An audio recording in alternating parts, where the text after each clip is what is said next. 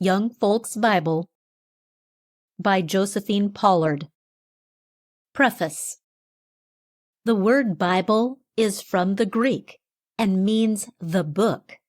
It is made up of several small books, and when bound in two parts is known as the Old Testament and the New Testament. A testament is a will, and the Bible is God's will made for man's good and for his guide through life. The Old Testament tells of God's love and care for the Jews, and his thought of Christ can be traced through all its pages. There is a good deal in the Bible that a child cannot understand, and the queer names make it very hard reading. It has been the author's aim to tell the story simply and in Bible language so that the little ones can read it themselves and learn to love and prize it as the best of all books. J.P. Introduction by Reverend William Henry Milburn, Doctor of Divinity. No man of his time filled a larger space in the public eye of this country than John Randolph of Roanoke. His eccentricities, audacity, and brilliancy, his pride of birth and race, fearlessness and self-assertion, his incisive and trenchant speeches set off with sparkling wit, keen satire, fierce invective, clothed in perfect English and uttered with the style of a master. His sharp criticisms of the faults and shortcomings of his fellow congressmen, which gained for him the title Schoolmaster of Congress, together with his political consistency and fitfulness of temper, invested all his movements and sayings with a peculiar charm for the people. In his earliest years, he had been carefully taught by his beautiful mother the Creed, the Lord's Prayer, the 10 Commandments, and many parts of God's Word, until he had them by heart, and yet, in his haughty youth and early manhood, he strove to set at naught these teachings, furnished himself with a whole body of infidelity, as he styled his collection of the writings of Voltaire and other French authors, as well as British, who strove to abolish the Bible, and for many years it seemed at once his pride and delight to wield the weapons drawn from these arsenals against the truths which make men wise unto eternal life, and to jeer with flout and scoff at all he had learned from his mother's lips. But later on he confessed, with heart-breaking sobs and bitter tears, that with all his arrogance and insolence, his stern resolve to become and continue a deist, he had never been able to put aside for a single day or night the lessons taught him by his mother, and that the hallowed forms of sound words, learned on her lap or at her knee, had dwelt with him and were ever sounding in his ears to admonish, counsel, and reprove. There have been few more pathetic scenes than that in which Randolph came to die. A gaunt old man, old before his time, worn out by misery, shriveled and haggard, sitting upright in his bed, covered by a blanket, even his head enveloped and his hat on top of it. Unutterable despair looking out at his eyes, his pinched lips and squeaking voice uttering, "Let me see it. Get a dictionary. Find me the word remorse." A dictionary could not be found. "Write it. I must see it," he almost shrieked with failing voice. The word was written on his visiting card below his name. He demanded that it should be written above as well. The card was handed to him. Remorse. John Randolph of Roanoke. Remorse. With horror in his face and that card in his hand, his eyes staring at the word, he breathed his last. From that mournful deathbed seemed to come floating the solemn words, "Take fast hold of instruction. Keep her. Let her not go, for she is thy life." And, "He that sinneth against wisdom, wrongeth his own soul. Long centuries ago, a young man of aristocratic birth, handsome person, polished manners, brilliant and highly cultivated intellect, was walking on a day in the reign of the Emperor Julian by the bank of the river Orontes, not far from the stately city of Antioch, the Paris of that age, and saw something floating in the stream. The branch of a tree enabled him to drag it ashore. It proved to be a copy of the sacred scriptures. Julian, the mad master of the world, had issued an edict, annexed to which were heavy penalties, that all copies of that book should be destroyed.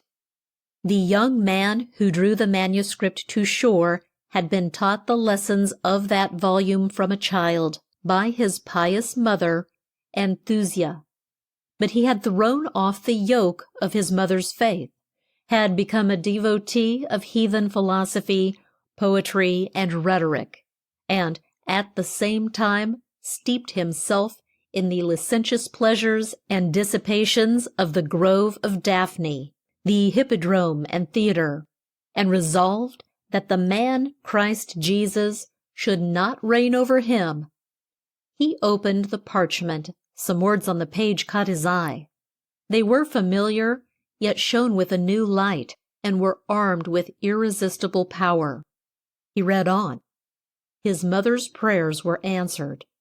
He embraced the truth, bowed his neck to the yoke he had forsworn, and the volume he rescued from the flood became a treasure trove for the world. Through 15 centuries alike in the East and West, that man has been known as St. John Chrysostom, the mouth of gold, one of the most saintly and eloquent preachers whose life, genius, sufferings, and death for conscience' sake adorned the history of mankind. Not far from the same time, a young man bathed in tears lay writhing in agony under a fig tree in the garden of his house at Milan.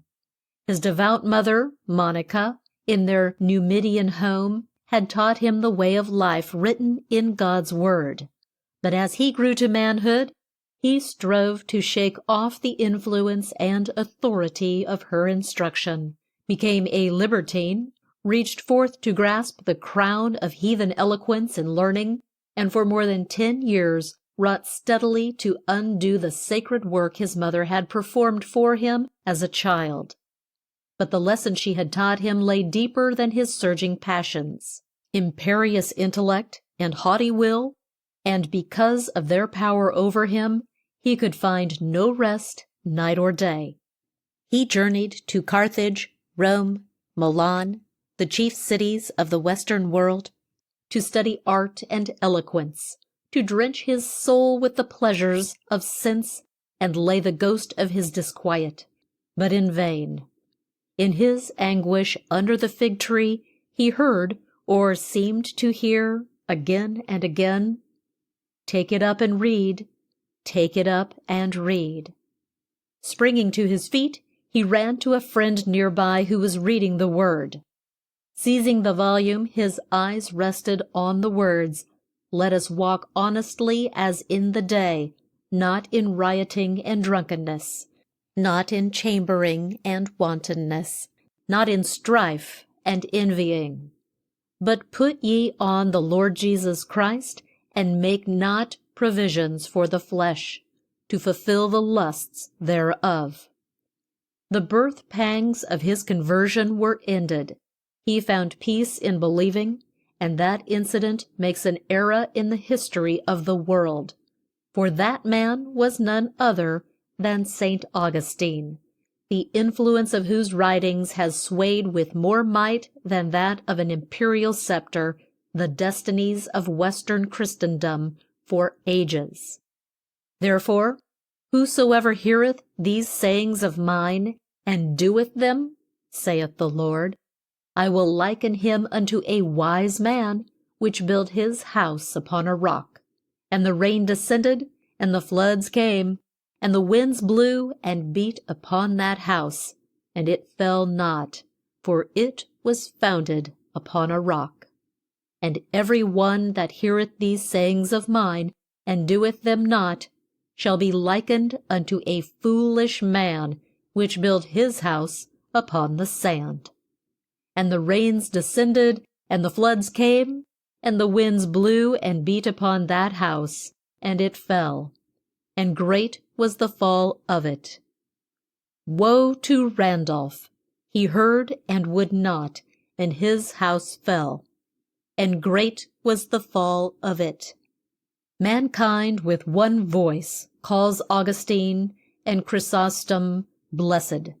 They heard, obeyed, and their houses stand forever. They were built upon the rock. Their rock is not as our rock, our enemies themselves being judges, was the boast of Israel at an early day. With how much fuller emphasis may Christendom utter it today? Compare India with Britain, China with the United States, and after all other forces are measured and allowed, it will be found that the significant and self-renewing causes for the superiority of the Western nations over the Eastern are the presence, authority, and influence of the Old and New Testament. And he showed me a pure river of water, of life clear as crystal, proceeding out of the throne of God and of the Lamb. In the midst of the street of it, and on either side of the river, was there the tree of life, which bare 12 manner of fruits, and yielded her fruit every month, and the leaves of the tree were for the healing of the nations. In this beautiful book, Ms. Pollard, with admirable tact and skill, has made a path by which the children may draw near to that river and drink of the water of life. And the artists whose genius has been laid under such effective contribution by the liberality of the publisher will help the little ones to gather the leaves and pluck the fruit of that tree. Every home in the land, blessed by the presence of boys and girls, will be illumined and enriched by this volume. Every mother who strives to train her children in the nurture and admonition of the Lord will be signally helped by its ministry. The letterpress will quicken the understanding and attune the ear, and the treasures of art contained in these pages will arouse the imagination and stimulate the memory of the young to lay hold upon and receive all that is contained in the one book. Oldest choral melody as of the heart of mankind, soft and great as the summer midnight, as the world with the seas and stars. No man's education can be complete. No human life can have its full store of flowers and fruits, which is not begun, continued, and ended in the ever-deepening study and love of the articulate Word of God. I cannot better close this introduction than with this remarkable passage, modified to suit my purpose. Who will say that the uncommon beauty and marvelous English of the Household Bible is not the stronghold and safeguard of the literary taste and culture of this country as well as its character? It lives like a music that can never be forgotten, like the sound of church bells which the reader hardly knows how he can forego. Its felicities often seem to be almost things rather than mere words. It is part of the national mind and the anchor of national seriousness. The memory of the dead passes into it. The potent traditions of childhood are stereotyped into its phrases. The power of all the man's griefs and trials are hidden beneath its words. It is the representative of his best moments, and all that there has been about him of soft and gentle and pure and penitent and good speaks to him forever out of his English Bible. It is his sacred thing, which doubt has never dimmed and controversy never soiled. It has been to him all along as the silent yet oh, how intelligible, voice of his guardian angel, and in the length and breadth of the land there is not a Christian with one spark of religiousness about him whose spiritual biography is not in his Saxon Bible. Washington, April 1889. The Child and the Bible. That reading and study are very imperfect, which do not bring to all our young people a knowledge of the general contents of the Bible. The Old and New Testaments contain the best moral and religious thought and belief of two important epochs in man's history, the Hebrew and Christian periods. It contains the history, the wisdom, the morality, the piety, and the hope of that part of the human race that made religion the chief aim of the nation and the individual. The Hebrew people was set apart for the special task of carrying forward the idea of God. That race gradually separated the real Creator from the many false divinities of the barbarian tribes and slowly built up that conception of deity which is seen set forth in the book of Job and in the 23rd and 19th Psalms. The book of Job and the Psalms of David are the grand autumnal fruitage of that vineyard of worship in which Enoch and Abraham were toilers in the early springtime of our world. No such advance toward the true God would have taken place had the Mosaic race moved out of Egypt only to find a state which might build elsewhere duplicates of the pyramids of the Nile, or a state which, like Babylonia, might live only for luxury, or which, like Greece, might live only for the fine arts, or which, like Rome, might find a reason of being in wars of conquest. Divinely led, the Hebrew people migrated from Egypt that beyond the Red Sea and the Jordan they might find a republic or empire for the study and founding of the true religion. Israel stands as the wonder of the past, the only nation in all history that elected God for its king and went up into a high mountain so as to deduce its laws from the thunder and storm and from the sunlight and peace of his presence. With what success it achieved its task may be learned from reading the meditations in Job and the Psalms, and from the lofty rhapsodies of Isaiah and Malachi.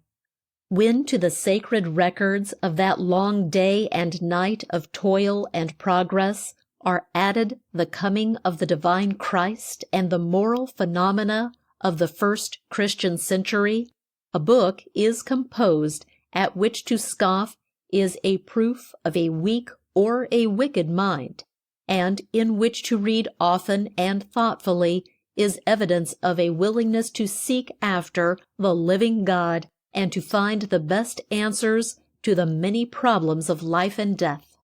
Much that is valuable in these two testaments is recorded in events or in parables, and for all young minds, and for nearly all older intellects, the doctrines, the alarms, the benedictions, the promises, the hopes, are treasured up in incidents which might be thrown upon canvas or carved out of marble. Faith is seen in the picture of Abraham, patriotism, courage, honor, piety in Moses, justice in the story of Lot's wife, eternal friendship in Ruth, reckless ambition in Absalom, resignation in Job, faithfulness in Daniel, while in the New Testament the pictures offered in the Christ, the Marys, the Johns, and St. Paul have been too many and too great for art to equal. These incidents and persons of the Bible form in the mind of the one who knows them a perfect treasure house filled with the gems of true religion. When that gifted writer who composed the hymn, "Nearer, my God, to Thee," sat down to her task, what an imperfection would have marked her poem had she not known of Jacob's stony pillow and beautiful dream. Though like a wanderer, the sun gone down, darkness be over me, my rest a stone.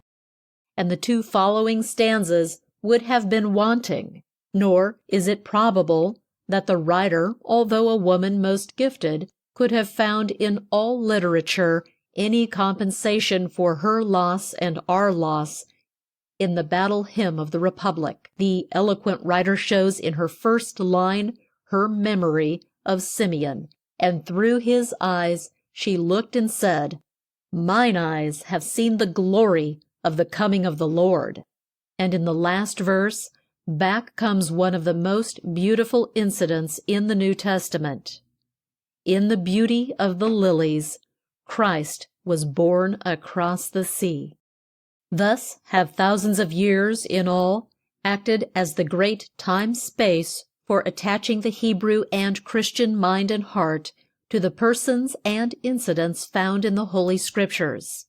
Not to know all these heaven-sent emblems of virtue, wisdom, piety, and salvation is not only not to be a Christian, but it is to stand afar off from the honor of even a common education and the most needful culture. For the youth of our country, Josephine Pollard, a wonderful friend of all those who are living their early years, and as a good writer as she is a friend, has detached from the Bible this volume of historic incidents, and while they make a continuous record of the Old and the New dispensations, they are separated from that which is too abstract to detain and impress the youngest readers. To these interesting events she has made the engraver add his art, and the picture of the pencil comes to help the picture more hidden in the words. While Christ is speaking of the lost sheep, the picture reveals the lonely mountains and the lamb missed from the flock. While the great teacher is speaking of the foolish virgins, the picture appears of the thoughtless ones attempting in vain to find oil for their lamps. Thus the pictures of history combine with the suggestive sketches of the artist and engraver to make, indeed, a Bible for young people.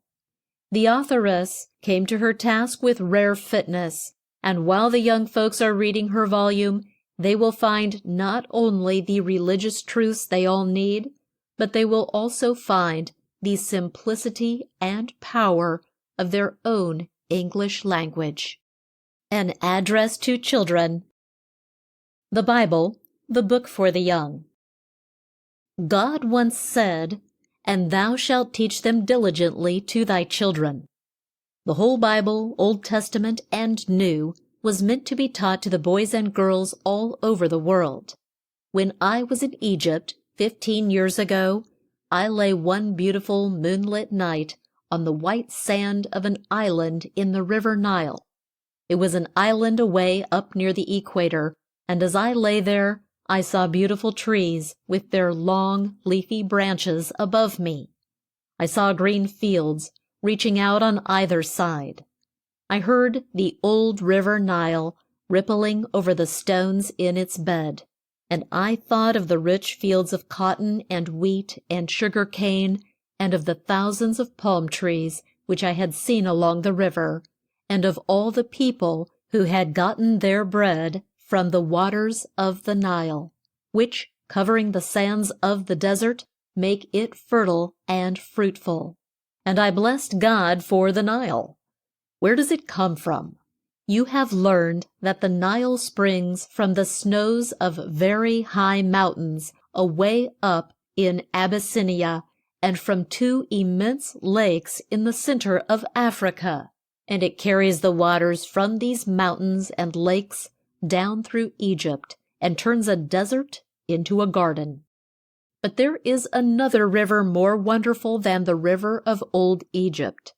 It flows down from God out of heaven and flows over this world and brings with it all that is beautiful and healthful and good. The waters of this river are carried off in little canals and are brought into the homes and churches and Sunday schools and wherever they go tend to make lives good and happy. Little children love this river of God and dip their cups into it and drink. And there is a voice speaking in their ears and saying, "Whosoever will, let him take of the water of life freely." There are some people who have traveled round the world and seen many very interesting lands and strange and curious people. White men, red men, black men, copper-colored men, yellow men. But they will tell you that they never saw men where the children were happy, where the homes were happy, and where people were trying to do each other good, unless this river of God went there first. This beautiful river that is doing so much for all who live on its banks, it is the Bible, the Word of God, which tells us about Himself and about ourselves, which speaks to us of a Savior and of the life after death. Some years ago, a black prince in Africa sent a messenger to Queen Victoria, a man who was to ask her what was the reason that England was so rich and prosperous. And she sent back to this African savage something that told the whole story. What do you suppose it was? Not a rifle, not a sword, not a steam engine, not a plow, not a sewing machine, but a copy of the Bible. Let me tell you 5 things about this book, and if you know how to spell the word Bible, you will find them easy to remember. Bible. First, then, the Bible is a beautiful book.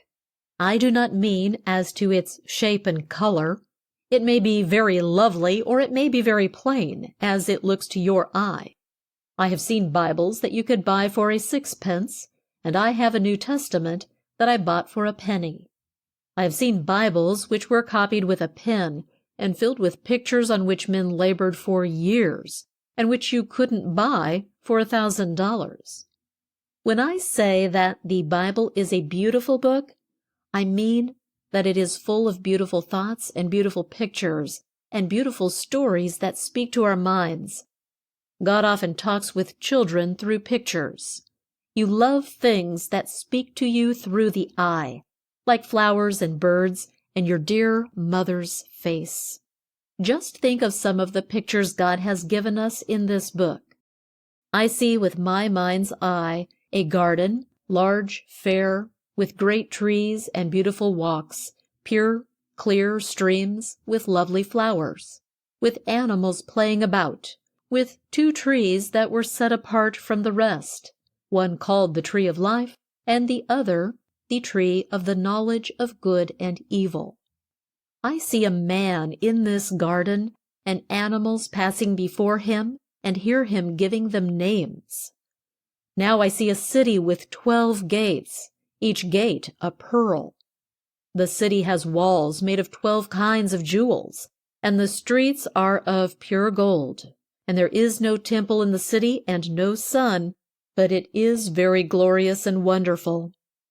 I see a beautiful river and a glorious sea, and a great multitude of shining ones with harps in their hands, and I see a throne, and one that sits thereon, more lovely and beautiful and mighty and glorious than any words can say. The little 3-year-old boy, before he can read, loves to take his picture book and see things that are to him very wonderful. And when he gets a little older, he loves to take a box of paints and a brush and color the pictures in some of his books. The first book I ever colored was full of Bible pictures. There was the picture of a man on the top of a hill with his son laid on a heap of stones. The father's face was sad, and the old man was lifting a knife in his hand, and there was a sheep caught in a bush nearby, and there was the figure of an angel in the sky. Then there was the picture of a young man lying on the ground, with stones under his head for a pillow, and a stairway or ladder reaching up to the heavens above, with angels going up and down. There was the picture of a boy whose father gave him a coat of many colors, and how I liked to daub on the red and yellow and blue paint. and I am afraid I took a pin and punched out the eyes in the picture of the brothers of this boy, those brothers who, as you remember, cast him into a dry well and afterward sold him as a slave. There was a picture of a little boy lying in a little boat, which was among the tall grasses of a river. There was the picture of a great tent in the desert, with altars on which fire was burning, and a great pillar of cloud resting down on it in the midst of the tent. And then, far over in the book, was the picture of the best man who ever lived, taking little children in his arms, putting his hands on them, and blessing them. The Bible is a beautiful book for a great many reasons that I can't speak of now. Its beauty is not like that of an apple blossom, which soon fades away. It grows more and more lovely as you grow older. I like to see a little child reading with happy face from this book, which tells of God's love, but it is lovelier still to see the old grandmother who loved the Bible in childhood putting on her spectacles and reading these words of David. "Oh, how I love thy law! It is my meditation all the day. How sweet are thy words to my taste, yea, sweeter than honey to my mouth." Two of the most beautiful things that we ever see are gold and honey. Gold bright shining, and the honey which looks like liquid gold, shut up in little boxes of pearl. Now I am going to end what I have to say about the Bible as beautiful by telling you what David said of the words of the Lord that are found in this book. "More to be desired are they than gold, yea, than much fine gold, sweeter also than honey and the honeycomb." But the Bible is not only a beautiful book for children, but it is an interesting book. You like to read it and hear it, partly because it tells so much about children, boys and girls like you.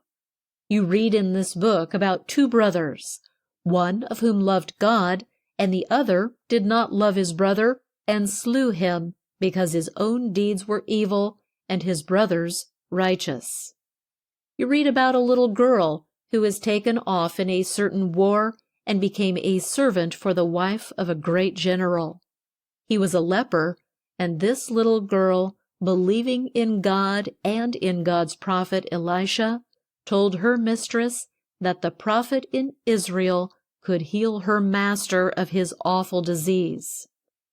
You read the story of a little boy whose mother gave him early to the Lord, and who went to live with an old man in a great tent, which was God's house, and who heard the voice of the Lord calling to him in the night. Did you never hear God's voice speaking to your heart? And do you always answer as did this boy in the tabernacle at Shiloh? "Speak, Lord, for thy servant heareth." And in this book you have read of 4 boys in the court of the great king of Babylon who would not defile themselves with the rich meats and the fiery wines, and who formed a boys' temperance society in the court of the king, and who rose to high honor and great fame.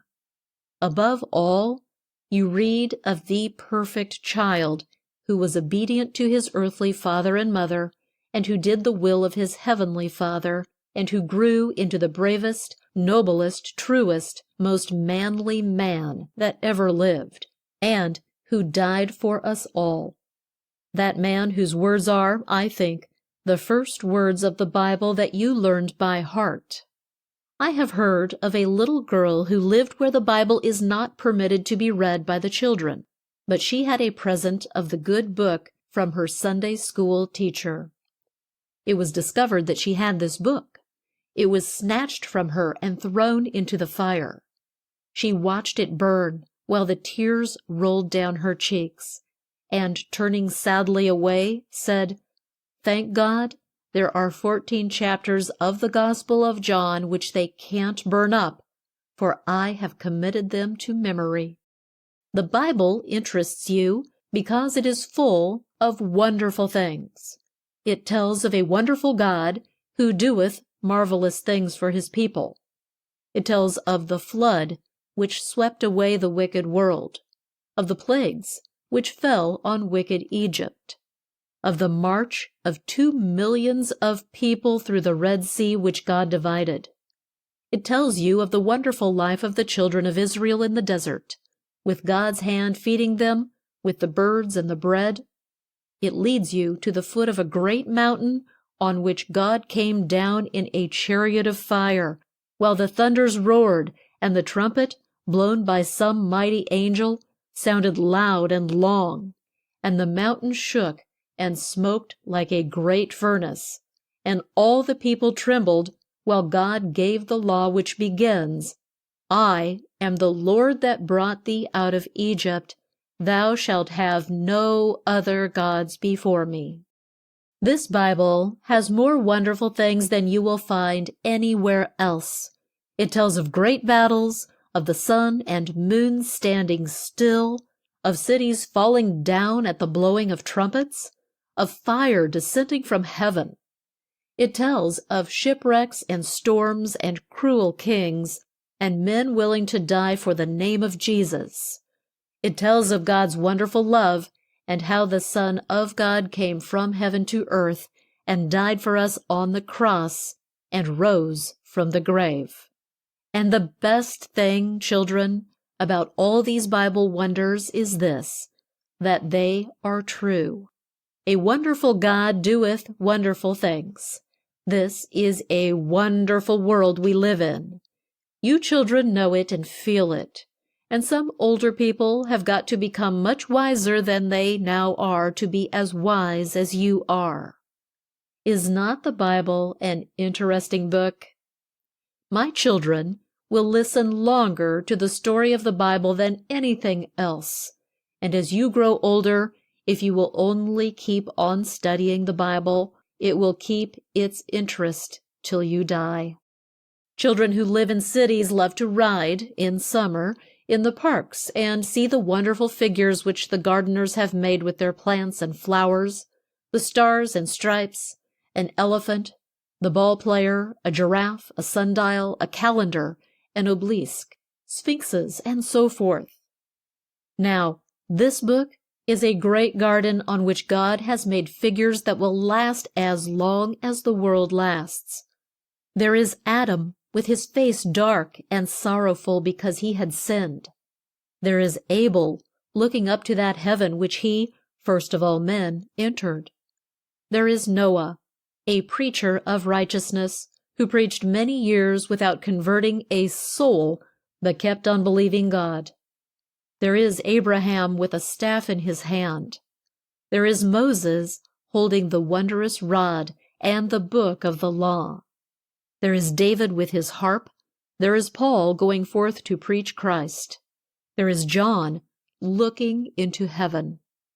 The children who have the Bible taught them will find great interest in these figures, but the greatest interest in the Bible is this, that it is a signboard pointing us to our Father's house in heaven. Now I come to the third letter. The Bible is not only a beautiful book and an interesting book, but it is a blessed book.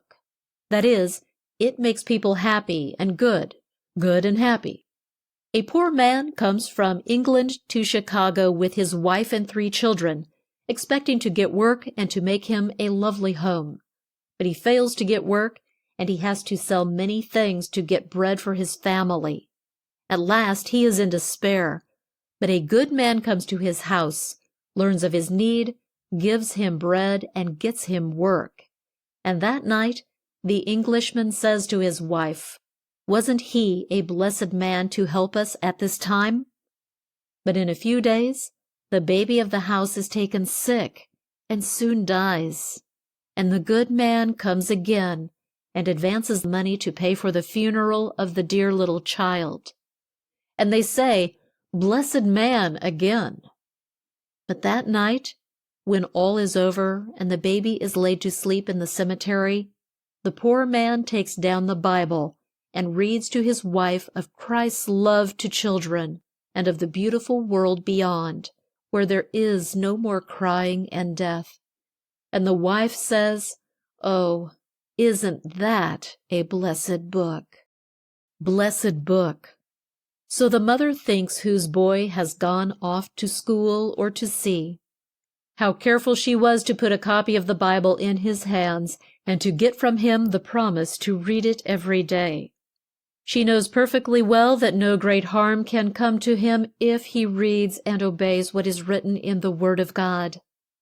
I know a young lady who was very much distressed when in Paris several years ago because her handbag, a little portmanteau, had been lost. And when, after much hunting, it was found, she confessed that what distressed her most of all in the thought of losing her handbag was this, that it contained the little Bible which had been given to her when a child, and which she had made her daily companion ever since. I hope that each of you owns a Bible which, the gift of a mother or of some dear friend, is growing more and more blessed to you as you go forward into your lives. There is much darkness in the future. You will have sorrows as well as joys. The clouds will gather. The shadows will sometimes descend, and you will wonder where you are to walk or what you are to do. But remember what David has said of this blessed book. Thy word is a lamp to my feet and a guide to my path. Now, we come to the fourth letter, B-I-B-L-E. Beautiful, interesting, blessed, L, life-giving. This is something better than anything we have yet said to you about the Bible. It gives life to those who are dead. You have seen a patch of ground early in the spring on which nothing was growing. But the rain falls, and the warm sunshine pours down, and the seeds in that soil burst into life and spring up, and cover the earth with living plants and flowers. And so God's Word brings its dew and sunshine on our cold, dead hearts, and the flowers of love, hope, peace, and joy spring up. The Bible is like bread, like the manna which came to the children of Israel in the desert. It feeds our souls. It gives us life. How does it give us life?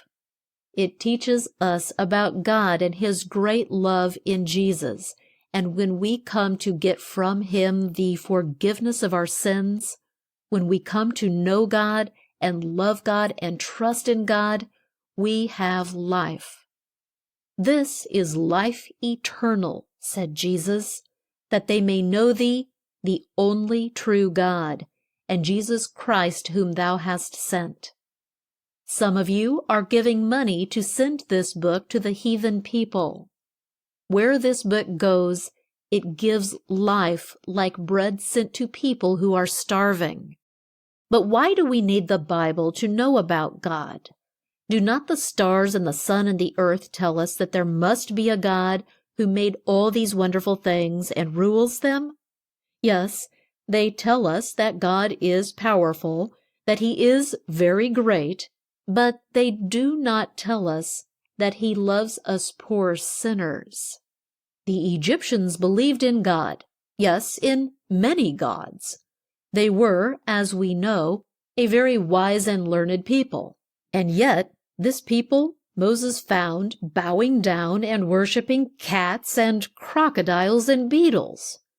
They did not know the one God who led His people and who said, "Thou shalt have no other gods before me," and who is not only holy but merciful, forgiving our sins. Suppose that you were on an ocean steamer way out at sea, and she was sinking into the waves. To what or to whom would you pray? You wouldn't pray to the waves. They would not have mercy on you. You wouldn't pray to the stars. They wouldn't have mercy on you.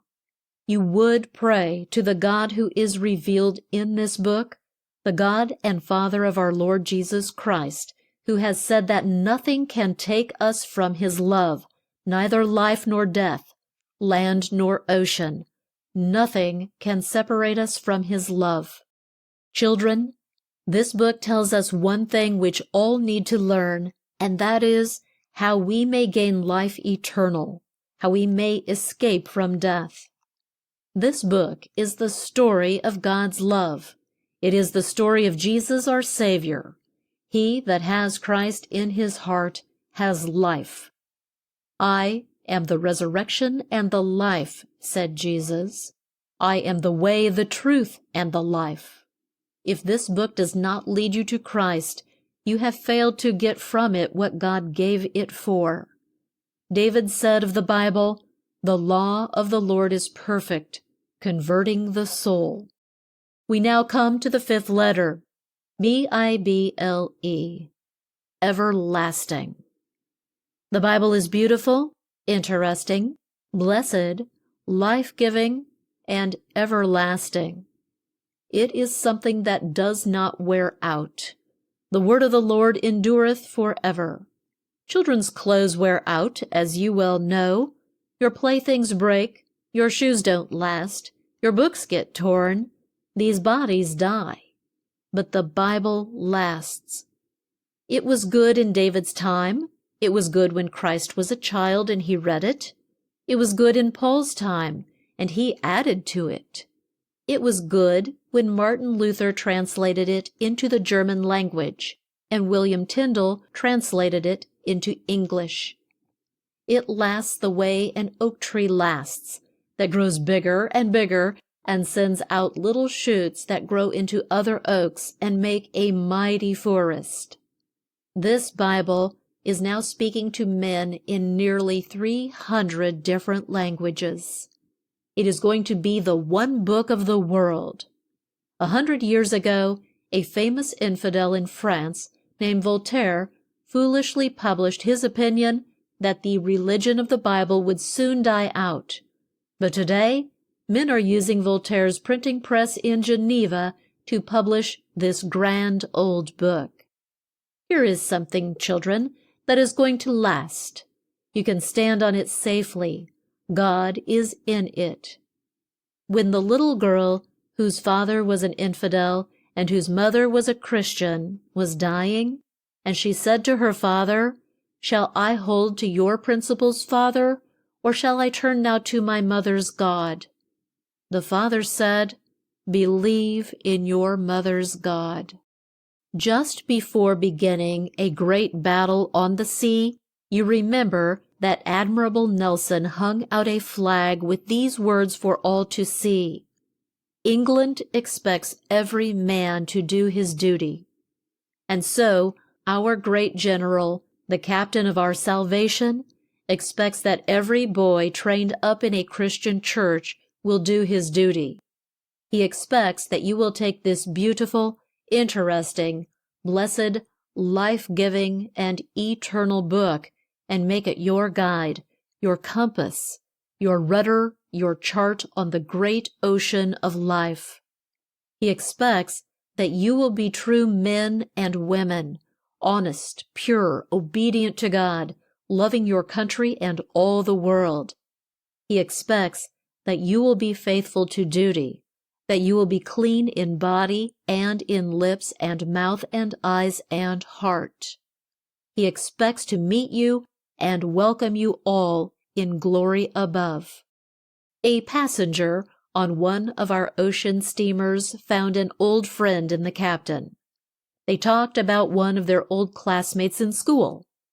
Said the passenger, "I could never understand why Will did not succeed.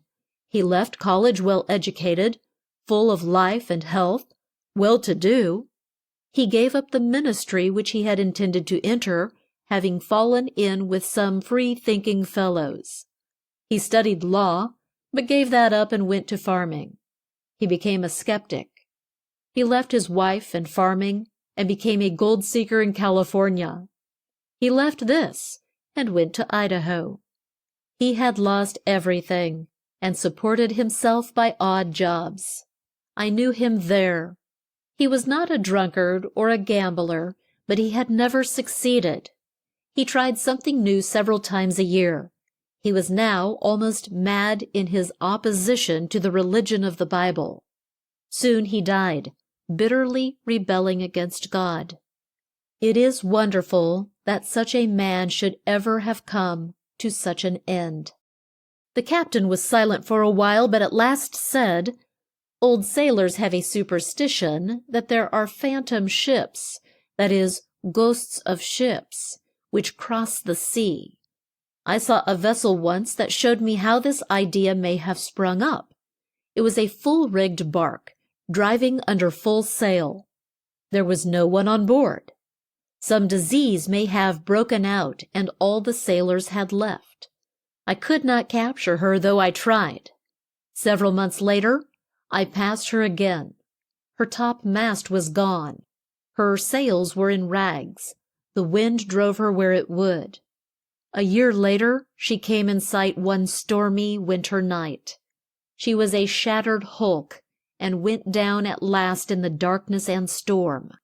She was a good ship at first, but, added the captain, she had lost her rudder. Boys and girls, young men and women, I pray you, on this voyage of life, not to lose the rudder by which, in the storm, you may hold the ship true to the harbor." History of the Old Testament. Chapter 1. God made the world. Far back in the past, more years than you could think or count, God made the world. It did not look at first as it does now, for there was no live thing on it, no men, beasts, or birds, not a bush, tree, or plant, but all was dark and drear. Then God said, "Let there be light," and the light came. And God saw the light, and it pleased him, and he gave it the name of day. And when the day was gone, and the dark came back to stay for a while, he gave the dark spell the name of night. And God did these things on the first day. The next day, God made the clouds and the sky in which they were to move, and he gave the sky a name. He called it heaven. Then he drove the waters to one place where they were both deep and wide, and he called the waters seas. And to the dry land he gave the name of earth. And God made the grass to grow up out of the earth, and the trees and shrubs that have fruit on them. And the grass and the shrubs and the trees were to bear seeds, so that when these seeds were put into the ground, more grass and trees and shrubs would grow there. God did these things on the third day. And God put two great lights in the sky, the sun to shine by day, and the moon to shine by night. And he made the stars and put each one in its place. And these things he did on the fourth day. And he made the great whales and all the fish that live in the sea, and the birds that swim on it, as well as those that fly through the air and make their nests in the deep woods. And these things God did on the fifth day. God made the beasts, those that are wild and live in the deep dark woods, far from the homes of men, and those that are tame and of use to men, and live where men live, such as the horse, the cow, the ox, and the sheep. And he made the things that creep on the ground, and flies and bugs that course through the air. And then God made man, and told him that he should rule the fish of the sea, the birds of the air, and all else that lived on the earth. And he told man that the fruit which grew on the trees and shrubs should be his food, while the beasts were to feed on the leaves and on the grass that was spread out on the earth. These things were done on the sixth day. The next day God did no work at all, but made it a day of rest. God made man out of the dust of the earth, and breathed in him till the man breathed and moved and showed signs of life. Then God made a garden for man to live in, where all sorts of trees grew that were nice to look at, and that bore fruit good to eat. And this place was called Eden. and through it flowed a large stream that kept the earth moist. And God took Adam, the man he had made, and put him in the garden, and told him to take care of it. He told him he might eat of the fruit that grew on all the trees but one. God said he must not eat of that tree, for if he did, he would be sure to die. And all the birds and beasts came to Adam, that he might give them their names. And the names he gave them are those by which they are known to this day. And God saw it was not good for man to be alone. He should have someone to be with him and help him. So he had a deep sleep fall on Adam, and while he slept, God took out of his side a bone, and out of this bone he made woman. Then he brought this woman he had made to Adam, and she was his wife. Now there was in this Garden of Eden a great big snake, and this snake spoke to the woman as Satan speaks to us, to tempt her to sin. The snake said, "Has God told you not to eat of all the trees in the garden?" And the woman said that they might eat of all but one. If they ate of that or touched it, they would be sure to die. The snake told them they should not die, and that God did not wish them to eat of it for fear they would grow wise and know more than he thought was good for them.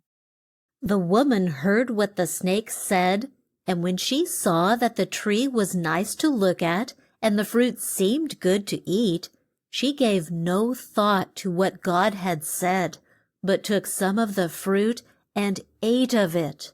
She gave some to the man Adam, and he did eat. In a short time they heard a voice, and knew that God spoke to them. Yet they did not come near him when they heard his voice, but ran and tried to hide from him. But God spoke once more, and said to the man, "Where art thou?" And Adam said, "I heard thy voice, and my fear was so great that I hid from thee." And God said, "Didst thou eat of the tree I told thee not to eat of?" And the man said, "She whom thou didst give to be with me brought me some of the fruit, and I did eat." And God said to the man's wife, "What is this that thou hast done?"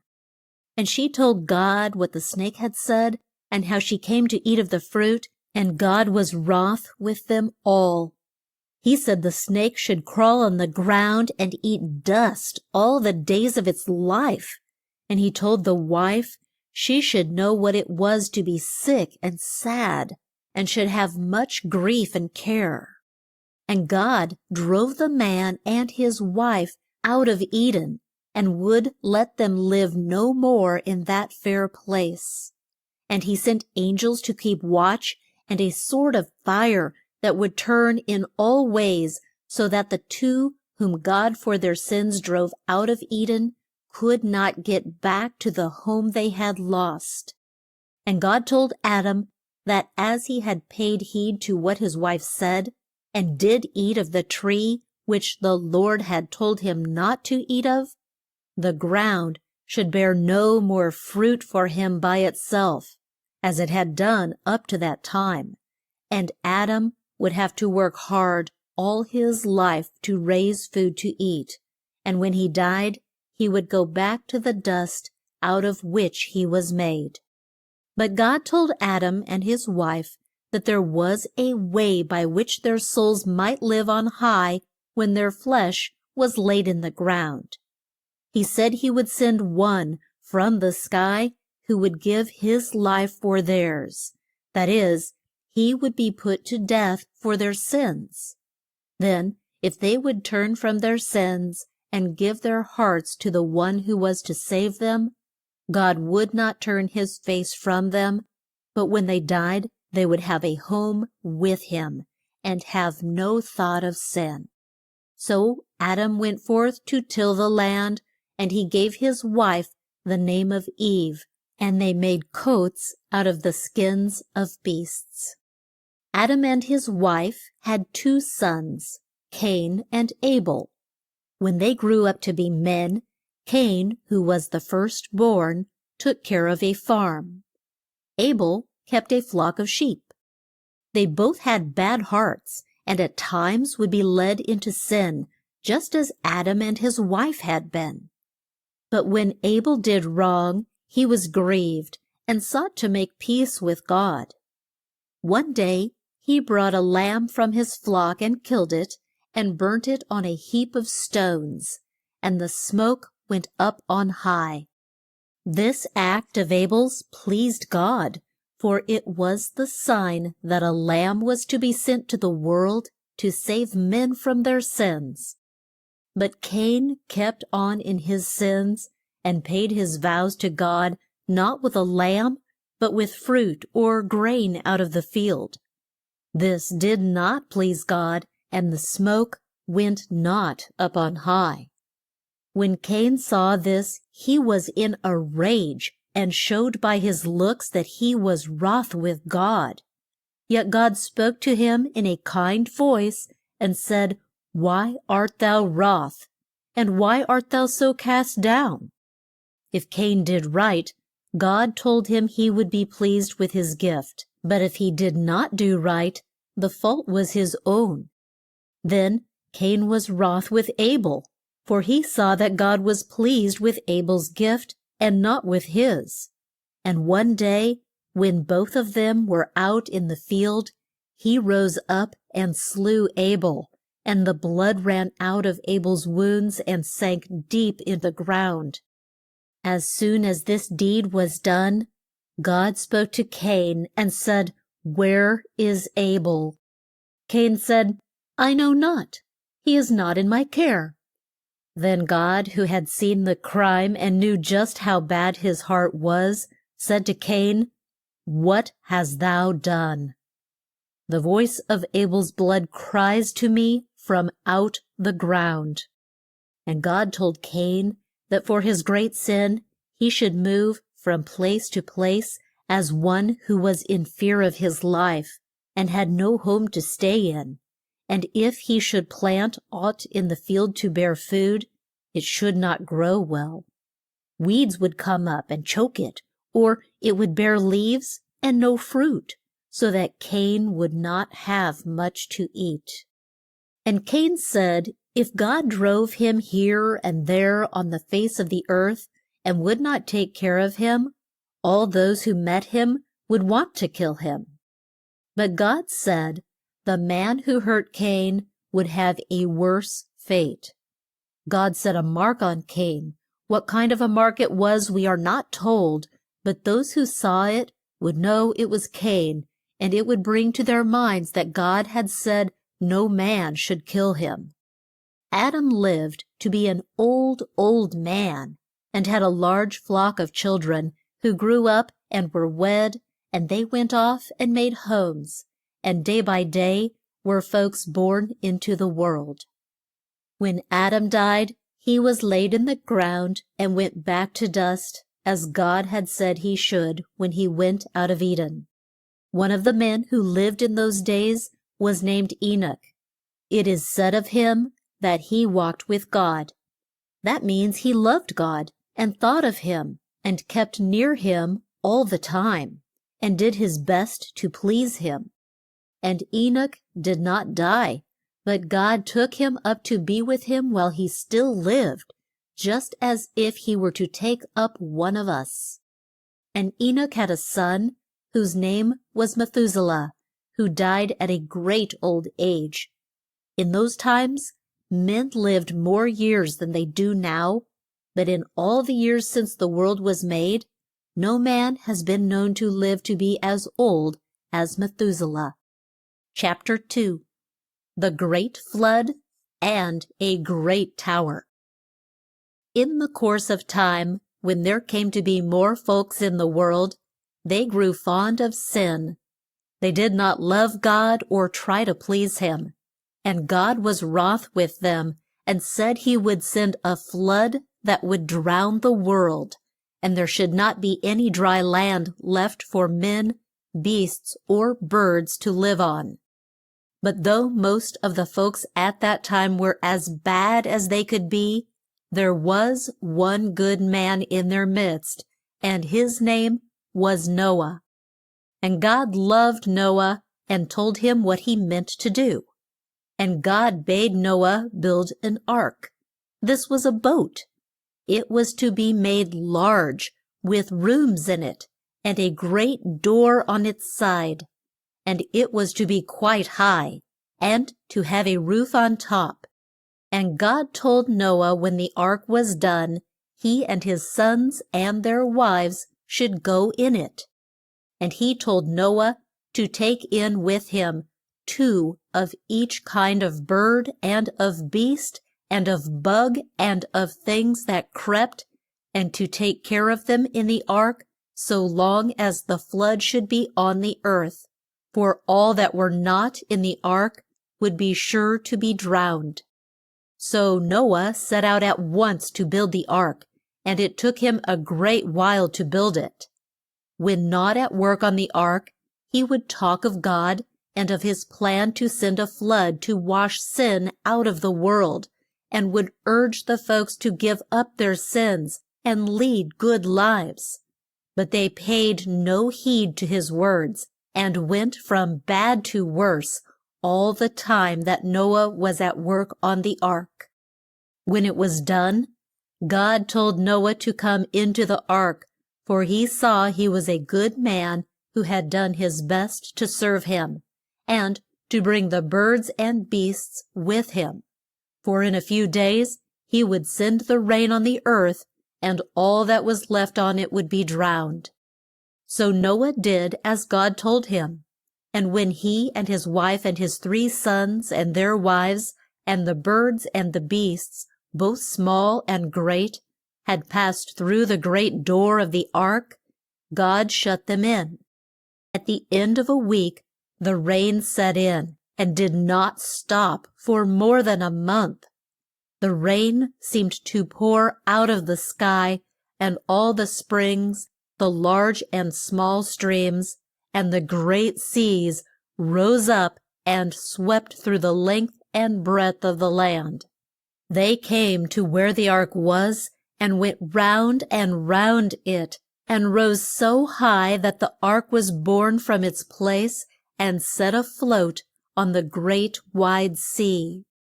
Then those who had paid no heed to Noah, but had kept on in their sins, were in a sad plight. The flood had come, and they knew now that all that he had told them was true. How glad they would have been to go with him in the ark, but it was too late. They ran in wild haste to the tops of the hills in hopes to find there a safe place. But still the floods rose and rose till there was no place for them to go, and all those not in the ark were drowned, and there was not a bit of dry land in the whole wide world.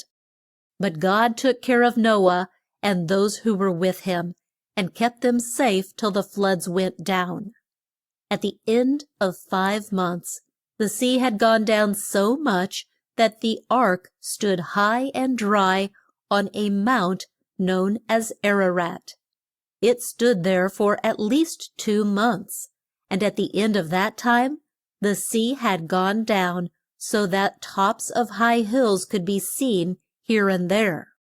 And Noah sent forth a raven, and the bird flew this way and that, but came not back to the ark. Then Noah sent forth a dove, that he might find out if the ground was yet dry. And the dove flew here and there in search of green things, but found not a tree in sight, and naught but cold hard rock. And so she flew back to the ark, and Noah put out his hand and took her in. At the end of a week, Noah sent out the dove once more, and at the close of the day she came back with a leaf in her mouth. As soon as Noah saw the leaf, he knew that the waves had gone down, or the dove could not have found it. And he knew that God had sent the dove back to him, that he might know the ground would soon be dry. In a few days he sent the dove out for the third time, but she did not come back, and Noah was sure then that the ground was dry, and that God meant that for a sign that he should leave the ark in which he had been shut up so long. And God spoke to Noah and told him to come out of the ark, and to bring out all that had been in there with him. And Noah did so. And he built up a heap of stones, as Abel had done, on which he laid beasts and birds, and burnt them, which was the way in which man gave thanks to God in those days. And Noah's heart was full of praise to God, who had kept him, and those who were near and dear to him, safe from the flood, while all the rest of the world was drowned. And God told Noah and his sons that they should rule on the earth, and might kill the beasts and use the flesh for food.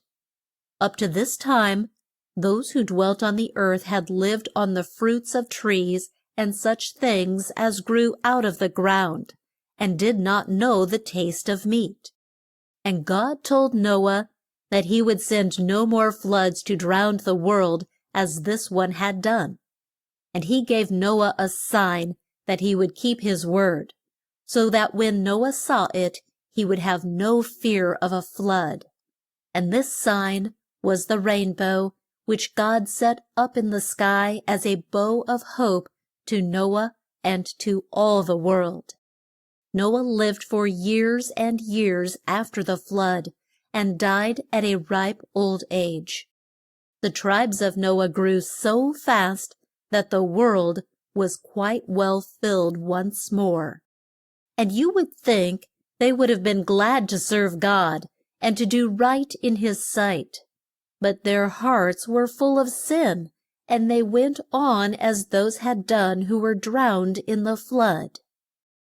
At this time all those who dwelt on the earth spoke but one tongue, that is, they used the same kind of speech. Now, these tribes did not stay in one spot all the time, but would pack up their tents and move from place to place as they chose. And as they went to the east, they came to a plain in the land of Shinar, and they said, "Let us make brick and build a high tower that shall reach up to the sky. And let us make a name, so that when we go from this place, it will be known what great men were here, and what great deeds they could do." And they set to work to build it. God, who read their hearts, knew that sin was at work there, and that the tower they meant to build was not to serve him in or to add to his praise. So he was not pleased with their work, and chose a strange way to stop them. He made them all at once speak in strange tongues. This one could not tell what that one said, and they made such a noise that it grew to be just a babel of sound, and that is why it was called the Tower of Babel. Chapter 3. Abraham, the man of faith. There dwelt in the land of Ur a man whose name was Abraham, and in that land the men did not serve the true God, but had set up false gods to whom they paid their vows. And God told Abraham to leave his home and go to a land which he would show him. Abraham did not know where the land was, but he had great faith, and knew that God would take care of him and bring him to the land he had told him of. So Abraham took Sarah his wife, and his brother's son, whose name was Lot, and they set out for the land which God had said he would show him. Abraham was a rich man, and so was Lot, and they had a great wealth of flocks, and of herds, and of tents. And they each had a large force of herdsmen, and these herdsmen were at strife. And Abraham told Lot it was best that they should part, and he said to him, "Choose where thou shalt go. If thou wilt take the left hand, I will go to the right, and if thou wilt go to the right hand, then I will go to the left. So Lot looked round and saw that the plain of Jordan was rich in grass, and would be a fine place for him and his herds to dwell in. So he made his choice at once, and went to live there. 2 large towns were on this plain, Sodom and Gomorrah. The men in Sodom were full of sin, yet Lot, though a good man, went to live there that he might have a chance to add to his wealth. As soon as Lot had gone, the Lord told Abraham that he would give to him and his heirs all that land as far as he could see it. And the tribe of Abraham would be so great that no one could count them.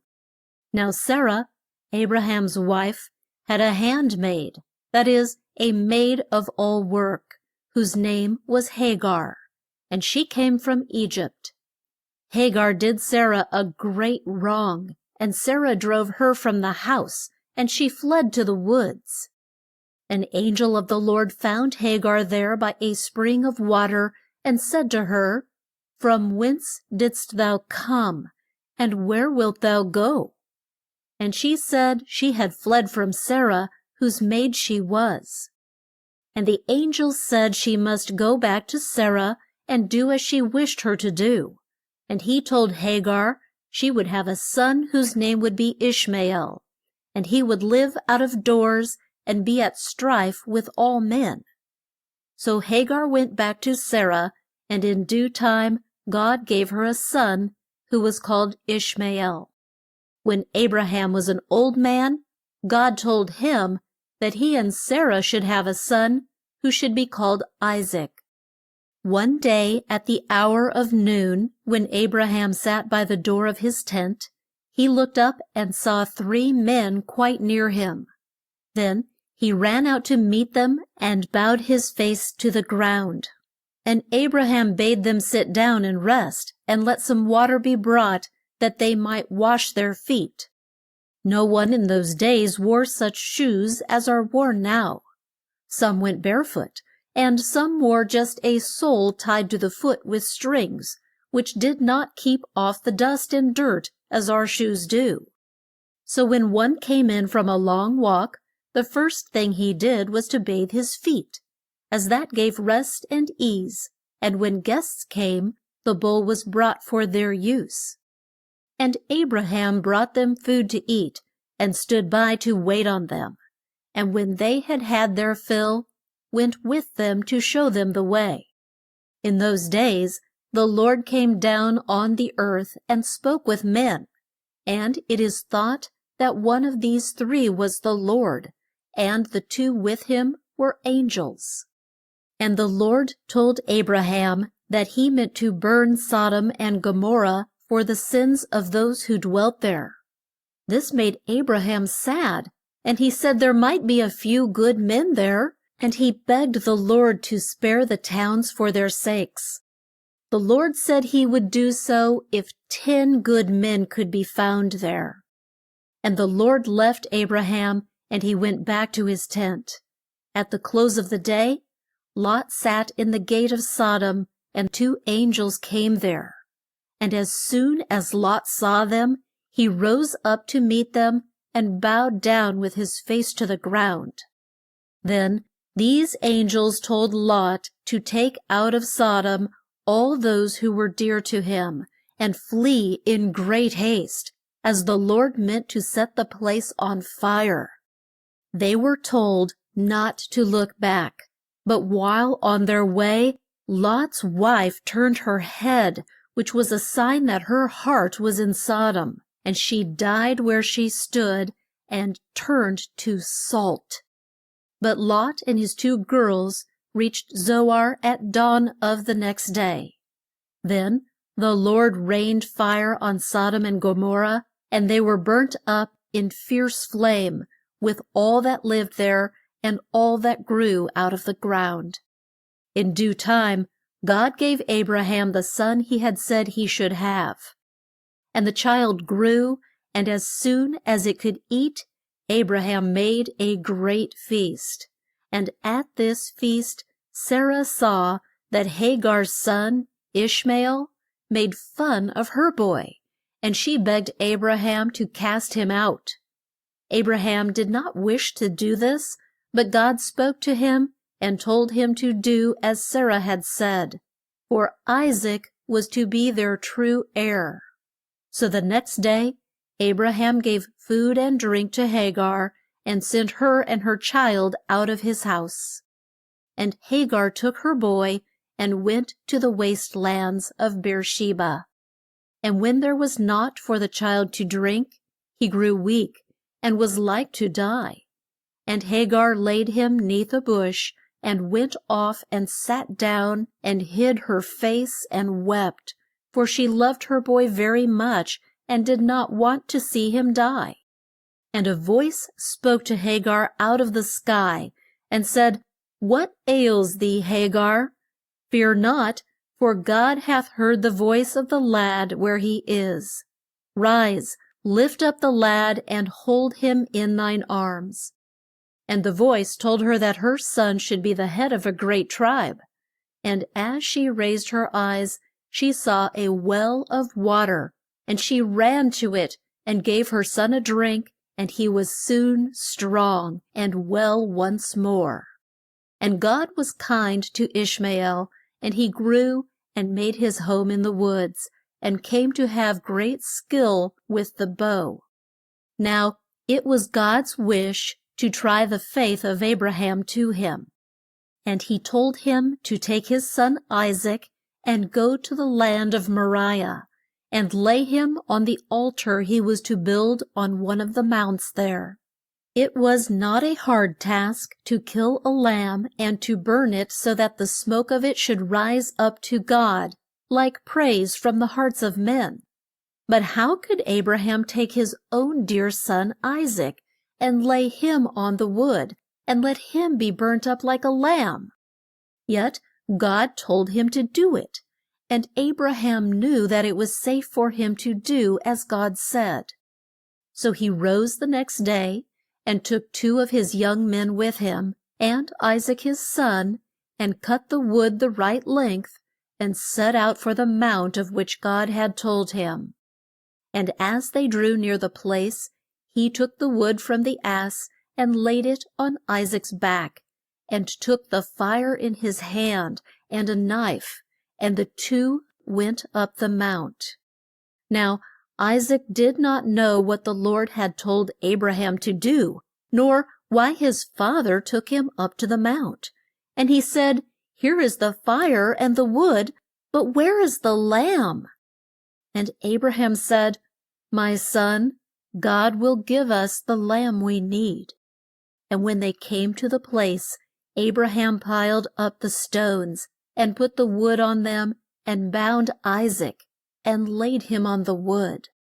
Then he drew forth the knife to kill his son, and just then a voice from the sky cried out, Abraham, Abraham! And Abraham said, Here am I.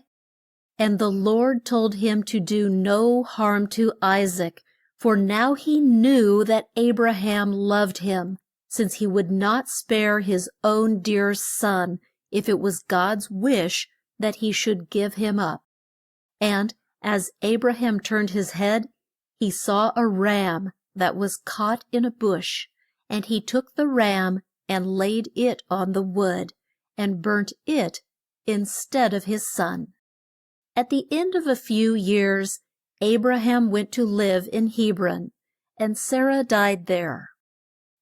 When Isaac grew up to be a man, Abraham did not wish him to take a wife from the land of Canaan, where they served strange gods. So he sent one of his men to the land where he used to live, to bring back a wife for Isaac. And as he drew near to a large town in that land, he made his camels kneel down by a well. And it was the time of day when the women of the place went out to draw water from the well. And the man whom Abraham had sent asked God to help him, and to let him know which of them was to be Isaac's wife. And he said he would ask one of them for a drink, and if she was kind and gave him a drink, and let his camels quench their thirst, then he should know that she was the one God chose to be the wife of Abraham's son. And he raised his heart to God and said, O Lord, God of Abraham, give me good speed this day. And while he yet spoke, a fair young maid named Rebekah went down to the well and came up with the jar she had filled. And the man ran to meet her, and said to her, Let me drink, I pray thee. And she said, Drink, my lord, and held the jar in her hand so that he could drink with ease. Then she said, I will give thy camels a drink. And she went down to the well and drew for all the camels. And the man stood still, and was yet in doubt if this was the maid whom God chose to be Isaac's wife.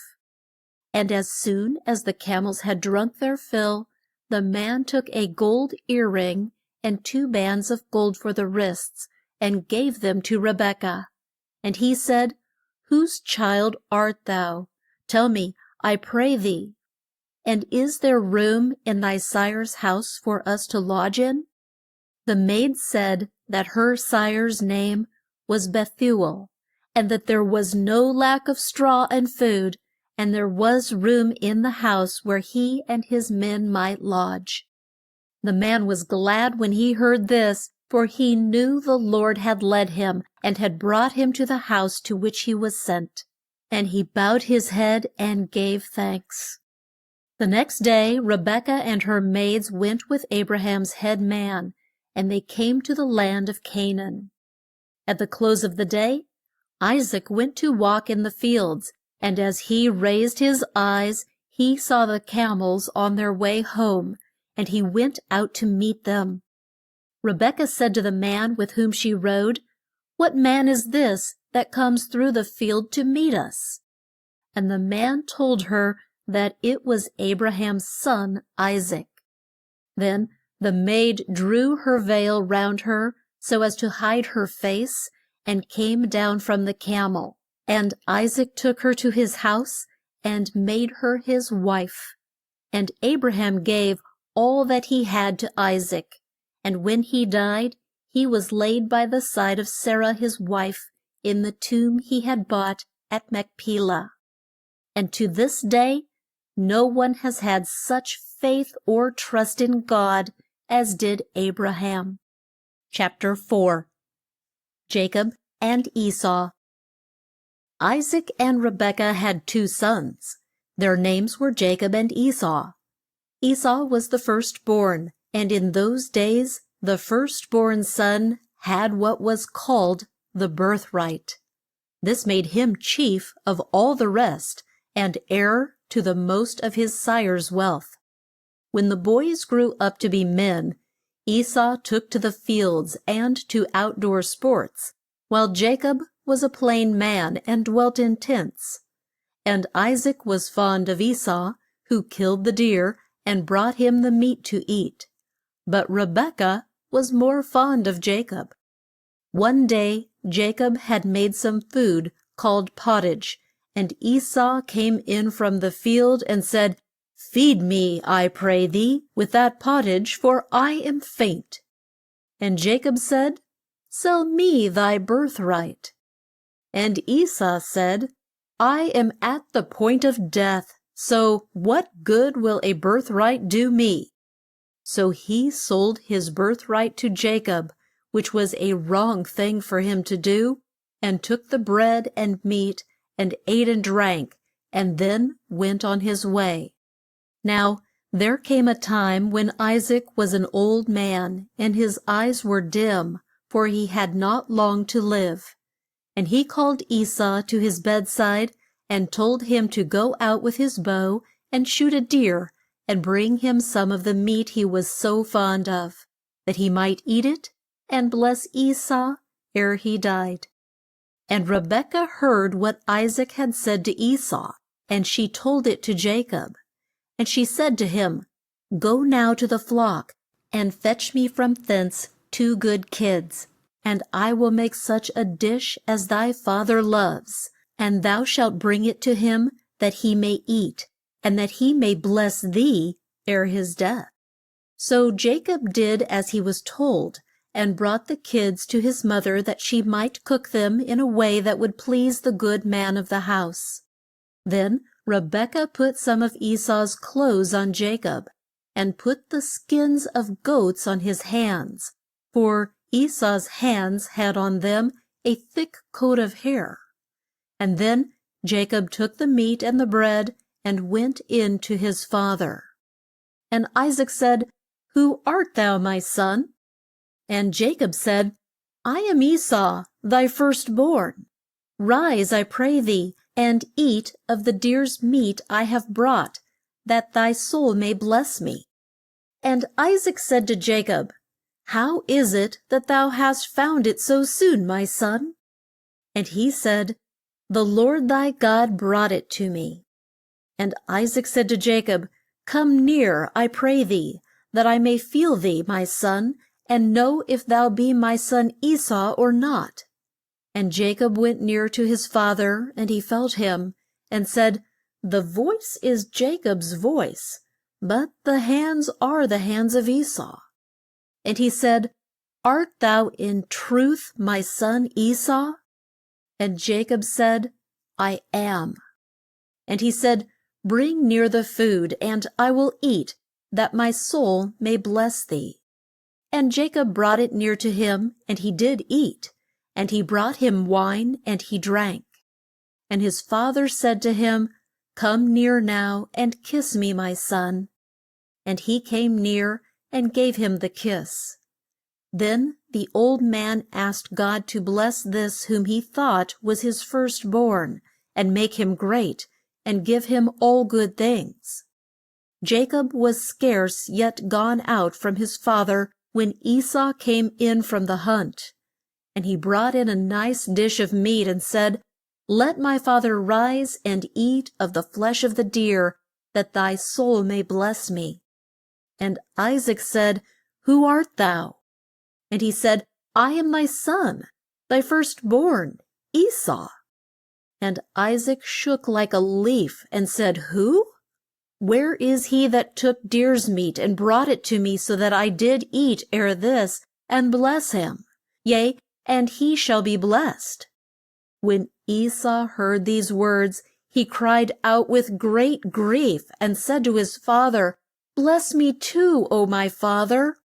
But Isaac said that he could not take from Jacob what was now his, though he had won it through fraud. And Esau said in his heart, My father will soon be dead, and then I will kill Jacob. And these words were told to Rebekah, and she sent for Jacob, and said to him that Esau meant to kill him, and he must leave home at once, and go and stay with her brother Laban, till Esau's wrath had cooled. And Jacob went out from Beersheba. And as he went on his way, he came to a place where he thought he would lie down and rest. The sun was set, the day had been a long one, and he was quite worn out. So he put some stones for his head to rest on, and was soon sound asleep. And while he slept, he had a strange dream. He saw a flight of steps that stood on the ground, the top of which was far, far up in the sky. And bright angels went up and down the steps, and the Lord stood at the top, and said, I am with thee, and will take care of thee, and will bring thee back to this land. For I will not leave thee till I have done that which I have told thee of. And Jacob woke out of his sleep, and said, 'Tis true, the Lord is in this place, and I knew it not. And he was in great fear, and said, This is the house of God, and this is the gate of heaven. Then he rose up, and took the stone on which his head had lain, and set it up on end. And he poured oil on top of it, and he gave to that place the name of Bethel, and made a vow to love and serve God all the rest of his life. And though he had done wrong, God forgave him, and he was known as a great and good man. Chapter 5. Jacob and Rachel. As Jacob went on his way to the east, he came to a well that was out in the field, near which lay 3 great flocks of sheep, and there was a great stone on top of the well. And the men who took care of the flocks would roll the stone from the mouth of the well and give drink to the sheep. Then they would roll the stone back to the mouth of the well. Jacob said to the men, "Whence do ye come?" And they told him. And he said, "Know ye Laban, the son of Nahor?" And they said, "We know him." And he said, "Is he well?" And they said, "He is well, and there is one of his girls now, Rachel, and she comes this way with her sheep." While Jacob yet spake with the men, Rachel came up with the sheep that she took care of. And when Jacob saw her, he came near, and drew the stone from the mouth of the well, and gave drink to the whole of her flock. As soon as he told her that he was Rebekah's son, she ran home with the news. And when Laban heard that his sister's son was near, he ran out to meet him, and threw his arms round his neck, and kissed him, and brought him to his house. And Jacob dwelt there for the space of a month. And Laban said to Jacob, "Thou art bone of my bone, and flesh of my flesh, but it is not right for thee to serve me for naught. Tell me how much I shall pay thee." Now Laban had 2 girls, Leah and Rachel. And Jacob was in love with Rachel. And he said to Laban, "I will serve thee 7 years, if thou wilt give me Rachel for a wife." And Laban said it would please him to have Jacob for a son-in-law. And Jacob served 7 years for Rachel, and they seemed to him but a few days, so great was his love for her. And at the end of that time, Jacob said to Laban, "Give me my wife, for I have served thee my full time." And Laban made a feast, and brought in Leah to be Jacob's wife. In those days the bride wore a veil, and the man she wed could not look on her face till the next day.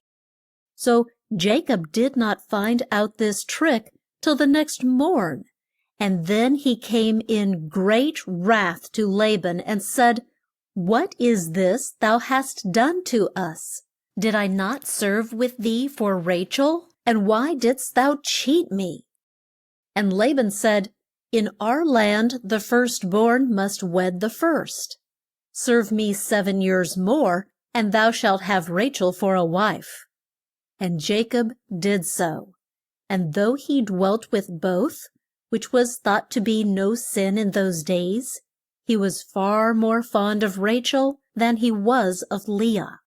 Leah bore Jacob a host of sons, but it was years ere Rachel had a child, and this made her sad. But at last she had a son, and she called his name Joseph.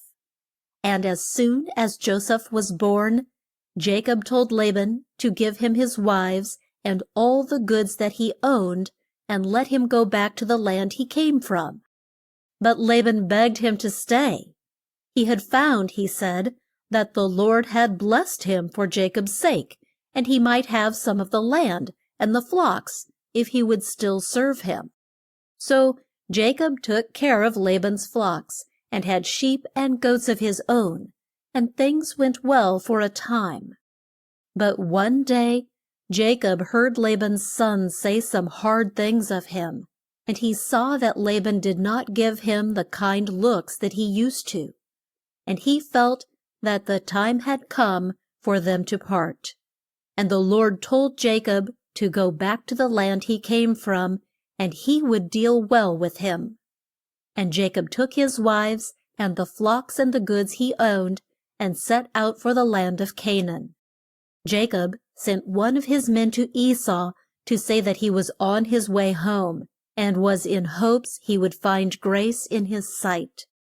And the man brought back word that Esau was on his way to meet Jacob with a large force of men. And Jacob thought of the wrongs he had done his brother, and was in great fear of him. He sought the help of God, and God told him what to do. And Jacob sent great droves of sheep and goats, and ewes and rams and camels, and colts and cows, and choice ones from all his livestock, as a gift to Esau. And at night, when no one else was near, a man whose face shone with a strange light came to Jacob, and wound his arm round him, and tried to throw him. And the two strove so hard that Jacob's thigh was put out of joint. And as it grew light, the man said, "Let me go, for the day breaks." Jacob said, "I will not let thee go till thou hast blessed me." And the man said, "What is thy name?" And he said, "Jacob." And he said, "Thy name shall be no more Jacob, but Israel, for as a prince thou hast power with God and with men." And when he had blessed Jacob, he went his way. And Jacob gave the place the name Peniel, for, said he, "I have seen God face to face, and my life has been spared." For Jacob knew by this that Esau would not kill him. When Jacob was an old man, Rachel bore him a son, and they called his name Benjamin. And Rachel died, and it was hard for Jacob to have her die and leave him, for his love for her was great, and she was a good wife to him. Chapter 6. Joseph and his brethren. Jacob had 12 sons, and he was more fond of Joseph than of all the rest, for he was the child of his old age. And he gave him a fine coat, and made a great pet of him. This did not please the rest of the sons, and they showed their hate of Joseph in all sorts of ways. One night Joseph had a strange dream, and he told it to Levi, Simeon, and the rest, and it made them hate him all the more. He said, "As we bound sheaves in the field, lo, my sheaf rose and stood up straight, and your sheaves stood round and bowed to my sheaf." And those who heard him said, "Shalt thou indeed reign over us?" And his words and his deeds filled them with a fierce hate. And it was not long ere he told them of a fresh dream he had had, in which he saw the sun and moon and 11 stars bow down to him. And he told it to Jacob and his 11 sons. And Jacob took him to task, and said to him, "What does this dream mean? Are all of us to bow down to the earth to thee?" And he made up his mind to watch these signs, which might be sent of God. Now Jacob had large flocks of sheep and goats at Shechem, and all of his sons but Joseph had gone there to feed them. And Jacob said to Joseph, "Go and see if it be well with thy brethren and with the flocks, and bring me back word." And Joseph went out from the vale of Hebron to the land of Shechem. When he came there, he found that his brothers had gone on to Dothan. And Joseph went to Dothan and found them. And as soon as he came in sight, they thought of a way in which they might get rid of him. "Come, let us kill him," they said, "and throw him into a pit, and say that a wild beast ate him up. Then we shall see what will become of his dreams." But Reuben heard it, and saved him out of their hands. And he said, "Let us not kill the lad. Shed no blood, but cast him into this pit, and lay no hand on him." For he meant to take him out of the pit, and bear him home to his father. But when Joseph came near these men who should have been kind to him, they took off his coat and threw him into the pit, which was dry, or he would have drowned. These old dry wells were left as traps in which to catch the wild beasts that prowled round in the dead of night. And well these bad men knew what would be Joseph's fate. As they sat down to eat, they looked up and saw a lot of men and camels on their way to Egypt, with spices and balm and myrrh. And Judah, one of Jacob's sons, said, "Let us not kill the lad, for he is of our own flesh, but let us sell him to these men." And the rest thought it was a good scheme. So they drew Joseph up out of the pit, and sold him for a small sum. And those who bought the lad took him down with them to Egypt. And the bad men took Joseph's coat, and dipped it in the blood of a kid they had slain. And they brought it to Jacob, and said, "This have we found. Is it thy son's coat?" And Jacob knew it at once, and said, "It is my son's coat. Joseph has no doubt been the prey of some wild beast," and his grief was great. The men who bought Joseph brought him down to Egypt, and sold him to Potiphar for a slave. And the Lord was with Joseph, who served Potiphar so well that the rich man put him in charge of his home and lands. But Potiphar's wife told false tales, and Joseph, who had done no wrong, was thrust into jail. Pharaoh was then king of Egypt, and it came to pass that he fell out with his butler and chief cook, and had them shut up in the same place where Joseph was bound. And the man on guard put them in charge of Joseph, who went in and out of the ward as he chose. And one morn, when he came into them, he saw they were sad, and asked them why it was. And they said, "We have dreamed dreams, and there is no one to tell us what they mean." And Joseph said, "Tell me them, I pray you." And the chief butler told his dream to Joseph first. And he said, "In my dream I saw a vine that put forth 3 branches, and brought forth ripe grapes." And Joseph said to him, "In 3 days shall Pharaoh lift up thine head, and put thee back in thy place, and thou shalt serve him as of old. But think of me when it shall be well with thee. Speak of me to the king, and bring me out of this house." And the butler said that he would.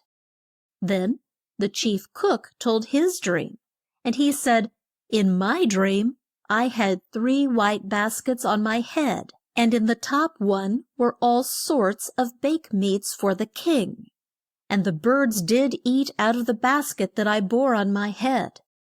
And Joseph said to him, "In 3 days shall Pharaoh lift up thy head, and hang thee on a tree, and the birds shall eat the flesh from thy bones." The 3rd day was the king's birthday, and he made a great feast, and he put the chief butler back in his place, and hung the chief cook, just as Joseph had said he would do. But the chief butler gave not a thought to Joseph, nor spoke one good word for him to the king, as he said he would. 2 years from this time, the king had a dream from which he woke, and then fell asleep and dreamt the self-same dream. This was such a strange thing that it made the king feel ill at ease, and he sent for all the wise men in the land to tell him what these dreams meant. Then the chief butler spoke to the king, and said that when he and the cook were in jail, there was a young man there, a Jew, whom the chief of the guard made much use of. And we told him our dreams, and he told us what they meant, and it came out just as he said. Then the king sent at once for Joseph, and said to him, "In my dream I stood on the bank of the Nile, and there came up out of the river 7 fat cows, and they fed in a field near by. Then 7 lean cows came up that were naught but skin and bone, and the lean cows ate up the fat cows, and yet no one would have known it, for they were just as lean as when I first saw them. Then I woke, but soon fell asleep once more. Then I dreamt, and in my dream I saw 7 ears of corn come up on one stalk, full and good. And lo, 7 ears that were thin and dried up with the east wind sprang up after them. And the poor ears ate up the good ones. Joseph said, For 7 years there will be no lack of food in the land, and all will go well. And then there will come a time of great want, and rich and poor will be in need of food, and not a few will starve to death. Let the king choose a wise man to see that corn is laid up in the land when the good years bring the rich growth, so that there will be no lack of food in the years when the crops are small. And the king said to Joseph, Since God hath showed thee all this, there is none so wise as thou art. So he put him in charge of all the land of Egypt, and he was to rank next to the king. And the king took a ring from his own hand and put it on Joseph's hand. And when he rode out, men bowed the knee, and his word was law in all the land. And Joseph took a wife, and he who was brought to Egypt a slave was now a rich man. And there came years when the grain grew rank in the fields, and the crops were large. And Joseph saw that a large part of it was laid up, and that there was no waste of the good food. For the end of those rich years came, and then there was a time of dearth in all the lands, when the earth would not yield, and men and beasts were in want of food. But there was no lack of corn in Egypt, and Joseph sold the corn that he had stored in the barns, and crowds came in to buy it. When Jacob heard that corn could be bought in Egypt, he told his sons to go down and buy some, that they might not starve to death. And 10 of them went down to buy corn in Egypt. But Jacob kept Benjamin at home, for fear he would be lost to him, as Joseph was lost. When Jacob's 10 sons came to the place where Joseph was, they bowed down to the ground. And Joseph knew them at once, but they did not know him, or give a thought to his dreams. And Joseph spoke in a rough voice and said, Whence come ye? And they said, From the land of Canaan to buy food. And he said, Ye are spies, and have come to see how poor the land is. And they said to him, Nay, my lord, but to buy food are we come. We are all one man's sons, and we are true men, and not spies. But Joseph would have it that they were spies. And they said, There were 12 of us, sons of one man. Young Benjamin is at home with his father, and one is dead. And Joseph said, Go prove that ye are not spies. Let one of the 10 that are here go and fetch the young lad Benjamin. And he put them in jail for 3 days. And he said, Let one of you be bound and kept in the guard house, while the rest of you take back the corn that you need. And they said that they would do this. Then he took Simeon from their midst, and had him bound and put in the guard house. And he sent word to his men to fill their sacks with corn, and to put back the price in each sack, and to give them food to eat on the way. And thus did Joseph do good to those who did ill to him. When Jacob's 9 sons went home, they told all that had been said and done to them, and that the Lord of the land bade them bring Benjamin down to Egypt, or he would think they were spies, and their lives would not be safe. Jacob said, My son shall not go down with you, for his brother is dead, and he is all I have left. If harm should come to him on the way, I should die of grief. When the corn they had brought from Egypt was all gone, Jacob told his sons to go down and buy more. And Judah spoke up and said, The man swore we should not see his face if Benjamin was not with us. If thou wilt send him with us, we will go. But if thou wilt not send him, we will not go down. Then Jacob said, If it must be so, Take Benjamin with you, and may God give you grace with this man, that he may send my 2 boys back to me. So the men took Benjamin and went down to Egypt and stood face to face with Joseph. And they gave Joseph the gifts they had brought and bowed down to the earth. And he asked how they all were, and if their father was well. And when he saw Benjamin, he said, Is this the young brother of whom you spoke? And he said to the lad, God be good to thee, my son. And Joseph's heart was so full at sight of the boy, and he longed to throw his arms round him, that he had to make haste and leave the room, that his tears might not be seen. Then he came back and had the feast set out, and all did drink and eat, and were glad at heart. And when the time came for his guests to leave, Joseph told his head man to fill their sacks with corn, to put their gold back in the mouth of the sacks, and to put in the young lad's sack the cup from which Joseph drank at each meal. This was done, and when they had gone out of the town, Joseph bade his men go and say to them, My Lord's cup is lost, and you must know who stole it. And when the man came up with Jacob's sons, he said just what Joseph told him to say. And they were all in a rage, and said, Why does my Lord say such things of us? If the cup is found on one of us, kill him, and make the rest of us slaves. And each one of them cast his sack on the ground, and loosed it at the top, and the cup was found in Benjamin's sack. Then they rent their clothes, and in great grief went back to Joseph's house and found him there. And they fell down at his feet. And Judah said, God has found out our sins. Let us be your slaves, and take him as well in whose sack the cup was found. Joseph said, No, but the man in whose sack the cup was found shall stay and serve me, and the rest shall go in peace. Then Judah, who had sworn that he would bring back the boy, said to Joseph, If we go home and our father sees the lad is not with us, he will die of grief, for his life is bound up in the lad's life. Joseph could not keep back his tears, and when he had sent all the men of Egypt out of the room, he said to his brothers, Come near, I pray you. And they came near, and he said, I am Joseph, whom ye sold into Egypt.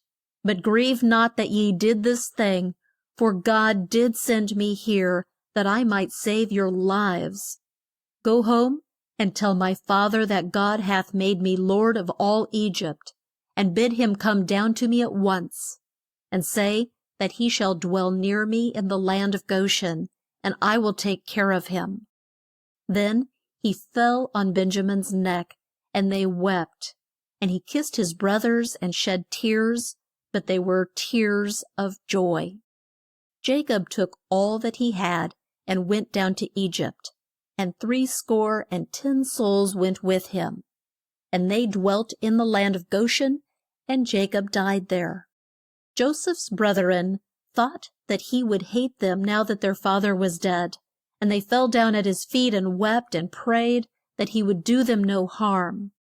Joseph bade them fear not, for he would take care of them and be kind to them. They had meant to do him an ill turn when he was a lad, but God had made it turn out for good, and it was all right. And Joseph lived to a good old age, and had 2 sons, whose names were Ephraim and Manasseh. Chapter 7. Through the Red Sea and the Wilderness. By and by there rose up a new king in Egypt, who knew not Joseph. He was called Pharaoh, as this was the name by which all the kings of Egypt were known. And he said there were more Hebrews, or Jews, in the land than there ought to be. And if war should break out, and these Jews should take sides with the foes of Pharaoh and his race, they would be sure to win. So he set them hard tasks, and made them bear great loads, and did all he could to vex them, and still they grew in strength. God had said they were to be as the stars in the sky and as the sands of the sea, that no one could count. And the king of Egypt tried to stop this thing. And he made it a law that if a boy child was born to the Hebrews, it should be put to death at once, but a girl child might live. And this was the cause of great grief to the poor bond slaves who were forced to do the will of the great king. One day the princess went down to bathe in the stream that ran near her house, and her maids went with her. And as she stood on the shore of the Nile, she caught sight of a small boat built like an ark that was hid in the reeds, and sent her maids to fetch it out. When the princess looked in the ark, she saw the child, and the babe wept. And the princess tried to soothe it, but the child cried the more, for her voice was a strange one. And she said, "This is a Hebrew child." And one of her maids spoke up and said, "Shall I get thee a Hebrew nurse, that she may nurse the child for thee?" And the princess said, "Yes, go." And the maid brought her own and the babe's mother, to whom the princess said, "Take this child and nurse it for me, and I will pay thee for it." And the woman took the child and took care of it. And the child grew and was brought down to Pharaoh's house, and the princess made him her son, and gave him the name Moses, which means drawn out. One day, when Moses had grown to be a man, he went out to look at those of his own race, and to watch them at their tasks. And while he stood there, a man from Egypt struck one of the Jews. And when Moses looked to the right and to the left, and saw that no one was near, he slew the one from Egypt, and hid him in the sand. The next day, when he went out, he saw there was a fight between two Hebrews, and he said to the one who was in the wrong, "Why did you strike that man?" And he said, "Who made thee our judge? Dost thou want to kill me, as thou didst the one from Egypt?" And Moses was scared, for he thought no one knew of this deed. As soon as it came to the ears of the king, he sought to slay Moses. But Moses fled from him, and dwelt in the land of Midian, and found a wife there, and took care of the flocks of Jethro, his wife's father. One day, as he led his flock out in search of food, he came to Mount Horeb, and there he saw a flame of fire stream out of a bush, and the bush was not burnt in the least. As he drew near the bush, the Lord spoke to him out of the flame, and Moses hid his face, for he dared not look on God. The Lord said, "The cry of the children of Israel has come up to me, and I have seen how ill they have been used, and I will send thee to Pharaoh, that thou mayst bring them forth out of the land of Egypt." But Moses was loth to go. And the Lord said, "What is that in thine hand?" And Moses said, "A rod." And the Lord said, "Cast it on the ground." And he cast it on the ground, and it was changed to a snake, and Moses fled from it. Then the Lord said to Moses, "Put forth thine hand, and take it by the tail." And Moses did so, and it was a rod in his hand. And the Lord said, "Put now thy hand in on thy breast." And he put it in. And when he drew it out, it was white, and like a dead hand. And he put his hand in once more, and drew it out, and it was like the rest of his flesh. Then Moses said, "O my Lord, I am not fit to do this work, for I am slow of speech, and a man of few words." And the Lord said to him, "I will be with thee, and teach thee what thou wilt say." Still Moses was loth to go, and the Lord was wroth with him, and said, "Take Aaron with thee, he can speak well, and thou shalt tell him what to say and do, and I will teach you, and with this rod in thy hand thou shalt do great things, as if thou wert God. So Moses took his wife and his sons and put them on an ass and went back to Egypt with the rod of God in his hand. And Moses and Aaron went in to the king and begged him to let the Hebrews go out of the land. And he would not, but laid more work on the men, and bade them make bricks without straw, and do all sorts of hard tasks. And the Lord sent plagues on the land, and the ponds dried up, and all the large streams were turned to blood, and the fish died, and the stench of them made the air scarce fit to breathe, and there was no water they could drink. Then there came a plague of frogs, and they were so thick in the land that Pharaoh said he would let the children of Israel go if Moses would rid him of the frogs at the same time.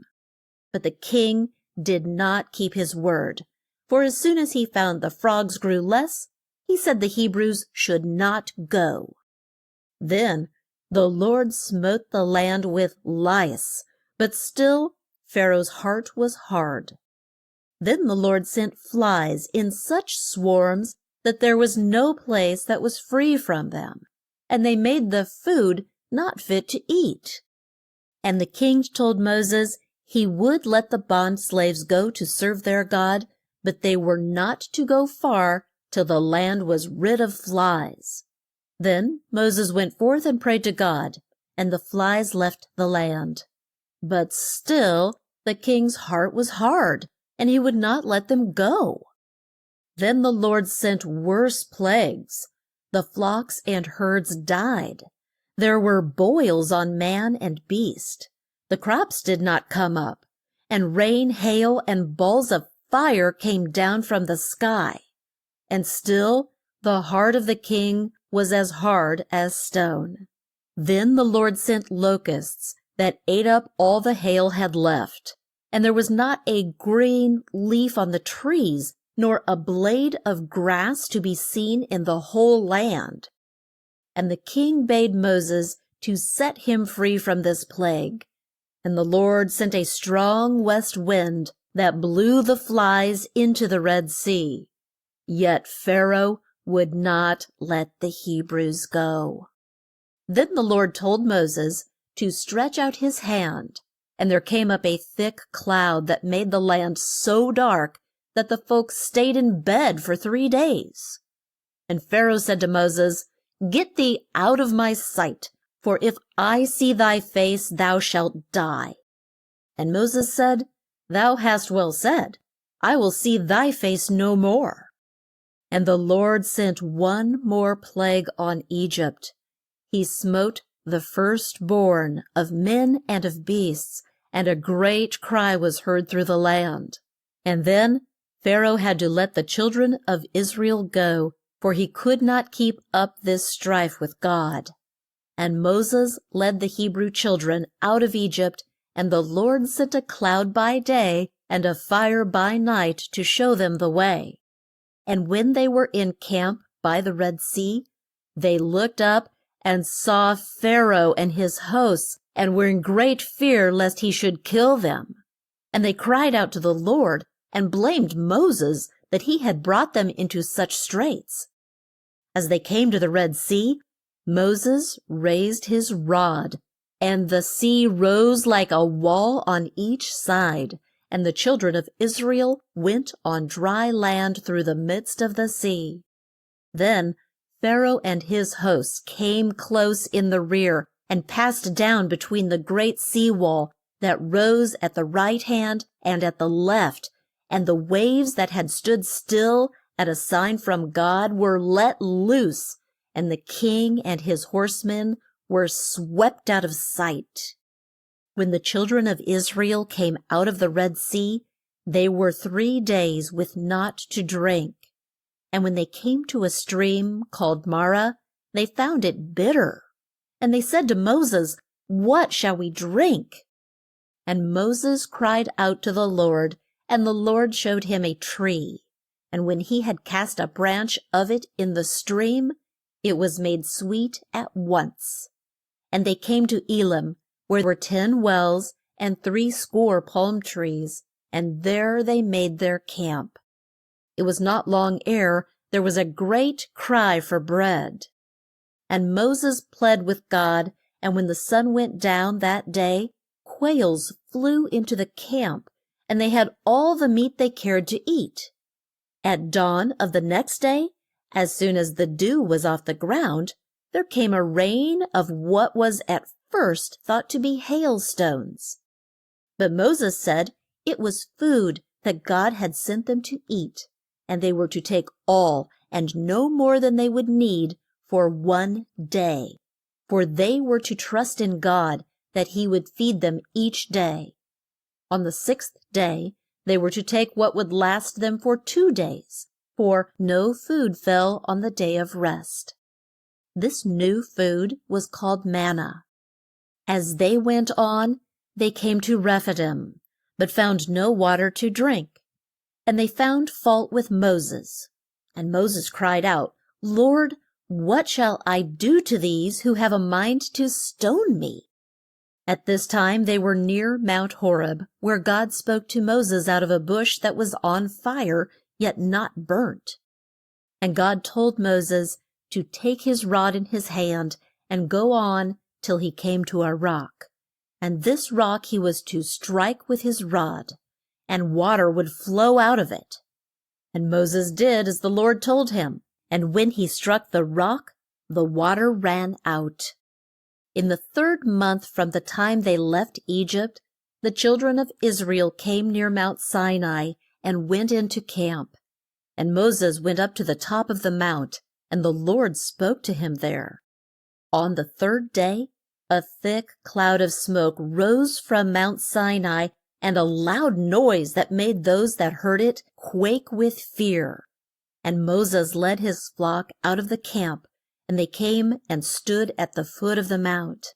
And they said to Moses, Speak thou with us, and we will hear, but let not God speak with us, lest we die. But Moses told them that God had not come to make them die, but to make them fear to do aught that did not please him. And God gave to Moses 2 blocks of stone, on which were the 10 laws that the children of Israel were to keep. Now, while Moses was in the mount, face to face with God, those whom he had brought out of Egypt were in camp at the foot. And Moses stayed so long that they made up their minds he would not come back. So they said to Aaron, Make us a god that we can bow down to. And Aaron bade them throw all the gold they had into the fire. And they did so, and it took the form of a calf. And when God saw this, he was not pleased, but bade Moses make haste down the mount. When Moses came down from the mount with the 2 flat stones in his hands, and drew near the camp, and saw what had been done, he was in a great rage. He cast the blocks of stone out of his hands, and broke them at the foot of the mount. Then he took the calf which they had made, and burnt it in the fire, till there was not left of it but a fine dust. And Moses begged God to blot out the sins of those whom he had led out of Egypt. And the Lord told Moses to hew out 2 blocks of stone, like the first, and bring them up with him to the top of Mount Sinai. This Moses did, and the Lord wrote on them the 10 laws that all were to keep if they would reach the land they sought. They were more than 80 years on the road, and in that time they met with plagues, and there was strife in their midst. Yet as they went there was fire by night, and the cloud by day, to show that the Lord was with them. When they came to Mount Hor, and were yet a long way from Canaan, Aaron died, and there was great grief at his loss. They were sick at heart, and footsore, and spoke hard words of God and Moses. There is no bread here for us, they said, and no water, and we loathe this manna. And for this sin God sent snakes into their camp, and they bit the children of Israel so that a few of them died. Then they pled with Moses to rid them of the snakes and make their peace with God. And Moses prayed for them, And God told him to make a snake like to those which bit his flock, and set it up on a pole. And all those who would look at this brass snake should be made well. And Moses did so, and this sign was meant to show forth Christ, who was to heal men of their sins and to be raised up on a cross. And Moses led his flock till they came to the plains of Moab. And Balak, the king of that land, thought they had come to fight with him, and he sent a man named Balaam out to curse them and drive them back. He told Balaam he would make him a rich man if he would do this thing, and as Balaam was fond of wealth, he said he would do the king's will. So he set forth on his ass, and had not gone far when he met an angel with a drawn sword in his hand. Balaam did not see him, but the ass did, and turned out of the road. But the angel went on and stood in a place where there was a wall on each side. When the ass came to the place, she went close to the wall and tried to get by, but she hurt Balaam's foot, and he struck her and made her go on. And the angel went on and stood in a place where there was no room to turn to the right hand or the left. Then the ass shook with fright and fell down on the ground, and Balaam struck her with the staff that he had in his hand. And the Lord made the ass speak like a man, and say, What have I done to thee, that thou hast struck me these 3 times? Balaam said, To make thee move on. I would there was a sword in my hand, for I would kill thee. Then the ass said, Am I not thine? And have I been wont to do so to thee? And Balaam said, No. Then the Lord made Balaam see the angel that stood in the way with a drawn sword in his hand, and Balaam bowed his face to the ground. Then the angel said, Why hast thou struck thine ass these 3 times? Lo, I came out to stop thee, and to turn thee from the way of sin. And the ass saw me, and turned from the path. And if she had not done so, I would have slain thee. Then he said to Balaam, Go with the men the king has sent, but say only what I tell thee. So Balaam went with the men, and when Balak heard that he was come, he went out to meet him. The next day Balak took Balaam to a high place from whence he could look down on the camp of Israel and curse them. But the Lord would not let him curse them, but made him speak good things of them. This was done on 3 high mounts, and at last the king was wroth, and said to Balaam, I sent for thee to curse my foes, and lo, these 3 times hast thou blessed them. And Balak bade him make haste and go back to his own home. And Balaam went off as poor as he came, for Balak gave him none of his gold. The Lord brought Moses and his flock to the banks of the Jordan, which they would have to cross to reach the land of Canaan. And while they were there, Moses went up to the top of Mount Nebo to talk with God. And God told him how large the land was that he would give to the children of Israel. And he said that Moses should look on it, but should not step foot in the land. And Moses died on Mount Nebo, and though an old man, was well and strong till the Lord took him. And no one knows in what part of the earth his grave was made. Chapter 8. How Joshua and Jephthah fought for the Lord. When Moses died, Joshua took charge of the children of Israel and sought to do God's will as Moses had done. And Joshua sent word through the camp that in 3 days they would cross the Jordan. And when they set foot in the stream, the waves stood back as they did in the Red Sea, and they went through Jordan on dry ground. And as they came up out of the stream, the waves closed up, and there was no pathway through them. The children of Israel made their camp at a place called Gilgal. And as there was no lack of food in this good land, the Lord ceased to rain down manna for them to eat. The next day Joshua left the camp and came near to the walls of Jericho. There he met a man with a drawn sword in his hand, And Joshua said, Art thou for us, or for our foes? And the man said, As prince of the Lord's host am I now come. And at these words Joshua fell on his face to the earth, for he knew it was the Lord that spoke to him. The Lord told Joshua to have no fear of the king of Jericho, for the children of Israel should take the town. All their men of war were to march round the town once each day for 6 days. Some of the priests were to bear the ark, which held the things they made use of when they went in to talk with God, and some were to blow on rams' horns. And the next day, when the 6 days were at an end, they were to march round the town 7 times, and the priests were to blow their horns. And when the men of Israel heard a long, loud blast, they were all to give a great shout, and the wall would fall flat to the ground, and they could march in and take the town. Joshua bade his men do all the Lord had said, and told them to make no noise with their voice as they went their rounds till he bade them shout. And when the priests blew their horns for the last time, Joshua cried, Shout, for the Lord is with us. And there was a great shout, and the wall fell, and they took the town, and the fame of Joshua spread through all the lands. Joshua fought with more than a score of kings, and won their lands from them. But yet there was much land in Canaan for which the children of Israel would have to fight. But as the years went on, Joshua grew so old that he could not lead his men to war as he used to do.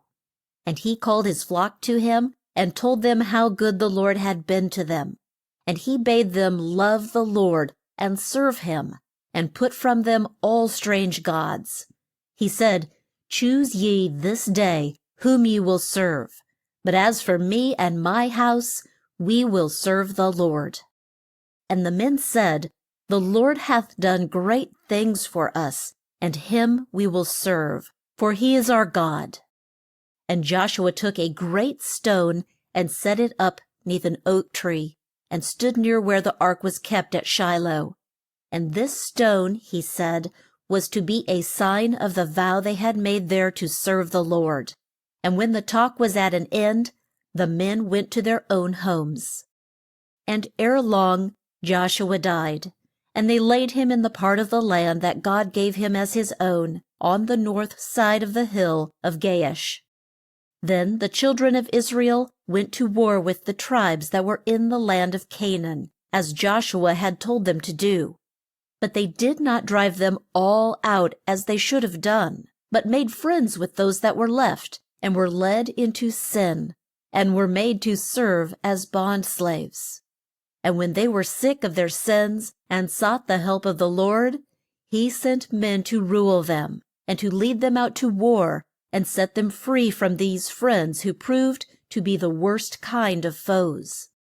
Now there was a man in Israel whose name was Jephthah.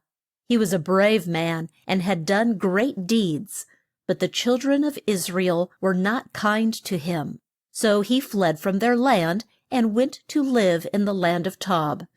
But when the Jews had need of a man to lead them out to war, they thought of Jephthah. And they said, Come, and be at the head of us when we go out to fight the Ammonites. And Jephthah said, If I go with you and win the fight, will you make me judge in Israel? And they said they would.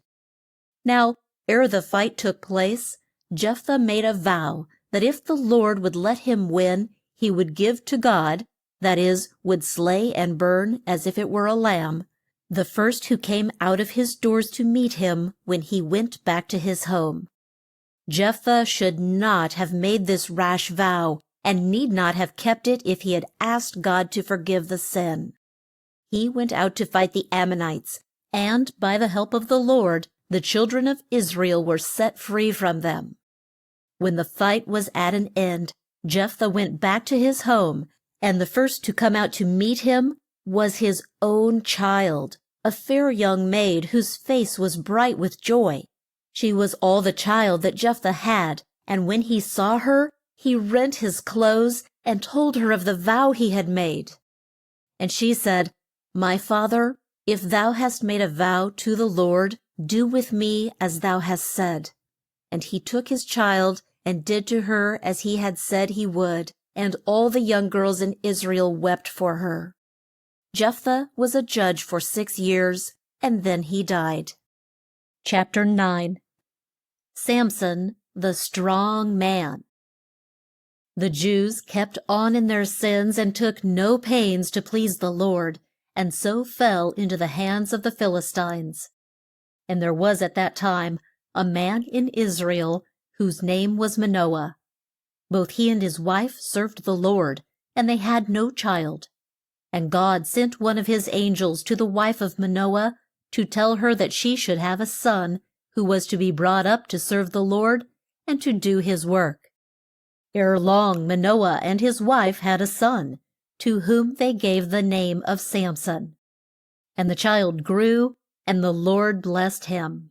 And when he was grown up, he went to Tinmouth, where he met a Philistine woman and fell in love with her. Then his parents pled with him to find a wife in Israel, and to not take this one who was no friend to his race.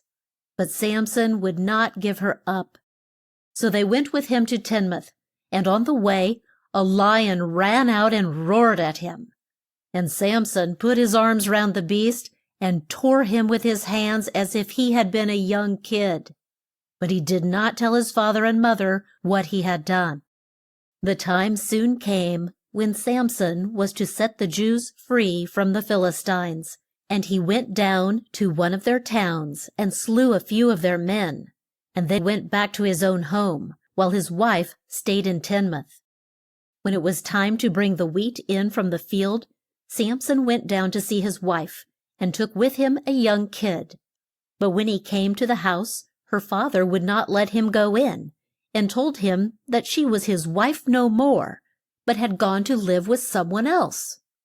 Then Samson was in a great rage, and he went and caught more than 10 score foxes, and set bits of wood on fire, and tied these firebrands to their tails, and let them loose in the fields and vineyards of the Philistines. And they set fire to the grain, and burnt it all up. And the grapevines and fruit trees were burnt, and much harm was done. When the Philistines found out that it was Samson who had done this, they took his wife and her father, and burnt them to death. And Samson fought and slew a host of the Philistines, and then went on the top of a high rock called Etam to stay there. Then a crowd of men went up with a rush to the top of the rock, and they said to Samson, We have come to bind thee, that we may give thee into the hands of the Philistines. Samson made them swear that they would not put him to death, and they bound him with strong cords, and brought him down from the rock. As they drew near the camp of the Philistines, a great shout went up from the men there, and the Lord gave Samson such strength that he broke the cords from his arms as if they had been burnt threads.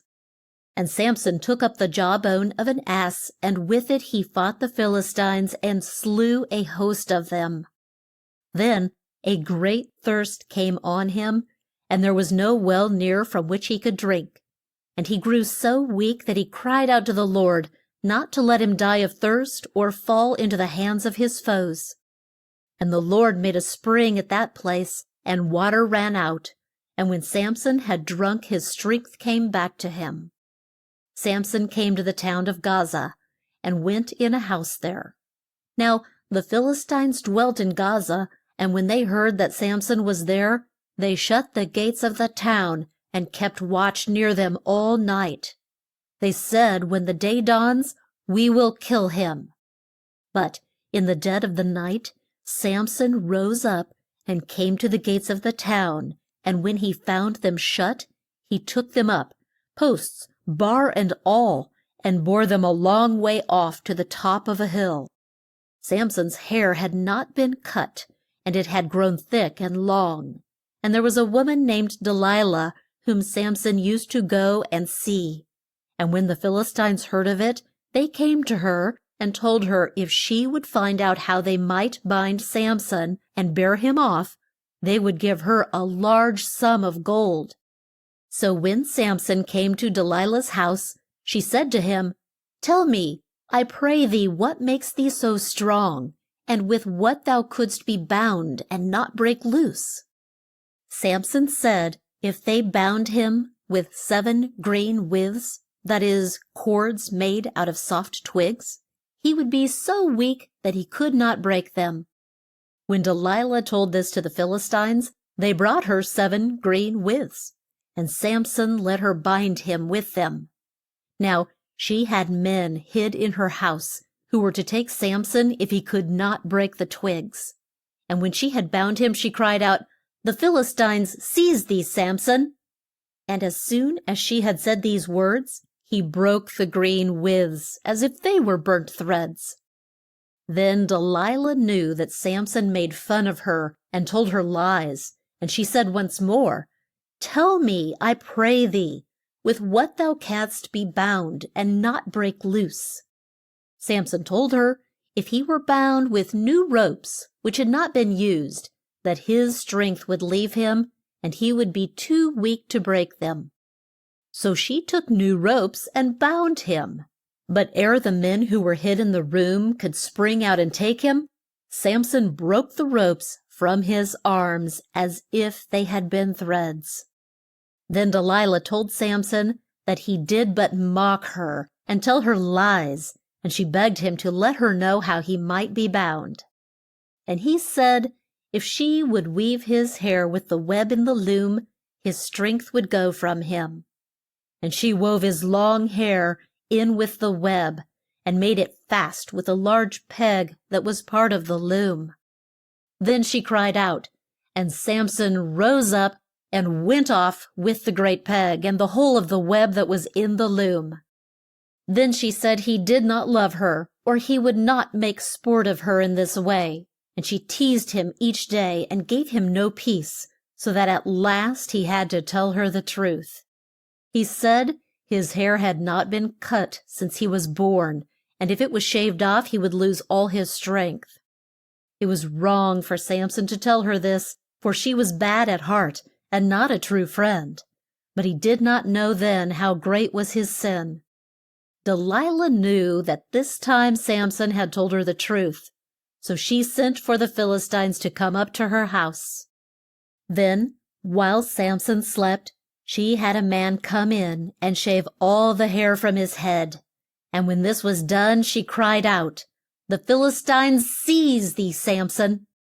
And he woke from his sleep and knew not his strength had gone from him.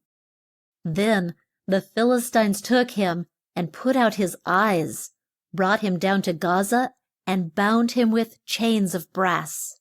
And they made him fast to a millstone, and he had to work hard to grind their corn.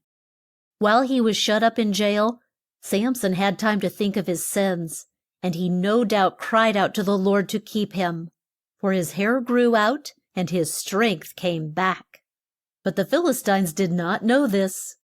They had made their own god, and its name was Dagon, and they thought that Dagon gave Samson into their hands, and loud was their praise of him. And all the Philistines met in the large house that had been built for Dagon, that they might bow down to their god and give him thanks. The crowd was great, and their hearts were full of joy. And they said, "Send for Samson, that he may make sport for us." And poor blind Samson was brought in, and sat down in their midst. And those in the house and those on the roof made sport of him in all sorts of ways. And Samson put his arms round 2 of the great posts that held up the house, and he bent down, and the house fell, and most of the Philistines were killed. Samson died with them, and by his death slew more of the foes of Israel than he had slain in all his life. Chapter 10. Ruth. While Israel was ruled by a judge whose name has not come down to us, a dearth came on the land of Canaan. And one of the Jews who dwelt in Bethlehem took his wife and his 2 sons and went to stay for a while in the land of Moab. His wife's name was Naomi. The man died while they were in Moab, and in a few years each of the sons took him a wife. And their names were Orpah and Ruth. At the end of 10 years, the sons died, and Naomi and their wives dwelt in the land of Moab. When Naomi heard there was no lack of food in Israel, she made up her mind to go back to Bethlehem to live. She told Orpah and Ruth of her plan, and said if they choose to stay in the land of Moab, where they were born, they might do so. And they kissed her and wept and said they would go with her. But she bade them stay where they were. And at last Orpah, with tears in her eyes, kissed Naomi good-bye and went back to her own home. But Ruth would not leave her. She told Naomi not to urge her to go, for naught but death should part them. So they went to the town of Bethlehem, where Naomi used to live.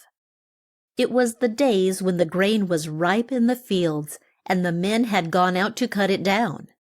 And Naomi had a kinsman in Bethlehem, whose name was Boaz, and he was a rich and great man. And Ruth said to Naomi, "Let me now go to the fields and glean the ears of corn."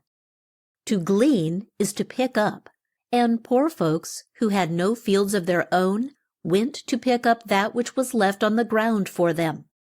And Naomi told Ruth to go, and she went out and came to the field that was owned by the rich man Boaz. When Boaz saw Ruth, he asked the men who she was and where she came from. And one of them said, "She came with Naomi from the land of Moab. And she said to us, 'I pray you, let me glean where the field has been reaped.' And we told her she might, and she has been there for some hours." Then Boaz went to Ruth. So she went out each day to his field and gleaned there till the grain was all cut and in the barns. Naomi said to Ruth, "Boaz will winnow the barley tonight." To winnow is to fan or to drive off by means of a wind. The grain was first threshed, then thrown from the hands up in the air. The wind would blow off the chaff, and the good grain would fall to the ground. Naomi told Ruth to go in and speak to Boaz the things she told her. So Ruth did as Naomi said, and went down to the fields where Boaz and his men were. When she came back to Naomi, she told her all that she had said and done. The next day Boaz went down to the gate of Bethlehem and told all the chief men whom he met there that he meant to take Ruth his wife. And the men said they would make it known, and prayed the Lord would bless Ruth and add to the fame and wealth of the rich and great Boaz. So Boaz took Ruth for his wife, and they had a son, Obed, and Naomi was its nurse.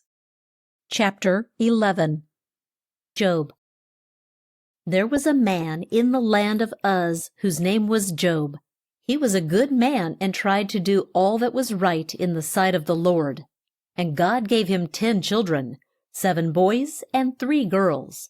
He gave Job great wealth too, so that there was no man in all that part of the world as rich as he was. When Job's sons were grown up and had homes of their own, they used to make feasts in turn and sent for their 3 sisters to come and eat and drink with them. And Job kept them in mind of all they owed to God, and urged them to lead good and true lives, and to do no wrong. When Job had lived at his ease and been a rich man for a long term of years, a great change took place. He lost all his wealth and all his children, for it was God's will to try him and see how he would bear these ills. One day, one of his men came to him in great haste and said, "While we were in the field with the plows, a band of thieves came and drove off the oxen and asses and slew thy men who were with them, and I alone am left to tell thee." While this man spoke, there came up one who said, "A great fire has come down from the sky and burnt up thy sheep, and all those who took care of them, and I alone am left to tell thee. While he yet spoke, a third man came and said, Thy foes came and took all thy camels and slew the men who had charge of them, and I alone am left to tell thee. Then a fourth came and said, Thy children were at a feast in the house of thy firstborn son, when there came a great wind that broke down the house, and it fell on the young men, and they are all dead, and I alone am left to tell thee. When Job heard these things, he tore his clothes and bowed down to the earth, as if at the feet of God. And he said, I had not when I came into the world, and I shall have not when I die and go out of it. God gave me all that I had, and God took it from me. He knows what is best for me, and I thank him for all that he has done. So Job did not sin nor speak ill of God, though his grief was so great and had come upon him in such a strange, swift way. To try Job still more, God let him get sick, and he was in great pain. Boils came on him, and from head to foot he was a mass of sores. Then his wife came to Job and said, Dost thou still trust God? Do so no more, but curse him, though he kill thee for it. Job said, Thou dost not speak wise words. When we have so much good from God, shall we not be content to take our share of the ills he may send? In all this, Job said not a word that was wrong. Now, Job had 3 friends who, when they heard of this hard lot, came to talk with him and cheer him. But when they saw him, the change was so great they did not know him. Then they rent their clothes and wept, and sat down on the ground near him, but did not speak for some time, for they could see that his grief was great.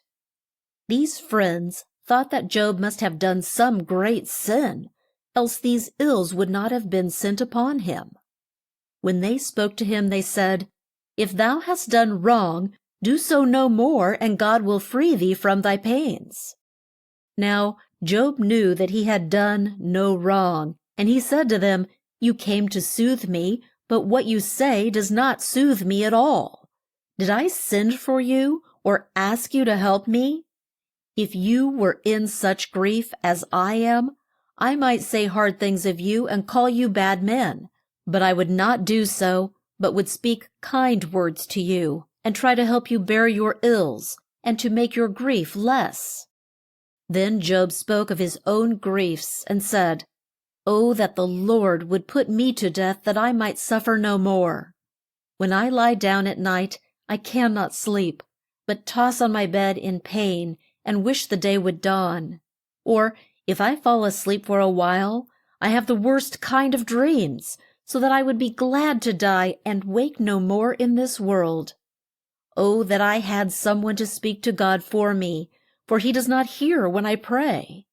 Yet I know that he lives who will save my soul, and that he will come on the earth, and I shall rise up from my grave and see God for myself.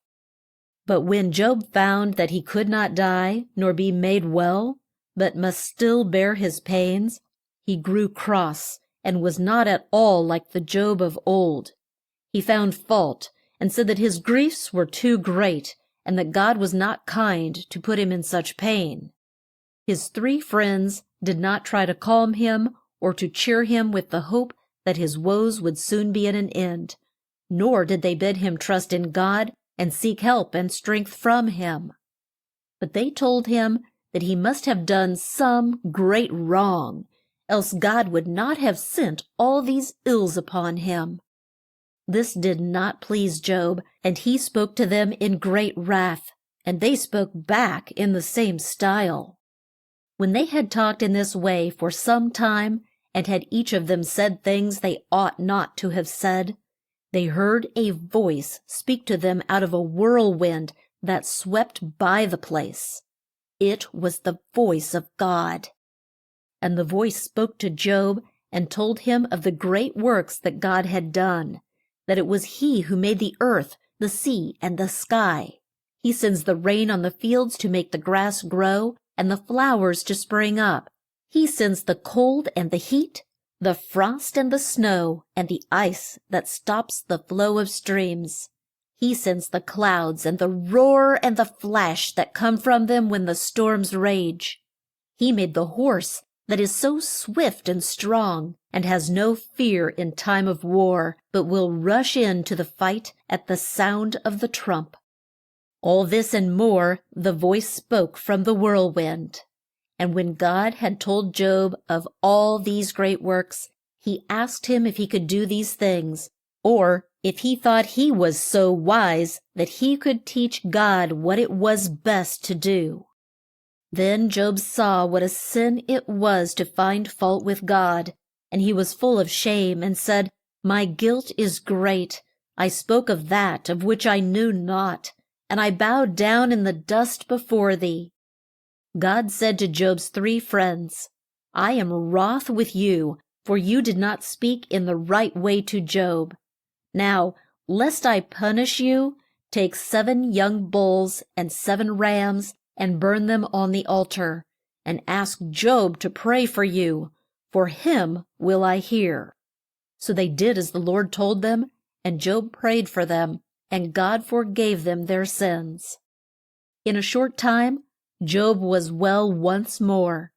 His pains all left him, and then his friends and all his folks came to see him, and they had a good feast. And each man brought him a rich gift, and the Lord blessed him more than he had done before, and gave him twice as much wealth. He had great herds of sheep, and camels, and oxen, and asses, and large fields for them to roam in, and a host of men to care for them, so that he was a great man once more. And God gave him 10 children, 7 boys and 3 girls. And when these girls grew up, there were no maids in all the land so fair as they in face and form. And Job had great peace of mind, and dwelt at his ease for long, long years. And when he died, he was an old, old man. Chapter 12. Samuel, the child of God. There was a man of Israel who went up each year from the town of Ramah to a place called Shiloh to pay his vows to the Lord of hosts.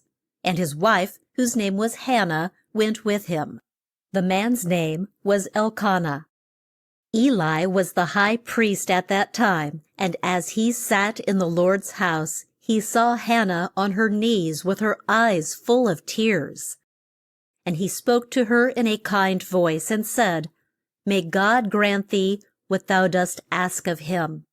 And Hannah was glad at the high priest's words, for she had asked God to give her a son. And the Lord gave Hannah a son, and she called his name Samuel, which means asked of the Lord. Samuel was quite young when Hannah took him up to the house of the Lord at Shiloh.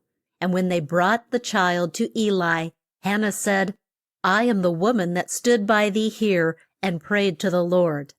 For this child did I pray, and the Lord heard me and gave me what I asked for. So I have brought him to the Lord. So long as he lives shall he be the child of God." For this was the vow she made, if God would give her a son. And Samuel was left to stay with Eli in the Lord's house. Now Eli had 2 sons, and they were priests in the Lord's house. But they were not fit for the place, for they were bad men, and broke God's laws. And by their sins they kept men from the house of the Lord. But Samuel, though a young child, did what was right and pleased the Lord. And his mother made him a coat and brought it to him each year when she and her husband went up to Shiloh.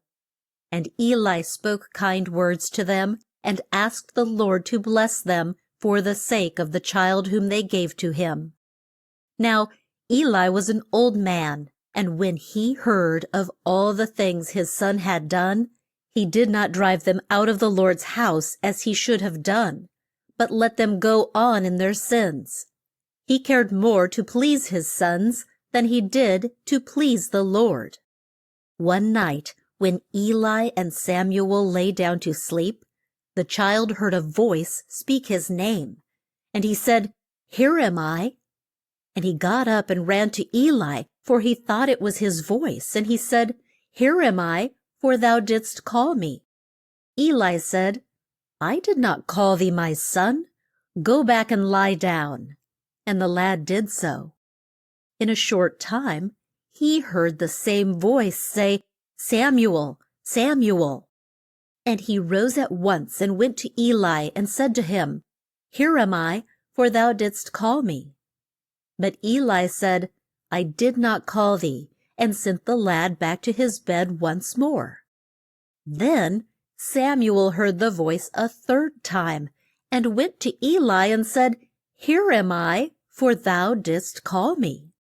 And Eli knew it was the Lord who spoke to Samuel, and he said to the lad, "Go, lie down, and if he call thee, say, 'Speak, Lord, for I hear thee.'" And Samuel went and lay down. And the Lord came for the fourth time, and called, "Samuel, Samuel." And Samuel said, "Speak, Lord, for I hear thee." And the Lord told Samuel all that he meant to do to the house of Eli. He had let his sons go on in their sins, and they were to be put to death in a way that would make men fear God. Samuel lay still till daylight. Then he rose, but did not dare to tell Eli what God had told him. But Eli called him and said, "What did the Lord say to thee?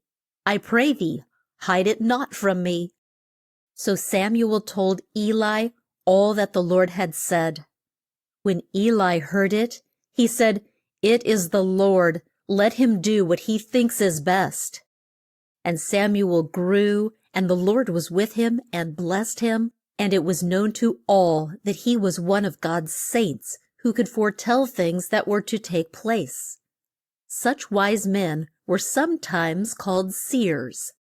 The words which God spoke to Samuel came true, for the children of Israel went out to fight the Philistines, and a host of them were slain. Those who came back said, "Let us take the ark out with us to save us from our foes." Now, God had not told them to take the ark, and it was a sin for them to touch it. They should have put their trust in the Lord and looked to him for help. But they sent to Shiloh for the ark, and Eli's 2 sons came with it. When it was brought to the camp, the Jews gave such a shout that the earth shook with noise. And when the Philistines heard it, they said, "What does it mean?" And they were told that the ark of the Lord had been brought to the camp of Israel. And they were in great fear, for they said, "God is come to the camp. Woe unto us, for this is the first time such a thing has been done." And they said, "Let us be strong and fight like men, that we may not be slaves to these Jews." So they fought once more with the Jews, and slew a host of them, and the rest fled to their tents. And the ark of the Lord fell into the hands of the foe, and Eli's 2 sons were slain. And the same day a man ran down to Shiloh with his clothes rent and bits of earth on his head to show his grief. Eli sat on a seat by the wayside where he kept watch, for he was in great fear lest harm should come to the ark of the Lord. And when the man came through the crowd and told that the ark was lost, all cried out with great fear. And when Eli heard the noise, he said, "What is it? What do those sounds mean?" For his eyes were dim with age, and he could not see. And the man ran up to Eli and said, "I am he that came out of the fight, and I fled from there today."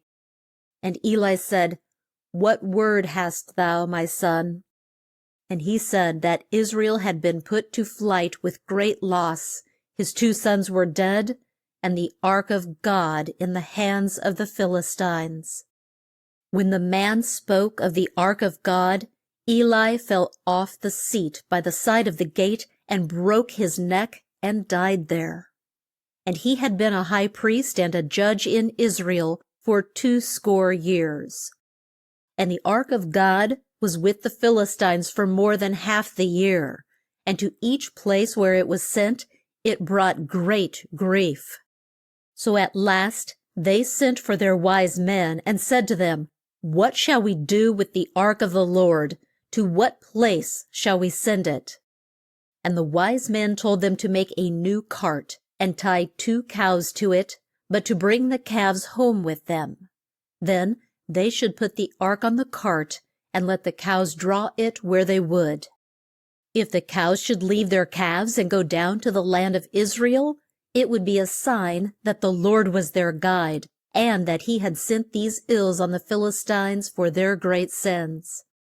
But if the cows did not take the ark, it would show that the Lord did not want it back, and that all these ills they had to bear had come by chance, and were not sent from the Lord. So the Philistines did as their wise men said. They took the 2 cows and tied them to the cart, and shut up their calves at home. And they laid the ark on the cart, and let the cows go where they chose. And the cows took the straight road to the land of Israel, till they came to a place called Beth-shemesh. The Jews who dwelt there were out in the wheat fields, and the cows brought the cart to the fields of a man named Joshua, and stood there by a great stone. Then some of the men of Levi came and took the ark and set it on the stone, and they broke up the cart and burnt the cows as a gift of praise to the Lord. Chapter 13. Samuel, the man of God. When Eli died, Samuel was made a judge in Israel, and he went from place to place to teach men the law. And as the ark had not been brought back to Shiloh, Samuel built an altar in his own house and served God there. The children of Israel set up strange gods, and the Philistines went to war with them. And Samuel told them to give up their false gods and serve the Lord, and he would save them from their foes. And they did so. And he said, "Come up to Mizpah, and I will pray to the Lord for you." And they came to Mizpah and gave their hearts to the Lord, and were in grief for their sins. And when the Philistines heard they were at Mizpah, they went up to fight them.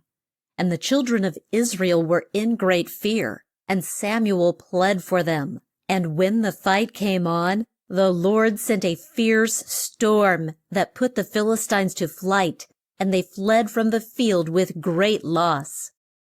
And Samuel set up a stone at Mizpah, and gave it the name of Ebenezer, the stone of help. When Samuel was an old man, he set his 2 sons to judge Israel. But his sons were not just men, and did not rule as their father had done. If a man did wrong, they would say it was right if he paid them for it. And the wise men came to Samuel and said to him, "As thou art old, and thy sons walk not in thy ways, make us a king to judge us."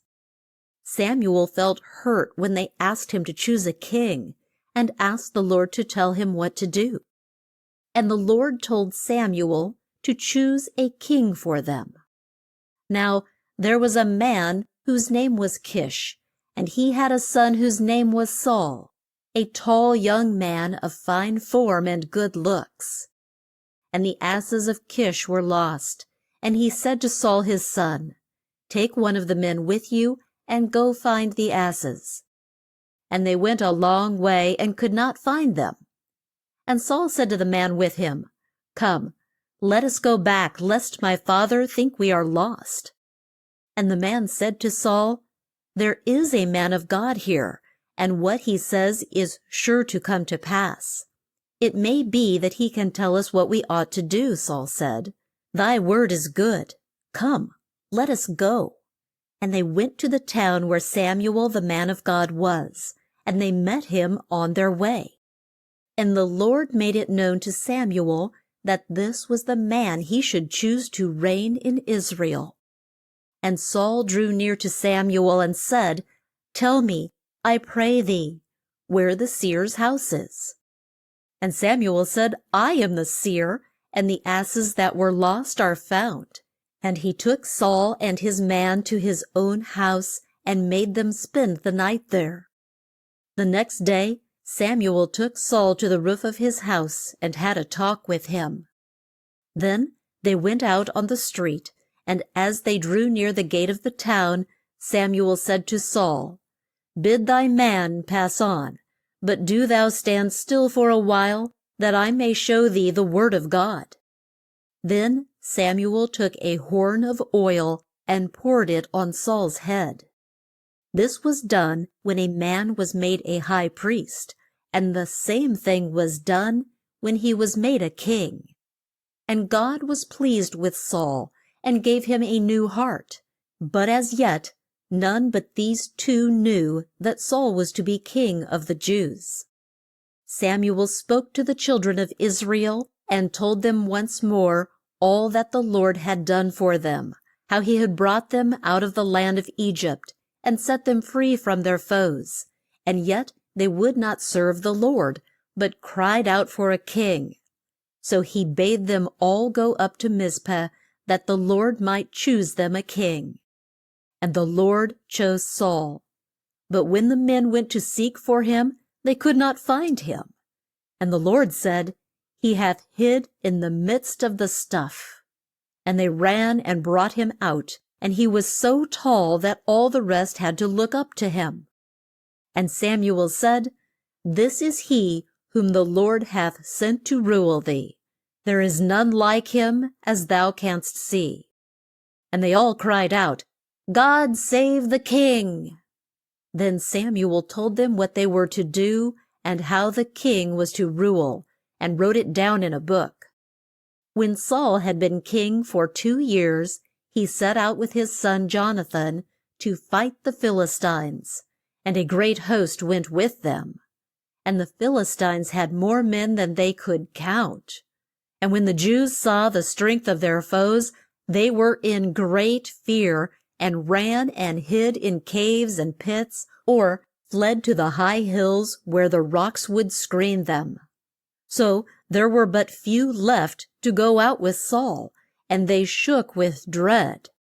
And Saul came to Gilgal, where he was to meet Samuel, but he was not there. Samuel had told him to wait for him, and he would tell him what he was to do. But at the end of a week, Saul had the flesh brought to him and laid on the stone, and he set fire to it, that the flame might rise to God and bring peace to the land. And as soon as Saul had done this thing, Samuel came. And Saul went out to meet him, that he might bless him. And Samuel said, What hast thou done? And Saul told of the strait he was in, and that the Philistines were near in great force, and said that when Samuel did not come, he felt that he must send up a plea to God for aid in this hour. Samuel told him that he had done wrong. When the Lord told him to wait, he should wait. And now his reign would be a short one, and God would choose a new king to take his place. In those days, men fought with bows and arrows, and while the Jews were held as slaves by the Philistines, they would not let them have swords or spears, lest they should rise up and kill them. And they sent all the smiths out of the land, lest they should make these things for the children of Israel. So when they went out to fight, none of them had a sword or a spear, but Saul and his son. In those days, men wore coats of mail, and bore a shield with them so as to ward off the darts. These shields were made of a thick piece of wood, on which the skin of an ox was stretched when dried. Jonathan, Saul's son, wore a coat of mail, and had a man to bear his spear and his shield when he did not care to use them. And he said to his man, Come, let us go to the camp of the Philistines, for it may be that the Lord will help us. And the man said he would go. Jonathan said this should be their sign. They would go where the foe could see them, and if they said, "Wait there till I come to you," they would know the Lord did not mean to help them. But if the Philistines said, "Come up to us, and we will show you something," they would go up, for the Lord would be with them.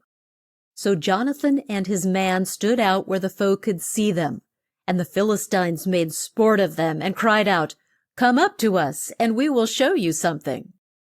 And the two went up the rocks on their hands and feet, and fought the Philistines, and slew a score of them. And the Lord shook the earth, so that the Philistines were in great fear. Now Saul and the men who were with him did not know what his son had done. But his watchman, who was on the lookout, saw that there was a fight in the camp of the Philistines, and told Saul of it. And Saul and his men went to join in the fight, and all those who hid in caves and holes or up on the mount, when they heard that the Philistines had fled, went with Saul, and Israel won the day. But Saul did not desire to please the Lord in all things. For when the Lord sent him out to fight King Agag, he told Saul to wipe him and all he had from the face of the earth. But Saul kept back some of the spoils, the best of the sheep and lambs, and did not put the king to death as he should have done. And the Lord told Samuel that Saul was not a good king, and his reign should be short. And it made Samuel sad to hear this, and he prayed to God all night. Then he had a talk with Saul, who did not look at his sins in the right light. And Samuel told him that his reign as king would soon be at an end. God told Samuel not to mourn for Saul, but to go down to Bethlehem, to the house of a man named Jesse, one of whose sons was to be made king. And the Lord said he was not to look for one with a fine face or form, for the Lord sees not as man sees, and he looks on the heart. So he went down to Bethlehem, and did as the Lord told him. And Jesse had his 7 sons pass one by one before Samuel. And Samuel thought that the firstborn must be the one whom God chose to be king. But the Lord told him he was not the one. And they all went by, and not one of them was the one on whom God had set his seal. And Samuel said to Jesse, "Are these all thy sons?" And Jesse said, "No, there is yet one left, but he is quite a lad, and is now in the field where he cares for the sheep." And Samuel told Jesse to send for him at once. And Jesse sent for him, and he was brought in. And his cheeks were red, and his eyes bright. And the Lord said to Samuel, "Rise, for this is he." And Samuel rose, and took the horn of oil, and poured it on the young man's head. So the Lord chose David to be king, when Saul should be put out of the way. And David felt a great change in his heart, for the Lord was there to make him strong and wise, and fit for the high place he was to fill. But there was no peace in Saul's heart, and his mind was ill at ease. And his men said it might soothe him to have someone play on the harp, for the sweet sounds will sometimes calm the mind. So Saul said, "Find a man who can play well on the harp, and bring him to me." And one of them said that he knew such a man. He was the son of Jesse, who dwelt at Bethlehem, and his name was David. And Saul sent the men to Jesse, and told him to send David his son, who kept the sheep. And David came to Saul, and stayed with him to wait on him. And when Saul was sad and ill at ease, David would take his harp and play for him, and he would soon be well. Chapter 14. David and Saul. While Saul was yet king, the Philistines came forth once more to fight the children of Israel, and Saul and his men went out to meet them. There were 2 high hills on each side of a deep vale, and from these 2 hills the foemen fought. The Philistines had on their side a man who was more than 10 feet high. He wore a coat of mail and was bound with brass from head to foot, so that no sword or spear could wound him. And he cried out to Saul's men, "Choose a man from your midst, and let him come down to me. If he can fight with me and kill me, then we will be your slaves. But if I kill him, then you must serve us. I dare you to send a man to fight with me." When Saul and his men heard these words, they were in great fear, for there was no one in their ranks who would dare fight with such a giant. And each morn and eve, for more than a month, this great man, whose name was Goliath, drew near Saul and his troops, and dared them to send a man out to fight him. Now, when war broke out, 3 of Jesse's sons went with Saul, but David went back to Bethlehem to feed sheep. And Jesse said to David, "Take this parched corn and these 10 loaves of bread, and run down to camp, and bring me back word how thy brothers are." And David rose up the next morn, and found someone to take care of his sheep, and went as his father told him. And he came to the camp just as the men were on their way to the fight, and the air was filled with their shouts. And he left the goods he had brought in the care of a man, and ran in the midst of the troops, and spoke to his 3 brothers. And while he stood there, Goliath came out from the ranks of the Philistines, and dared someone to fight with him. And David heard these words, and the men of Israel fled from his face. And David heard them speak of what would be done to the man who should kill him, for the king would give him great wealth and set him in a high place. And David spoke to the men near him, and made use of strong words. And his brothers told him to go home and take care of his sheep, for it was just a trick of his to come up to camp that he might see the fight. David said, "I have done no wrong." And the men to whom he spoke went and told Saul what he had said. And Saul sent for him, but did not know that he was the same one who used to play on the harp for him. And David told Saul he would go out and fight the great man from Gath. And Saul said, "Thou art but a youth, and he has been a man of war all his days." Then David told Saul how he had fought with and slain the wild beasts that came out of the woods to eat up the lambs of his flock. And said he, "This man is no more than a wild beast, and the Lord will save me from him as he did from the paw of the lion and the bear." And Saul said, "Go, and the Lord go with thee." And Saul put on him a coat of mail, and clothed him in brass from head to foot, and hung a sword at his side. But David took them all off, and said, "I have not tried them, and cannot use them." And he took his staff in his hand, and chose 5 smooth stones from the brook, and put them in a bag that he wore. And his sling was in his hand when he drew near to Goliath. Goliath came near to David, and when he saw what a youth he was, he drew up his head with great scorn. David ran to meet him, and put his hand in his bag, and drew forth a stone, and slung it, and struck Goliath on the forehead with such force that the stone sank in through the bone, and he fell on his face to the earth. Then David ran and stood on Goliath, and drew his sword from its sheath, and slew him, and cut off his head. And when the Philistines saw that the man in whom they had put their trust was dead, they fled. And David came back from the fight with the head of Goliath in his hand, and was brought to Saul. And Saul would not let David go back to his own home, but made him stay with him. And Jonathan fell in love with him, and to show his love, took off all the rich clothes he had on, and put them on David, and gave him his sword, his bow, and his belt.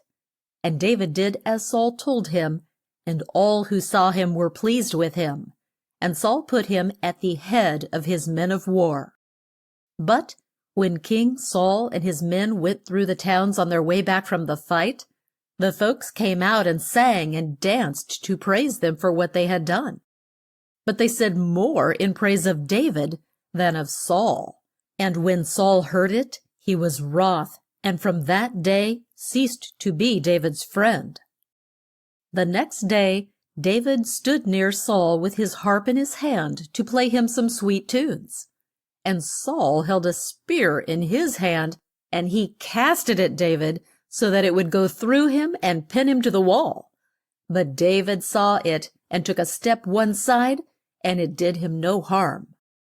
Twice this was done, and when Saul found that he could not hurt David, he was in great fear of him, for he knew the Lord was with him.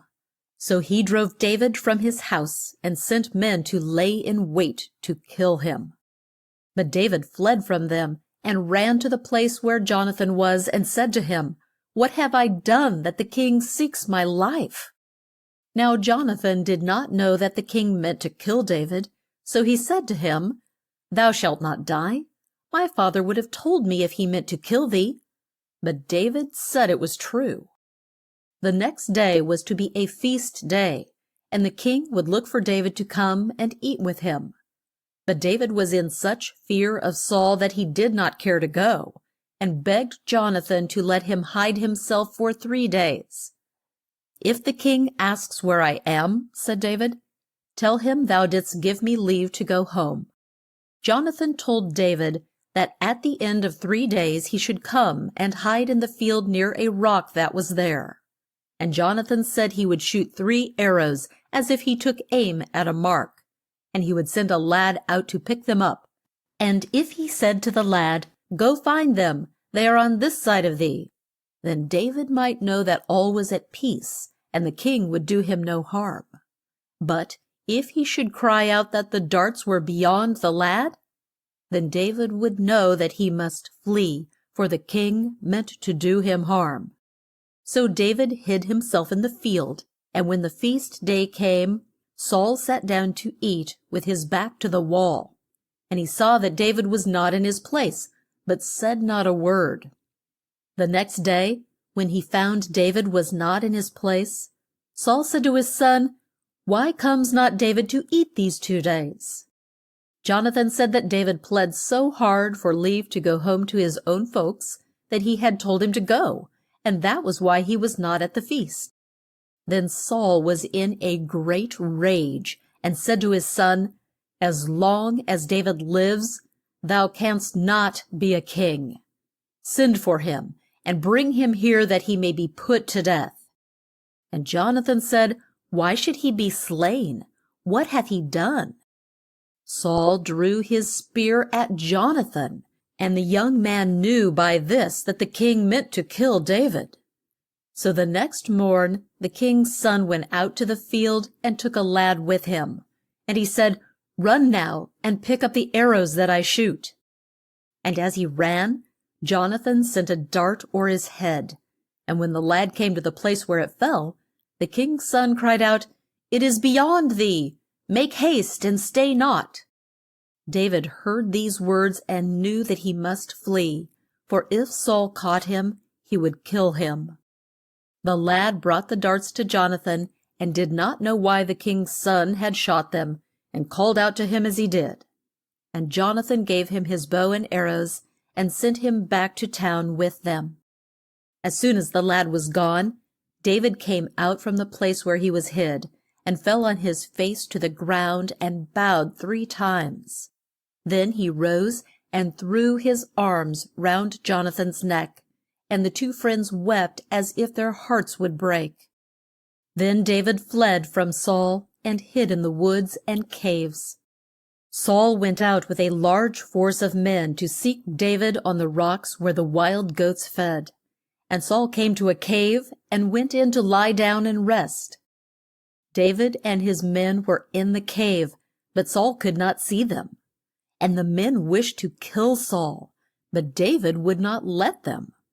While he was there, David stole up to Saul and cut off a piece of his robe, and Saul did not know it. When Saul went out of the cave, David went out after him and cried out, "My Lord and my King!" And when Saul looked back, David bowed down to him with his face to the earth. And he told Saul to pay no heed to those who said he meant to harm the king. For if he had sought to kill Saul, he might have done so that day while he was in the cave. And David showed Saul the piece of his robe he had cut off. And some bade me kill thee, said David, but I would not, for thou art my lord and my king. Then David held up the piece of cloth he had cut from Saul's robe and said, Since I was so near thee as to cut this off, and did not kill thee, thou mayest know that I have no wish to harm thee. Yet thou dost hunt for me to kill me. Let the Lord judge twixt thee and me, and save me from thy hand, and save thee as he will, for I will not harm thee. When Saul heard David speak thus, all hate went out of his heart, and he wept as he said, Thou hast done good to me for the wrongs I did thee, and may the Lord bless thee for it. Now I know that thou wilt some day be the king of Israel. And Saul went home, and David and his men went back to the cave. But David knew that he could not trust Saul, so he fled to the land of the Philistines, and he and his men dwelt there in the town of Gath for the space of 1 year and 4 months. While he was there, the Philistines went out to fight with Saul once more, and when he saw what a host of them there was, his heart shook with fear. He asked the Lord what he should do, but the Lord did not come to him in dreams or speak one word to him. Samuel was dead, and the Lord had said it was a sin to go to a witch or a seer to find out the things that would take place, and Saul had sent all these folks out of the land.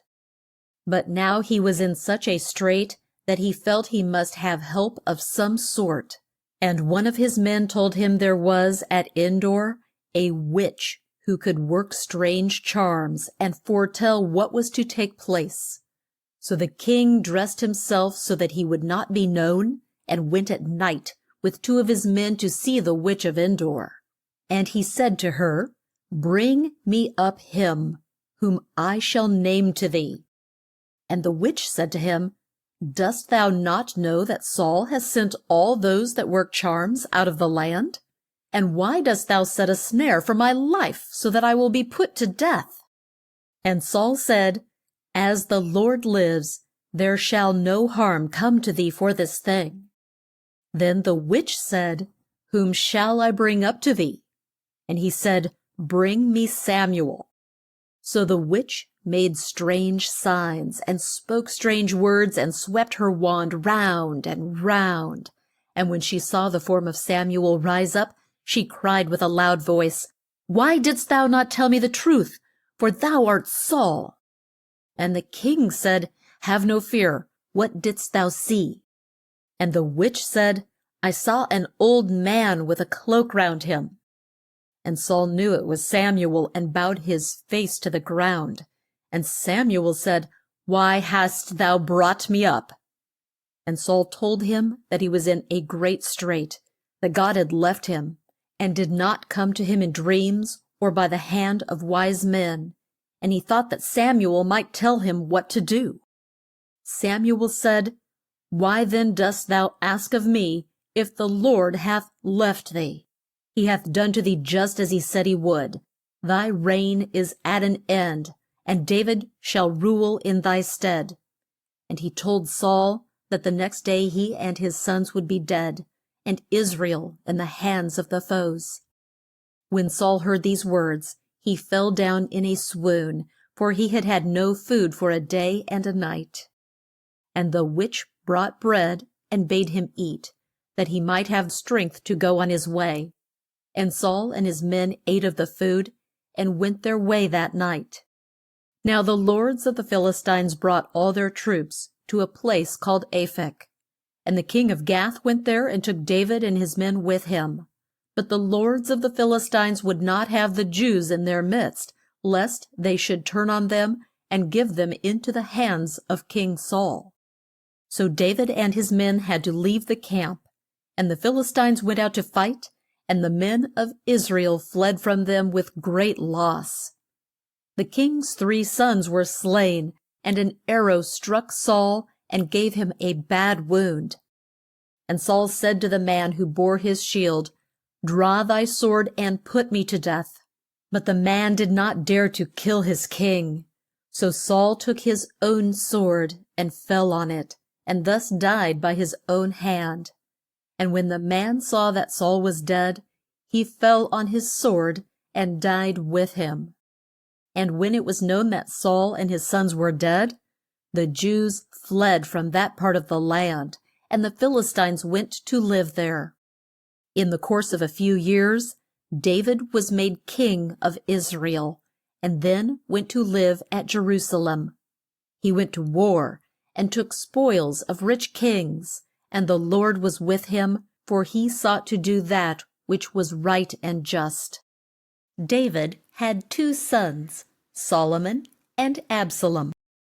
And in all the land there was no man with such a fine face and form as Absalom, and he won much praise for his good looks, and he had a thick growth of long hair.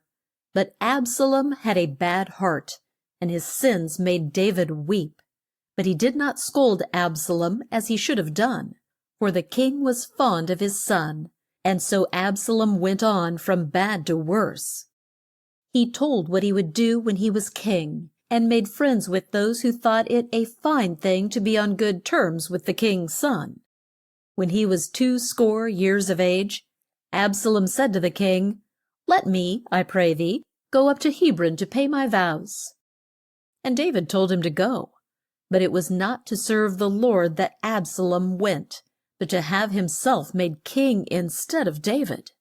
And he took 80 men with him, who did not know why or where they went, and sent spies all through the land to speak in his praise and urge that he be made king. And when David heard of it, he said to his men, "Rise, let us flee from this place, lest Absalom come and put us to death." And they all fled from Jerusalem, and went to hide in some lone place. And when Absalom came to Jerusalem, he went to one of David's friends and asked him what he should do to be made king.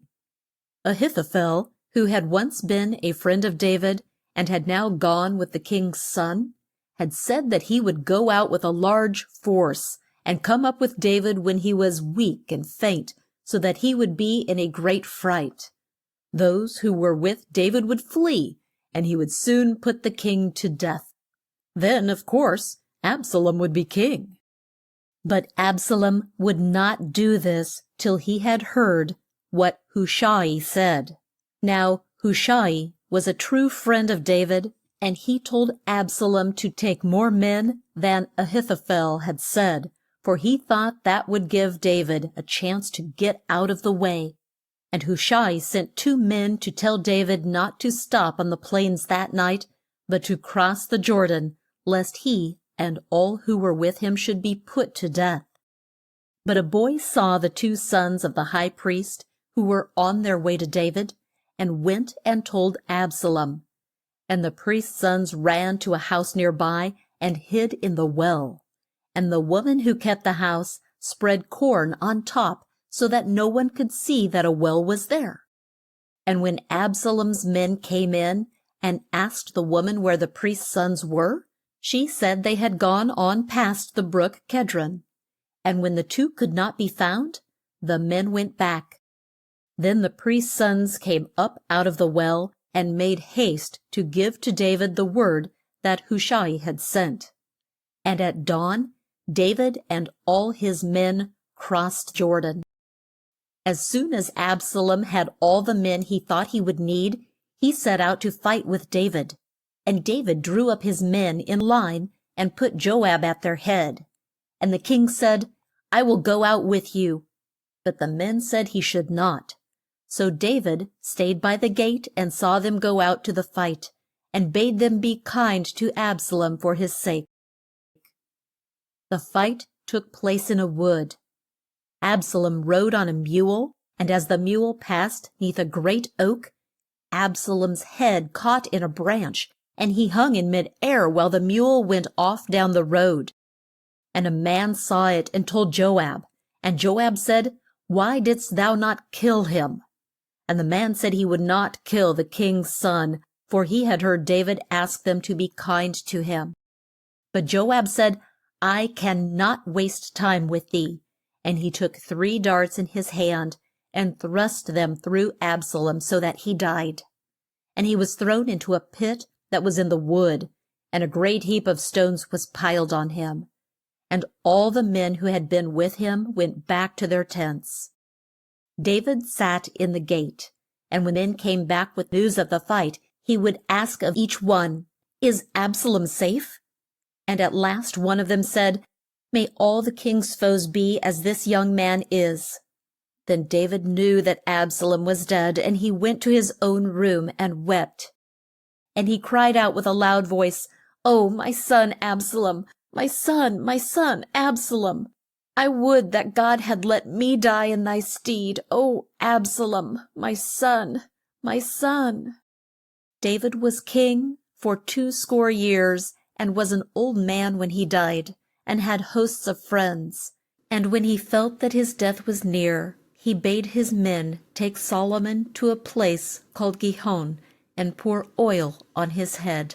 Then they were to blow the horn and cry out, God save King Solomon. And this was done, and when David died, Solomon sat on his throne and ruled Israel. Chapter 15. Solomon the Wise Man. Solomon gave his heart to God when he was young, and tried to lead a good life, and to do no wrong. And God spoke to him in a dream one night and said, Ask what I shall give thee. And Solomon said, Grant me, I pray thee, a wise mind, that I may know right from wrong, and judge well those who look up to me as their king. This speech pleased the Lord, and he said, Since thou didst not ask me for great wealth, or for long life, or that thy foes might be put to death, I will make thee wise, and will give thee both great wealth and a long life, if thou wilt serve me and keep my laws. There came 2 women to the king, and one of them said, My lord, I and this woman live in one house, and we each of us had a son. And this woman's child died in the night. And while I slept, she came and took my child from me, and laid her own child by my side. And when I woke and went to feed my child, it was dead. And I knew it was not my son. It is your son. It is not. The child that lives is mine. The dead child is yours. In this way they spoke, and the king heard them and said, Bring me a sword. And a sword was brought to him. And the king said, Cut the live child in 2, and give half to one and half to the other. When the real mother of the child heard these words, she cried out, O my lord, give her the child, but do not kill it. But the other said, Cut it in half, and let it not be hers or mine. Then the king told his men to give the child to the one who tried to save its life, for he knew that she was the mother. And it was to find this out that he sent the men for the sword, and not to take the child's life. When Solomon had been king for 4 years, he laid out the plan that David had made for the house of the Lord. He had a talk with Hiram, the king of Tyre, and told him that it was time to build the house. And the king of Tyre was glad, and did all he could to aid him. He sent Solomon great trees from the woods, and sent him men to help in the work, men who had skill with the axe, and with fine tools of all sorts. The house was built of stone, and each stone was hewn from the rock, cut so as to fit in the wall ere it was brought to the place where it was to stand, so that no axe nor tools should be used in the house when it was put up. The walls of the rooms were inlaid with gold and gems, and the floor of the place where the ark was kept was of pure gold, and in front of the shrine were loops and chains of fine gold. The doors of the house were made of the wood of the fir tree, and they were carved with great skill and touched up with gold. It took Solomon 7 years to build the house of the Lord, and when it was done, he made a feast, and the priests brought the ark of the Lord from Mount Zion, where David kept it. And all the tribes of Israel came to Jerusalem, that they might be there when the ark was brought. And when the ark was put in its place, and the priests came out, there was such a cloud in the house that all stood still, for the Lord was in the cloud. Then Solomon stood up, and with raised hands asked him to come down and dwell in the house, and to dwell in men's hearts, that they might walk in the right way and love God all their days. Now the fame of Solomon came to the ears of a rich queen who dwelt at Sheba, and she thought she would like to see if this man was as wise and rich as he was said to be. She had a long way to come, and a great train came with her, and these brought loads of rich spice, and gold and silver, and gems of worth. And the queen had a talk with Solomon, and he told her all she ought to know. And she said to the king, "What I had heard of thee in my own lands I did not think could be true. So I came to see for myself, and I find the half was not told to me." So she gave rich gifts to Solomon, and he gave rich gifts to her, and the queen went back to her own land. Now it was thought no sin in those days for a man to have more than one wife, and some of Solomon's wives had been brought up to serve false gods, and it was a sin for the king to wed with such. And as he grew old, these wives made him serve their gods, and turn from the true God whom he had been taught to love and fear. And this did not please the Lord, and he said that Solomon's son should not be king when Solomon died. For David's sake, he would let him be a prince of 2 tribes all the days of his life, but 10 tribes he would take from him. And foes rose up to plague Solomon, and for his sins he had to give up the peace and rest that had long been his.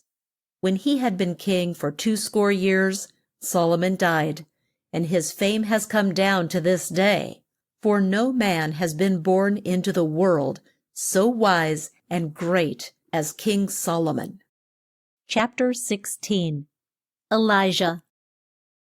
Ahab was the last of the 6 kings who ruled the 10 tribes, and he made them serve Baal, and built a house for this false god.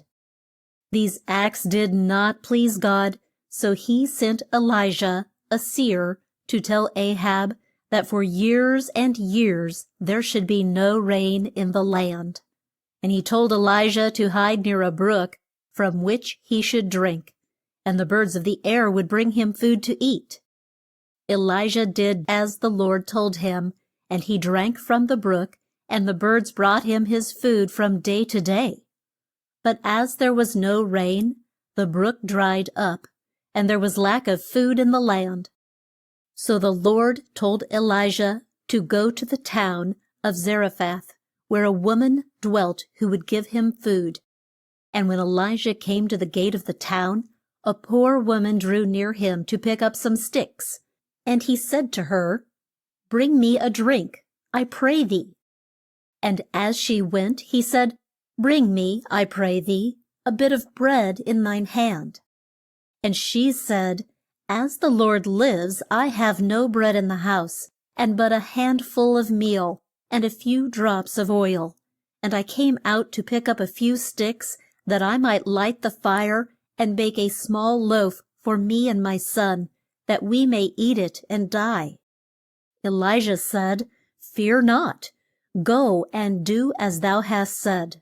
But first make me a small loaf, and then make one for thee and thy son. For thus saith the Lord, the meal shall not waste, nor the cruse of oil fail till the day the Lord sends rain on the earth." So the woman went her way and did as Elijah told her, and there was from that time no lack of food in her house. But one day her son was ill, and he grew worse and worse, and then died. When Elijah heard of it, he said, "Give me thy son." And he took the child from her arms, and bore him to his own room, and laid him on his bed. And Elijah cried to the Lord and said, O Lord, I pray thee, let this child's soul come back to him. And the Lord sent back the soul of the child, and Elijah took the boy and brought him to his mother. And she said to Elijah, Now by this I know that thou art a man of God, and that the word of the Lord in thy mouth is truth. For 3 years there had been no rain in the land, and at the end of that time the Lord said to Elijah, Go show thyself to Ahab, and I will send rain on the land. So Elijah went, and on the way he met with one of Ahab's head men who loved the Lord. He knew Elijah and bade him turn back, for the king would be sure to put him to death. But Elijah said that he would show himself to Ahab that day. So the man told the king that Elijah was near, and the king came out to meet him. And he found fault with Elijah, for he thought he was to blame for the lack of food and for the long drought. Elijah told the king to have all those he ruled meet in a mass at one place. And when they came there, Elijah cried out to them, How long will ye turn your hearts from God? And he told them to prove which was the true God, Baal or Elijah's God. And he told them to bring 2 young bulls, and to take the flesh of one, and lay it on the wood in front of Baal. And he would lay the flesh of the other young bull on the Lord's altar. And he said, Call ye on your gods, and I will call on mine, and let the God that sends down fire be the God whom we all shall serve. And they said it was a good plan.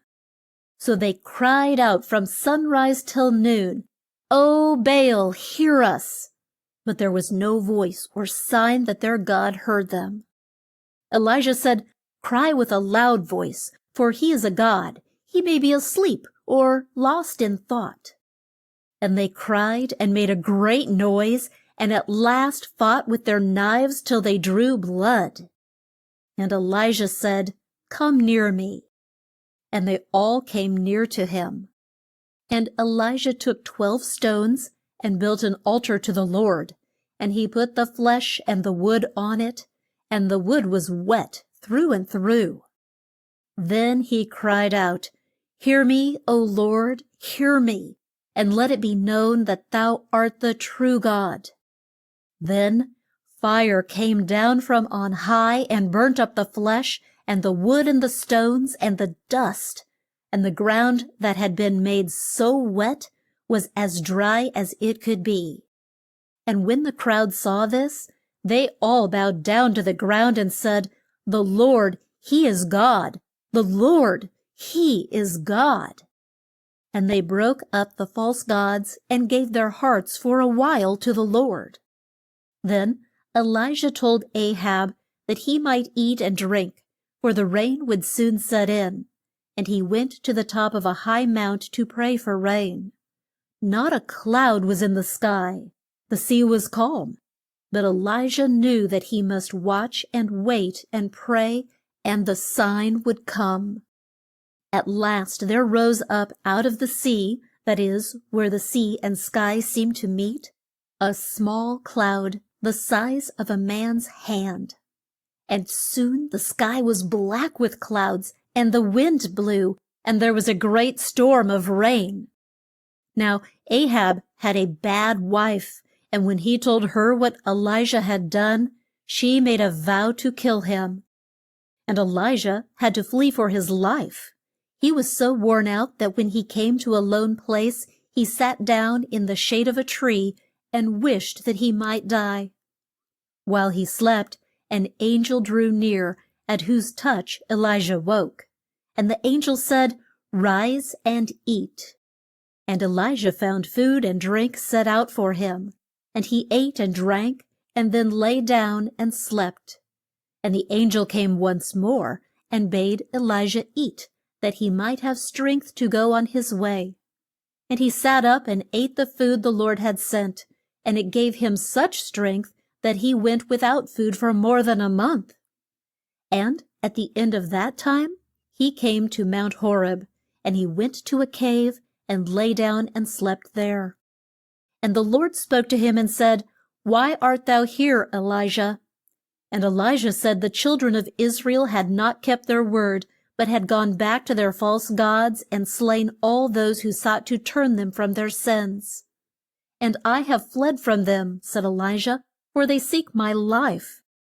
The Lord said, Go forth and stand on the mount. And there came a great wind that split the high hills and broke up the rocks. But the Lord was not in the wind. Then the earth shook, so that there was no firm ground on which to walk, and smoke came up out of the great cracks that were made. But the Lord was not in the earthquake. There came a still, small voice. When Elijah heard it, he hid his face in his cloak and went out and stood at the door of the cave. And the voice said, Why art thou here, Elijah? And Elisha said that he fled from those who sought to kill him. And the Lord told him to leave the cave and go back and pour oil on the head of Elisha, who was to take his place. And Elijah found Elisha at work with the plow in a large field. And as he went by him, he threw his cloak round Elisha. And Elisha knew that this meant he must leave all and go with Elijah. And he went home to bid farewell to his dear ones there, and then came back to be near Elijah and to wait on him. The time drew near when Elijah was to leave the earth, and he and Elisha stood near the shore of the Jordan. And Elijah took his cloak and struck the waves, and they made a wall on each side, and the two men went through on dry land.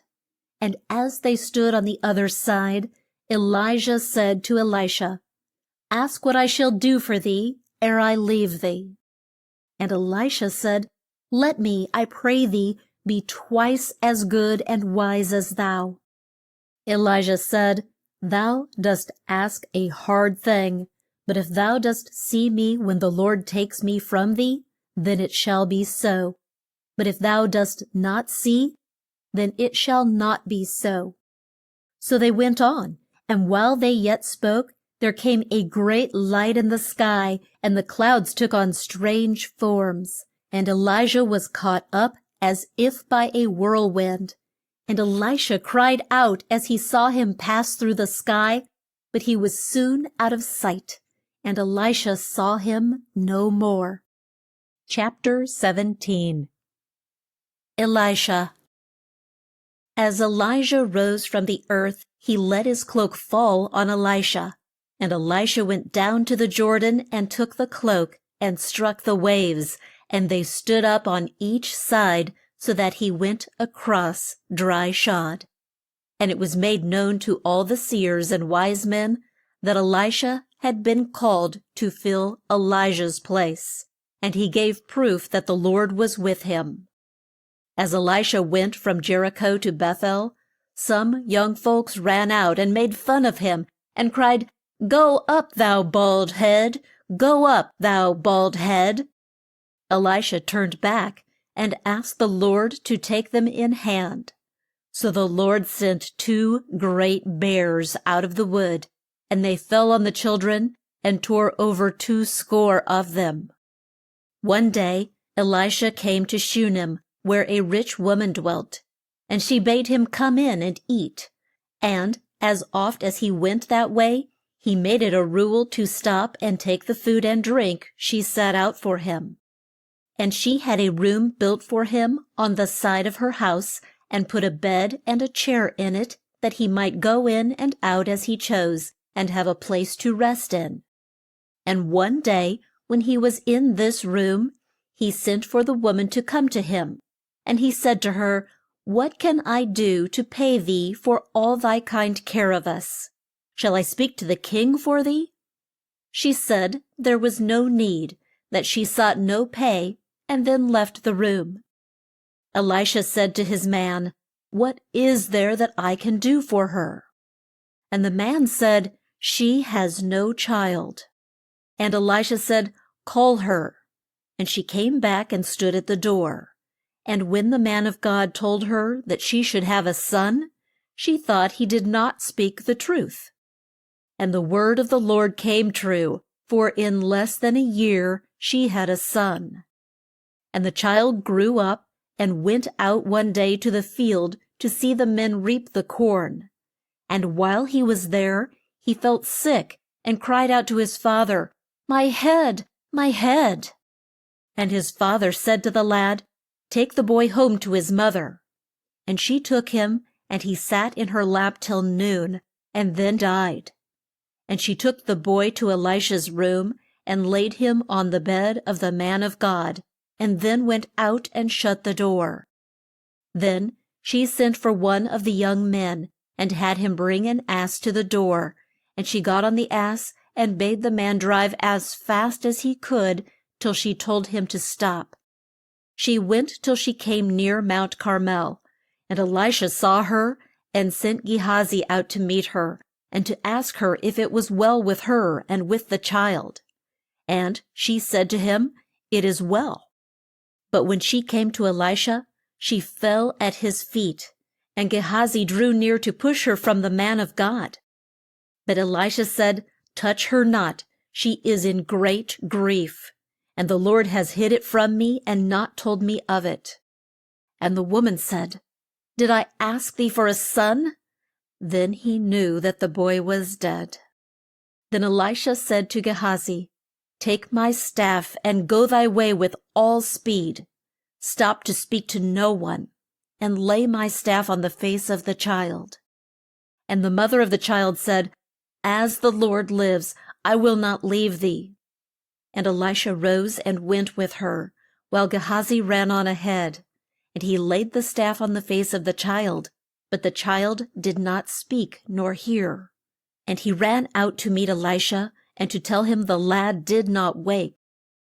And when Elisha came to the house, he found the child dead, and laid on his bed. So he went in the room, and shut the door, and prayed to the Lord. Then he got on the bed, and lay on the child till his flesh grew warm. Then he left the room for a while to walk up and down, and when he went back, he lay on the child till its breath came back, and it gave signs of life. And he sent for the mother, and when she came to the room, he said, "Take up thy son." And she fell at the feet of Elisha, with thanks too deep for words, and then took her son in her arms and went out.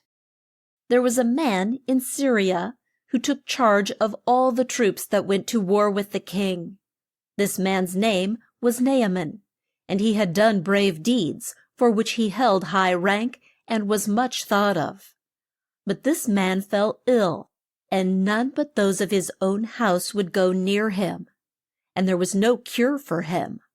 But his wife had a maid to wait on her. And this maid said that if Naaman would go to Elisha, she was sure that he would cure him. And Naaman came down to Samaria with a note from his own king to the king of Israel. When the king of Israel read the note, he was very wroth, and said, "Am I God, that I can bring the dead to life?" For he thought that it was but a trick to bring on a war. When Elisha heard that the king rent his clothes, he sent word to have Naaman come to him. And Naaman drove up in fine style, and stood at the door of Elisha's house. And Elisha sent word to him to bathe at the Jordan 7 times, and he would be made well. This put Naaman in a rage, for he thought that Elisha would come out to him and call on the name of God, and touch him so as to heal him. And he said, "Are there not streams in Damascus in which I can bathe and be made well?" And he went off in a rage. But some of his men drew near and said, "My lord, if he had bid thee do some great thing, wouldst thou not have done it? Why not then do as he says, and wash and be clean?" And Naaman gave heed to their words, and went down to the Jordan. And he took 7 baths, and then his flesh grew as soft and pink as the flesh of a child, and health and strength came back to him.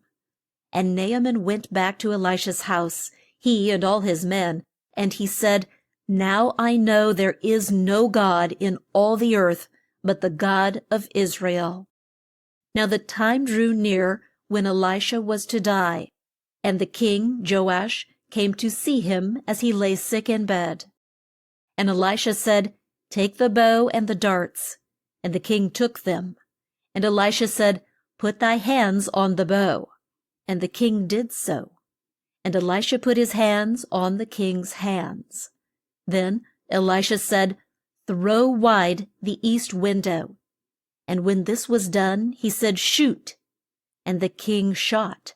And Elisha told him that he should set Israel free from its foes. Then he said to the king, Take the darts. And he took them. And Elisha said, Strike them on the ground. And the king struck them on the ground 3 times, and no more.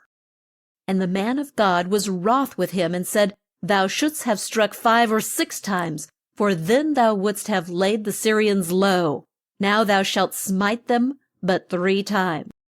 And Elijah died, and was laid in the ground. And one day, as some of the folks went out with a dead man to lay him in the grave that was dug for him, they saw a band of thieves from the land of Moab, and did not dare to go on. So they put the dead man in the grave where Elisha lay. And as soon as the corpse touched the bones of Elisha, the man came to life and stood on his feet. Chapter 18. Jonah, the man who tried to hide from God. There was a seer in Israel whose name was Jonah. And the Lord told Jonah to go to Nineveh, a large town where there was great need of good men. But Jonah did not care to go there, so he ran down to Joppa and found a ship there that would set sail for Tarshish in a few days. So he paid his fare and went on board the ship to go to Tarshish, where he seemed to think the Lord would not find him. But as soon as the ship was well on its way, the Lord sent forth a great wind, and the waves rose high, and the storm beat the ship, and it was blown here and there as if it were a toy. And those on board of her were in great fear, and cried out to their gods, and threw all the goods that were in the ship into the sea, so that she would not sink. Jonah was down in the hold, where he lay and slept, though the storm was so fierce. And the one who had charge of the ship came to him and said, What does this mean? Rise and call on thy God to save us from shipwreck. And the rest of the men said, Come, and let us cast lots, that we may know who is to blame for this. So they cast lots, and the lot fell on Jonah. And they said to him, Tell us, we pray thee, who has brought on us these ills? What is thy trade? Where dost thou come from? Where dost thou live? And of what tribe art thou? And he said, I am a Jew, and have fled from the Lord who made the sea and sky. And the men were in great fear, and said, Why hast thou done this thing? And what shall we do to thee, that the sea might be still for us? For the waves were rough, and the winds blew a gale. And Jonah said to the men, Take me up, and cast me into the sea. Then shall the sea be calm for you, for I know it is for my sake that this great storm has come upon you. The men did not want to drown Jonah, so they tried their best to bring the ship to land, but could not. Then they cried to the Lord, O Lord, we pray thee, count it no sin to us that we take this man's life, for thou, O Lord, hast sent this storm on us for some of his sins. So they took up Jonah and cast him into the sea, and the sea grew still and calm. And when the men saw this, they were in great fear, and brought gifts to the Lord, and made vows that they would serve him. Now the Lord had sent a great fish to the side of the ship to take Jonah into its mouth as soon as he was thrown into the sea. And Jonah was inside the fish for 3 days and 3 nights. And he prayed to the Lord while he was in the fish, and cried to God to help him, and to blot out his sins. And God heard him, and bade the fish throw him up on the dry land. Then the Lord spoke to Jonah once more, and said, Rise, and go to Nineveh, and preach to it as I bid thee. And Jonah rose and went. And when God saw them turn from their sins and pray to him, he did not do to Nineveh as he said he would. But this did not please Jonah. He thought that Nineveh should be brought low, for those who dwelt there were not good friends to the Jews. Then, too, Jonah's pride was hurt, for he knew that men would laugh at him and have no faith in what he said. So he went out of the town and sat down by the roadside. And God made a vine to grow up there in one night, that Jonah might sit in its shade and find rest from his grief. And Jonah was glad when he saw the gourd. The next morn God sent a worm to gnaw the root of the vine, and it soon dried up. When the sun rose, God sent a hot wind, and the sun beat on Jonah's head, so that he grew sick and fell in a faint. And he was wroth, and had no wish to live. And God said to Jonah, Is it well for thee to be in such grief for the loss of a gourd? And Jonah said, Yes, there was good cause why he should feel as he did, and long to die. Then the Lord said to him, Thou wouldst have had me spare this vine, which cost thee not, and which grew up in a night, and died in a night. And why should I not spare Nineveh, that great town, in which are hosts and hosts of young folks who do not know their right hand from their left? So God put Jonah to shame, and made him see what a sin it was to wish to crush Nineveh just to please his own self, and for fear men would laugh at him. And Jonah found out what we all need to learn, that it is of no use to try to hide from God. Chapter 19. Daniel. There was a king of Babylon whose name was Nebuchadnezzar, and he sent one of his chief men to choose some of the young Jews who had been well brought up, that they might wait on him. The chief chose 4 youths whose name were Daniel, Shadrach, Meshach, and Abednego. And these were brought to Babylon that they might be taught as the king wished. And the Lord was with these 4 young men, and made them wise, and strong in mind, and fair of face. When they had been taught for 3 years, they were brought to the king's house. And the king kept them near him, and made use of them, for he found that they knew 10 times more than all the wise men in the whole realm. One night the king had a dream that woke him out of his sleep, and he sent for all the wise men, those who could read stars and those who could work charms, to tell what the dream meant. And they all came, but none of them could tell the dream that had gone out of the king's own head. And no king, they said, would ask such a thing of wise men. The king was wroth at this, and gave word that all the wise men should be put to death. And they sought Daniel and his friends, that they might kill them.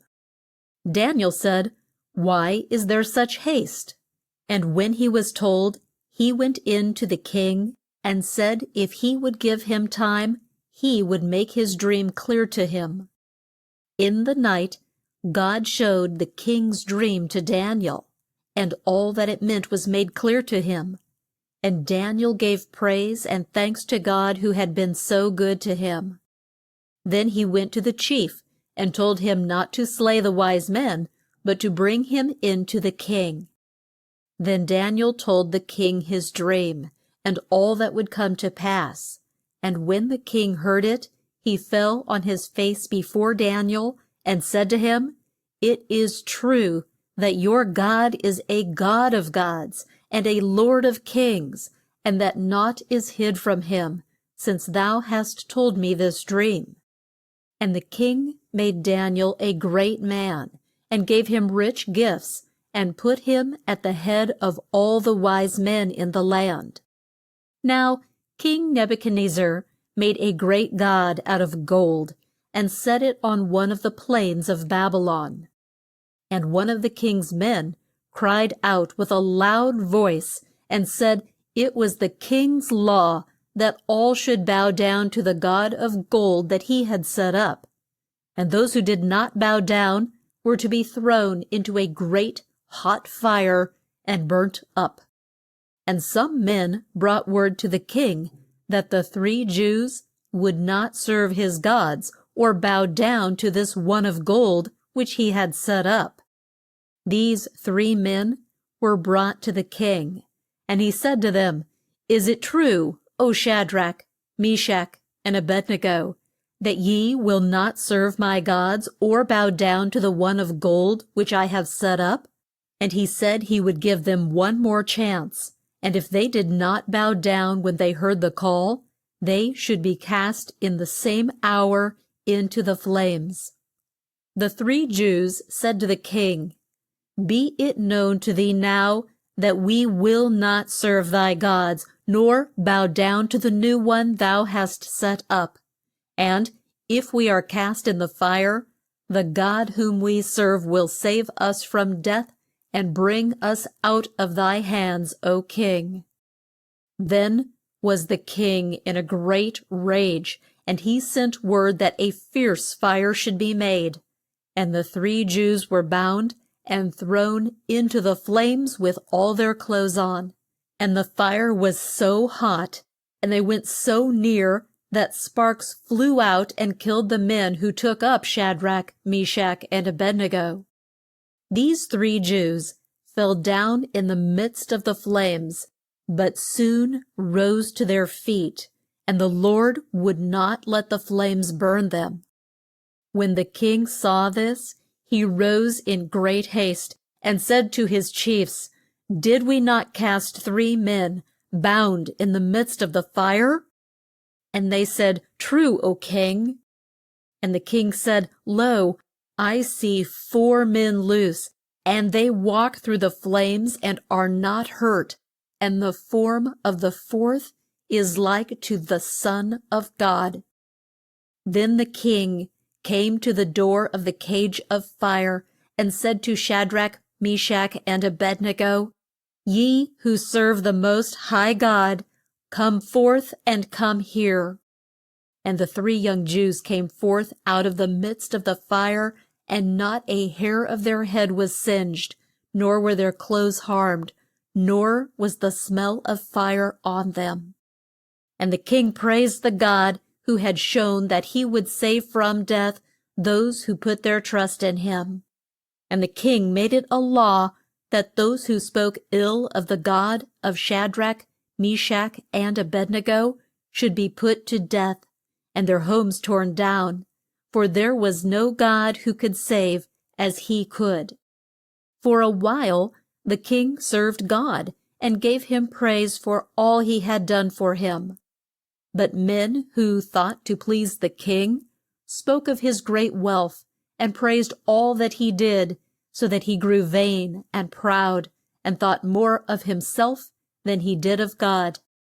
And the king had a dream that made him shake with fear, and he sent for Daniel. And Daniel feared to tell the king the truth, but the king told him to speak out. Then Daniel told him what would take place. And it all came on King Nebuchadnezzar. In the same hour his mind left him, and he was not fit to reign. So he was thrust out of doors, and did eat grass with the beasts of the fields.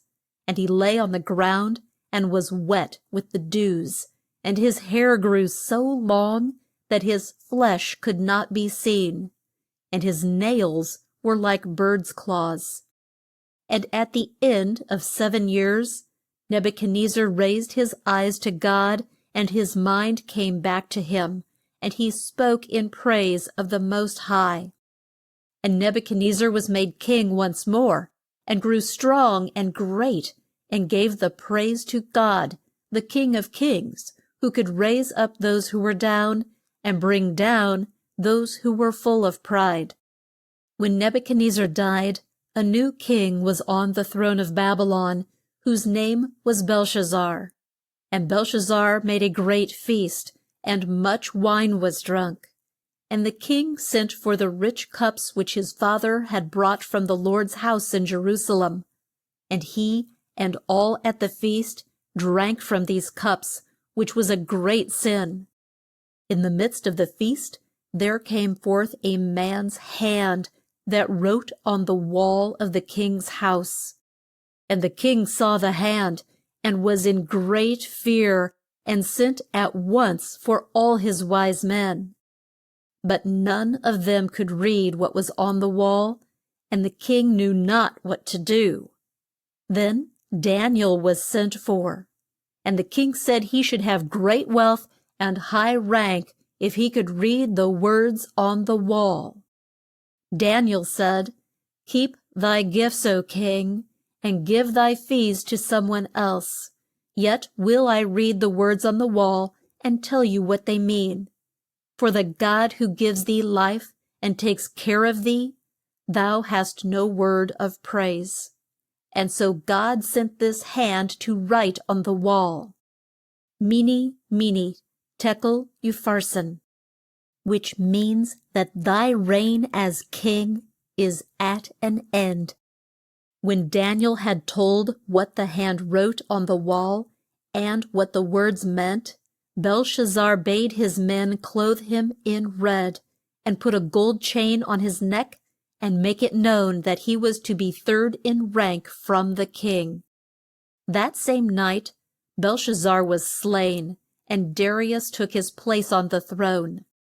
Now Darius was pleased with Daniel, and thought him such a wise and good man that he made him chief of a large force of men who held high rank. And this made these men hate Daniel, and they tried to find out some ill that he had done, that they might tell it to the king. But they could find no fault in him. Then they thought of a way in which they could harm him. They came to the king and asked him to make a law that if one should ask help of God or man for 1 month, he should be cast into a den of lions. They might ask help of the king, but of no one else. And the king told them to write down this law, and he put his name to it.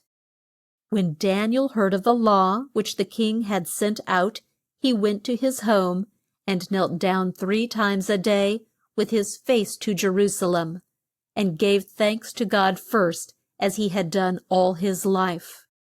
And the men who were on watch to catch him in some crime drew near his house, and heard him pray to his God. So they went and told the king.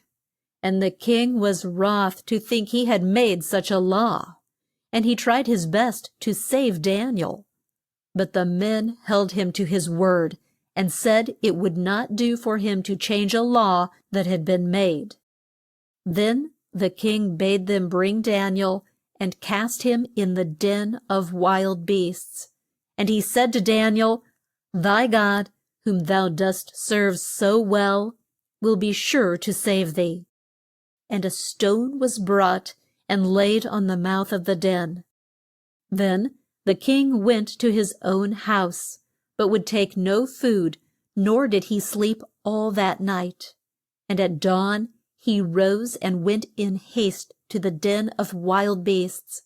And as he drew near, he cried out with a sad voice, "O Daniel, canst thy God save thee from the lions?" And Daniel said, "O king, my God hath shut the lions' mouths, so that they have not hurt me, since I had done no wrong in his sight, nor in thine, O king." Then the king was glad, and bade his men take Daniel out of the den. And when he was brought out, there was not a scratch found on him, for his trust was in God, and God took care of him. Then the king had those men who found fault with Daniel thrown into the den, they and their wives and their children, and the wild beasts were quick to eat them up. Then Darius made a law that all men should serve the God of Daniel, who was the one true God. When Darius died, Cyrus was made king. Chapter 20. The Good Queen Esther. Far back in the past, wise men had foretold that the Jews would be kept out of Jerusalem for 70 years, and at the end of that time, a king, Cyrus, would let them go back to the land they came from. And he did so. Not all the Jews went back to their own land, but some of them made their homes in Persia and elsewhere, and King Ahasuerus was on the throne. In the 3rd year of his reign, he made a great feast. And he sent for Vashti, the queen, to throw off her veil and let his guests see how fair she was. But Vashti would not do it. The king was in a rage and said to his wise men, "What shall we do to Queen Vashti to make her know that the king's will is her law?" And the wise men said, "Vashti hath done wrong to the king and to all the lords of the land." For when this is told, wives will not do as their liege lords wish. They will say, "The king sent word for Vashti the queen to be brought to him, but she came not. Let the king make a law and put Vashti from him, and choose a new queen, that all wives great and small may take heed and do as they are told." The king and all the lords thought these were wise words, and the king made it a law that a man should rule in his own house. Then some of the king's men, whose place it was to wait on him, came to him and said it would be a good plan for him to have all the fair maids in the land brought to his house, that he might choose one of them to be queen in the place of Vashti. And the king did as they said. Now there was a Jew in the king's house whose name was Mordecai. He was a poor man, and was there to wait on the king. And there was a maid named Esther, who was one of his kinsfolk, and she was fair of face and full of grace. And when the word went forth from the king, scores and scores of fair young maids came to the king's house, and Esther came with them. And one of the king's men had them all in his charge. This man was so pleased with Esther that he was more kind to her than he was to the rest, and sent maids to wait on her, and put her and her maids in the best part of the house where the women were. But Esther had not let it be known that her folks were Jews, for Mordecai had told her not to tell it. As soon as the king saw Esther, he fell in love with her, and set the crown on her head, and made her queen in the place of Vashti. Then the king made a great feast, and gave gifts to the poor for the new queen's sake. And she had not yet made it known that her folks were Jews. Now 2 of the king's men, who stood on guard at the doors of his house, were wroth with the king, and sought to kill him. And their plot was known to Mordecai, who was a watchman at the king's gate. And he told it to Esther, and she told it to the king, and both of the men were hung. And what Mordecai had done to save the king's life was put down in a book. And in this same book was set down all that took place in the king's reign. Now there was in the king's house a man whose name was Haman. And the king gave him a high place, and bade those of low rank bow down to Haman. But the Jew at the gate would not bow when Haman went in and out. And the rest of the men who stood by told Haman of it. Now Haman was a vain man, and when he saw that Mordecai did not bow to him as the rest did, he was full of wrath. It had been made known to him that Mordecai was a Jew. And so he told the king if he would make a law that all the Jews should be put to death, he would give him a large sum of gold and silver.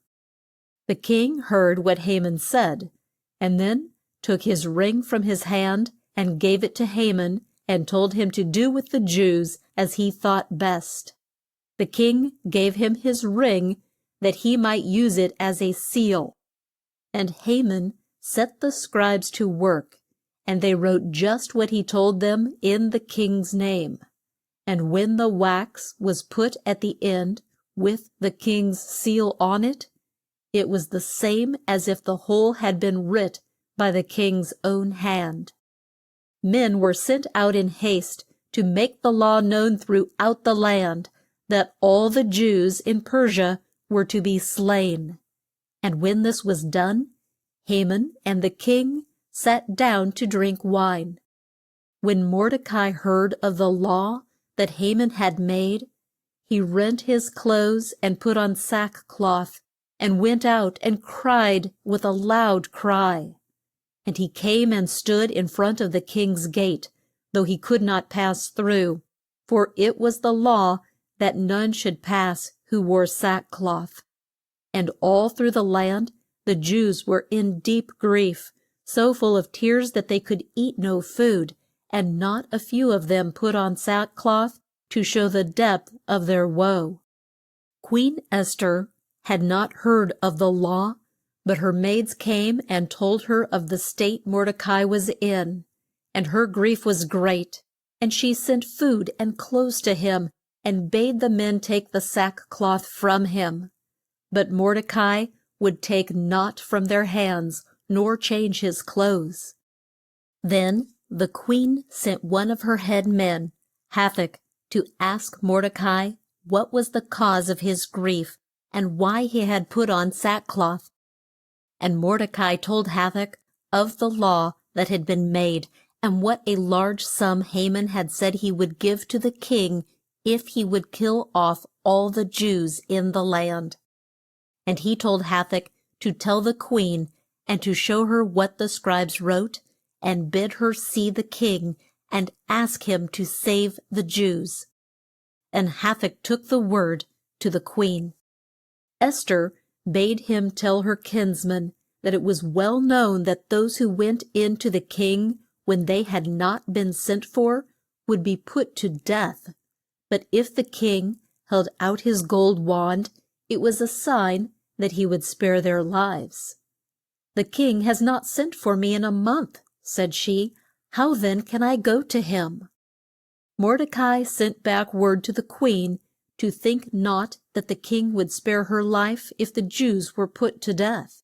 And it might be that God had put her in the place she held, that she might keep the Jews at this time. Then Esther sent word to him that he and all the Jews in the king's court should fast and pray for her, and not eat or drink for 3 days and 3 nights. I and my maids will do the same, said the queen, and I will go in to the king in spite of the law. And if I die, I die in a good cause.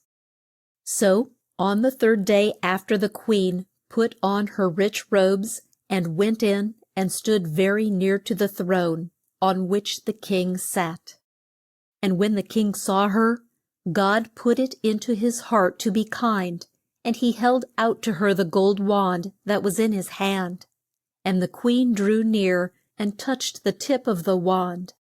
Then the king said, What wilt thou, Queen Esther? And what wouldst thou ask of me? Were it half of my realm, I would give it to thee.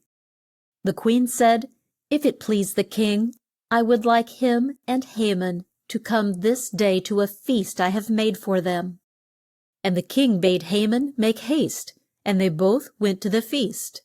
And while they drank the wine, the king told the queen to make known her wish.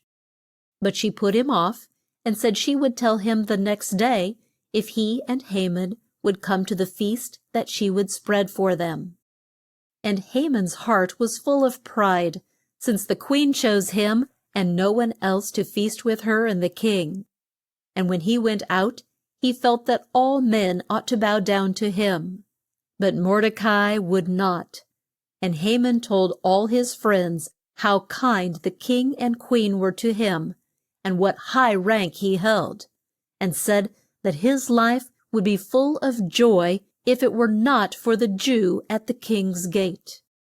Haman's wife told him to fix a rope to a tall tree, and speak to the king the next day, and have him hang the Jew. And Haman made a slip noose at the end of a rope, and had the rope made fast to a tall tree. Now that night the king could not sleep, and he sent for the book in which was put down all that took place in the realm, and had it read to him.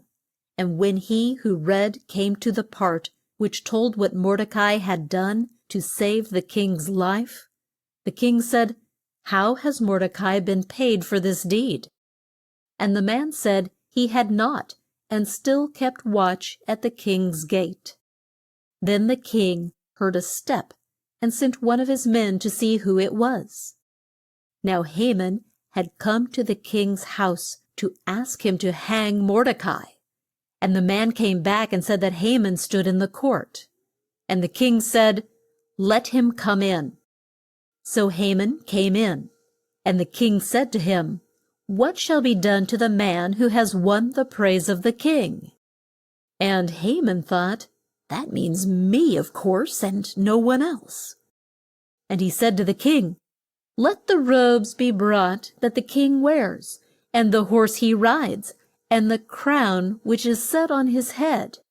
And let the robes and the crown be put on the man whom the king has in mind, and bring him on horseback through the street of the town, and have men cry out, 'Thus shall it be done to the man who has won the praise of the king.'"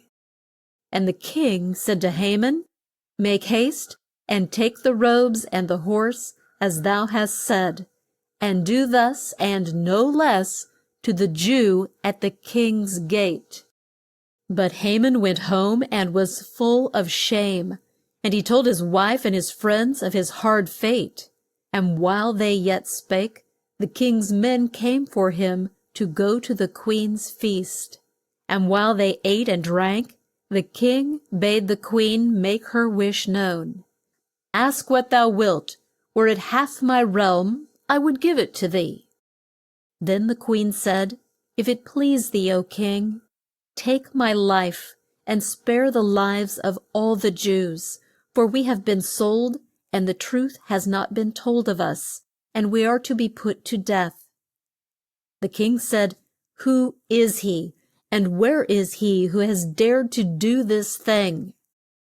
And the queen told him it was Haman. And Haman was in great fear as he stood face to face with the king and queen. The king rose in great wrath and went out of doors, and when he came in, he saw Haman at the feet of the queen, where he went to beg her to save his life. And when the king was shown the rope and the tree on which Haman meant to hang Mordecai, he said, "Hang him on it." And they hung Haman, and the king's wrath left him. And on the same day the king gave Haman's house to Esther, and Mordecai was brought in to the king, who had been told that he was a kinsman of the queen. And the king gave him the ring which Haman had worn, and the queen put him at the head of the house in which Haman had dwelt. But Esther was still sad at heart because of the law that had been made, that all the Jews in the land should be put to death. And she went in once more to the king, though he had not sent for her, and fell down at his feet in tears. Then the king held out the wand of gold, and the queen rose and stood before the king, and asked him to change the law and save the lives of the Jews. The king could not change the law, but he told Esther and Mordecai to make a law that would please them, and sign it with the king's seal.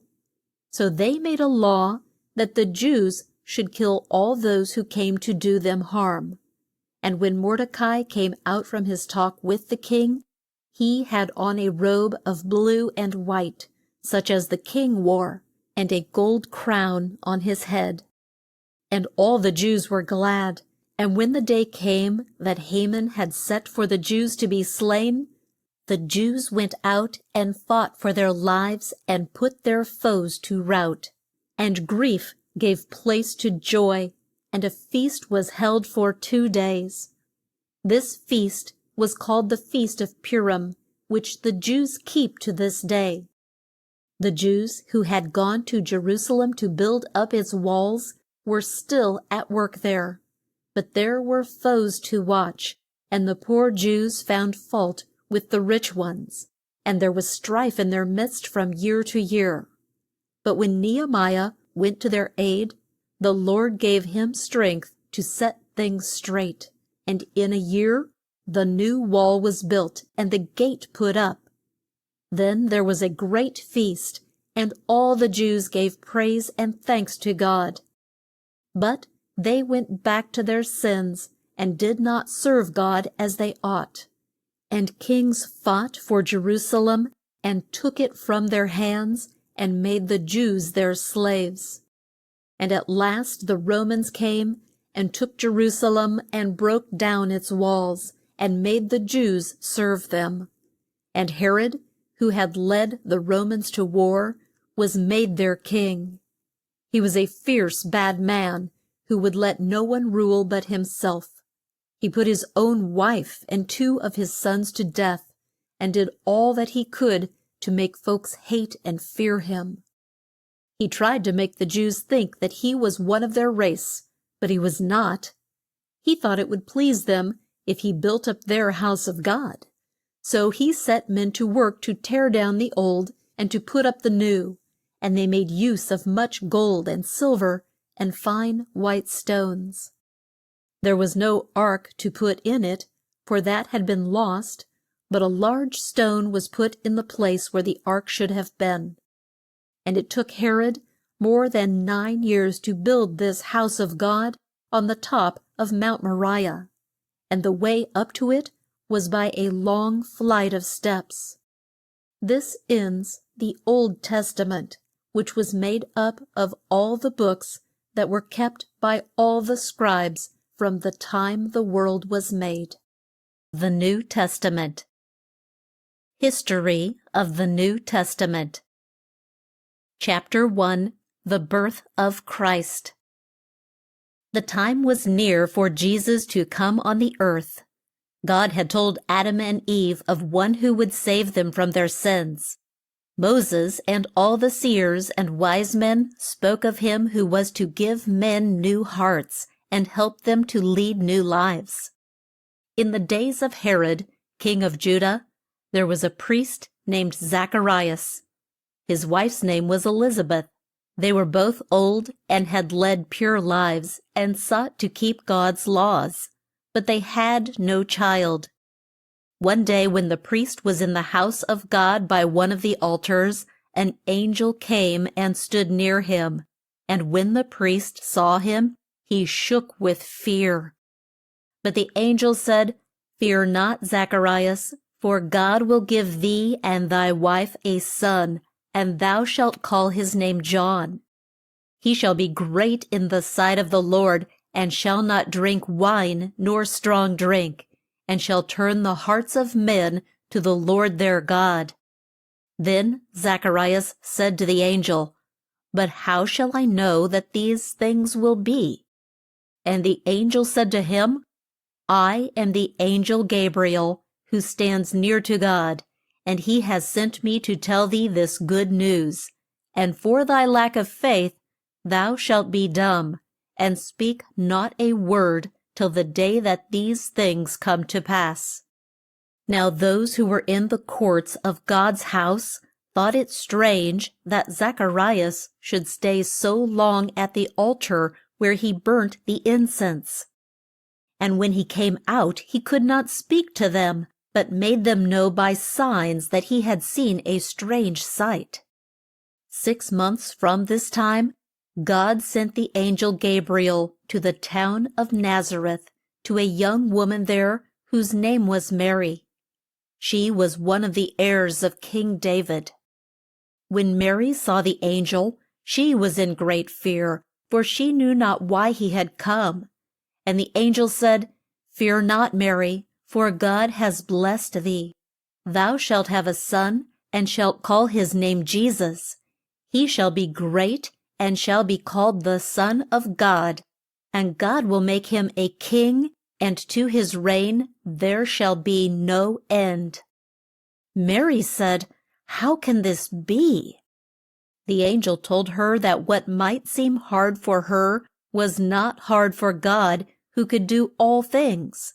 He had told Elizabeth that she should have a son, and he had now sent word to Mary that she should have a son, and what he had said he would do. Then Mary said, "Let the Lord's will be done," and the angel left her. Mary made haste and went to the land of Judah and to the house of Elizabeth and Zacharias, where she spent 3 months. Then she came back to her own home. Joseph was the name of Mary's husband, and he was a Jew of King David's line. They were both poor, and Joseph had to work hard at his trade. He was a carpenter.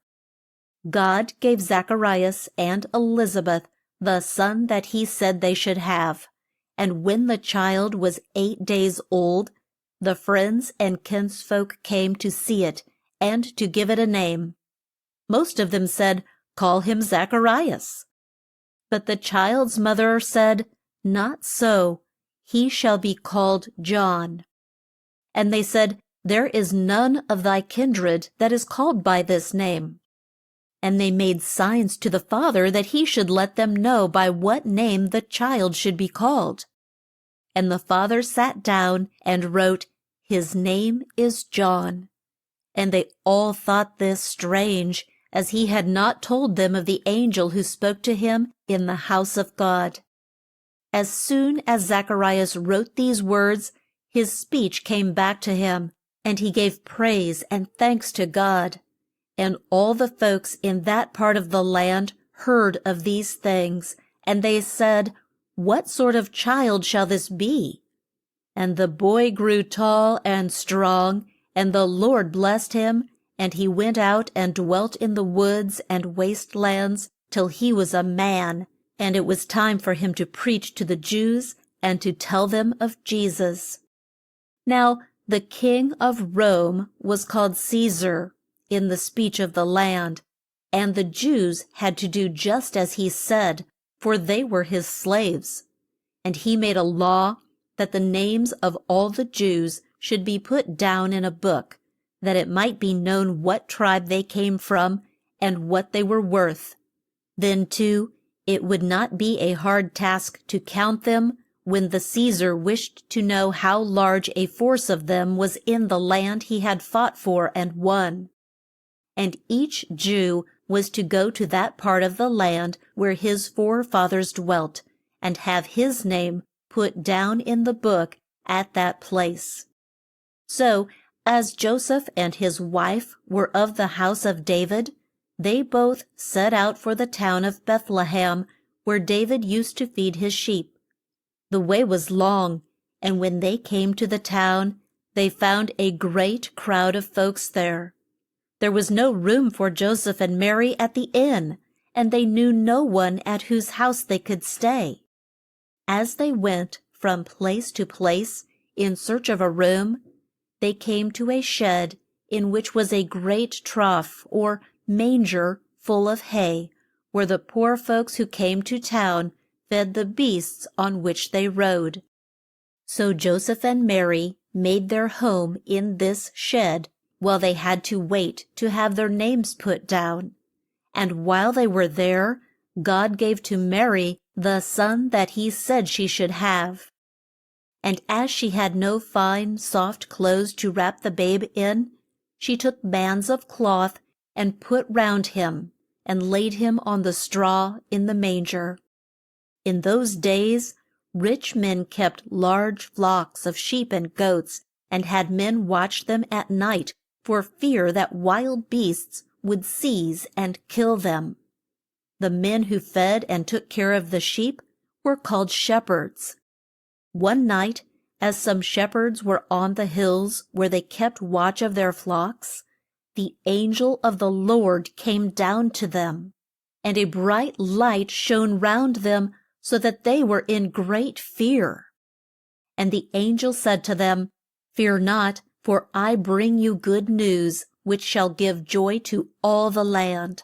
For Christ the Lord is born for you this day in the town of Bethlehem, and he will save you from your sins. And this is the way ye shall know him. Ye shall find the babe wrapped in bands of cloth and laid in a manger." When the angel had said this, there came, like a flash of light, a great host of angels who gave praise to God and sang, "Glory be to God on high, and on earth peace and good will to men." When the angels had left them, the shepherds said, "Let us go at once to Bethlehem and see these things of which the angel has told us." And they came with haste and found Mary and Joseph and the babe that lay in the manger where the ox and ass used to feed. And when they had seen the child, they went out and told what the angel had said to them. And those who heard were filled with awe, for it was the first time that such a thing had been done in the world, and the strange news spread fast. Mary told no one of the talk she had had with the angel, but thought much of these things, and took the best care of the newborn babe. It did not seem as if it could be her own child. When the babe was 8 days old, its father and mother gave it the name of Jesus, as the angel had bid them, and they gave him to the Lord. That is, they vowed to the priest that they would bring up the child to serve God and to lead a good life. For though he was the Son of God, he was sent on earth to teach men what they ought to do. Now there was a man in Jerusalem whose name was Simeon. He was a good man and did what was right, and for years he had been on the watch for one of whom the seers had told, and who was to save men from their sins. And it was made known to Simeon in a dream that he should not die till he had seen this King of Kings and Lord of Lords. Simeon was a priest in the house of God, and when Joseph and Mary brought in the child Jesus, he took it up in his arms and blessed God and said, "Now, Lord, thy words have come true, and I can die in peace, for I have seen him who is to be the light of the world and to save men from their sins." Joseph and Mary knew not what to make of this strange speech, and the priest blessed them and gave the child back to his mother and told her of some of the great things he would do when he grew up to be a man. And there was one Anna who kept all the fasts and served God day and night. She was 84 years old, and could foretell what was to take place, and her fame was great. And she came into the house of God while Simeon yet spoke, and gave thanks to the Lord, and told of him who was to come to save the Jews, and to give them back their rights. Then Mary and Joseph went back to their own home in Nazareth, and the child grew and was strong and wise, and God blessed him from day to day. Chapter 2. The Star in the East. In these days God spoke to men by strange signs, and wise ones were all the time on the watch for them.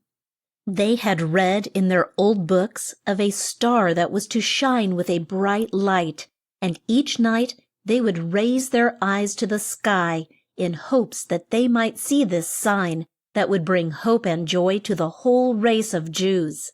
But years and years had gone by, and the Jews had no land of their own, and were slaves to the Caesar of Rome.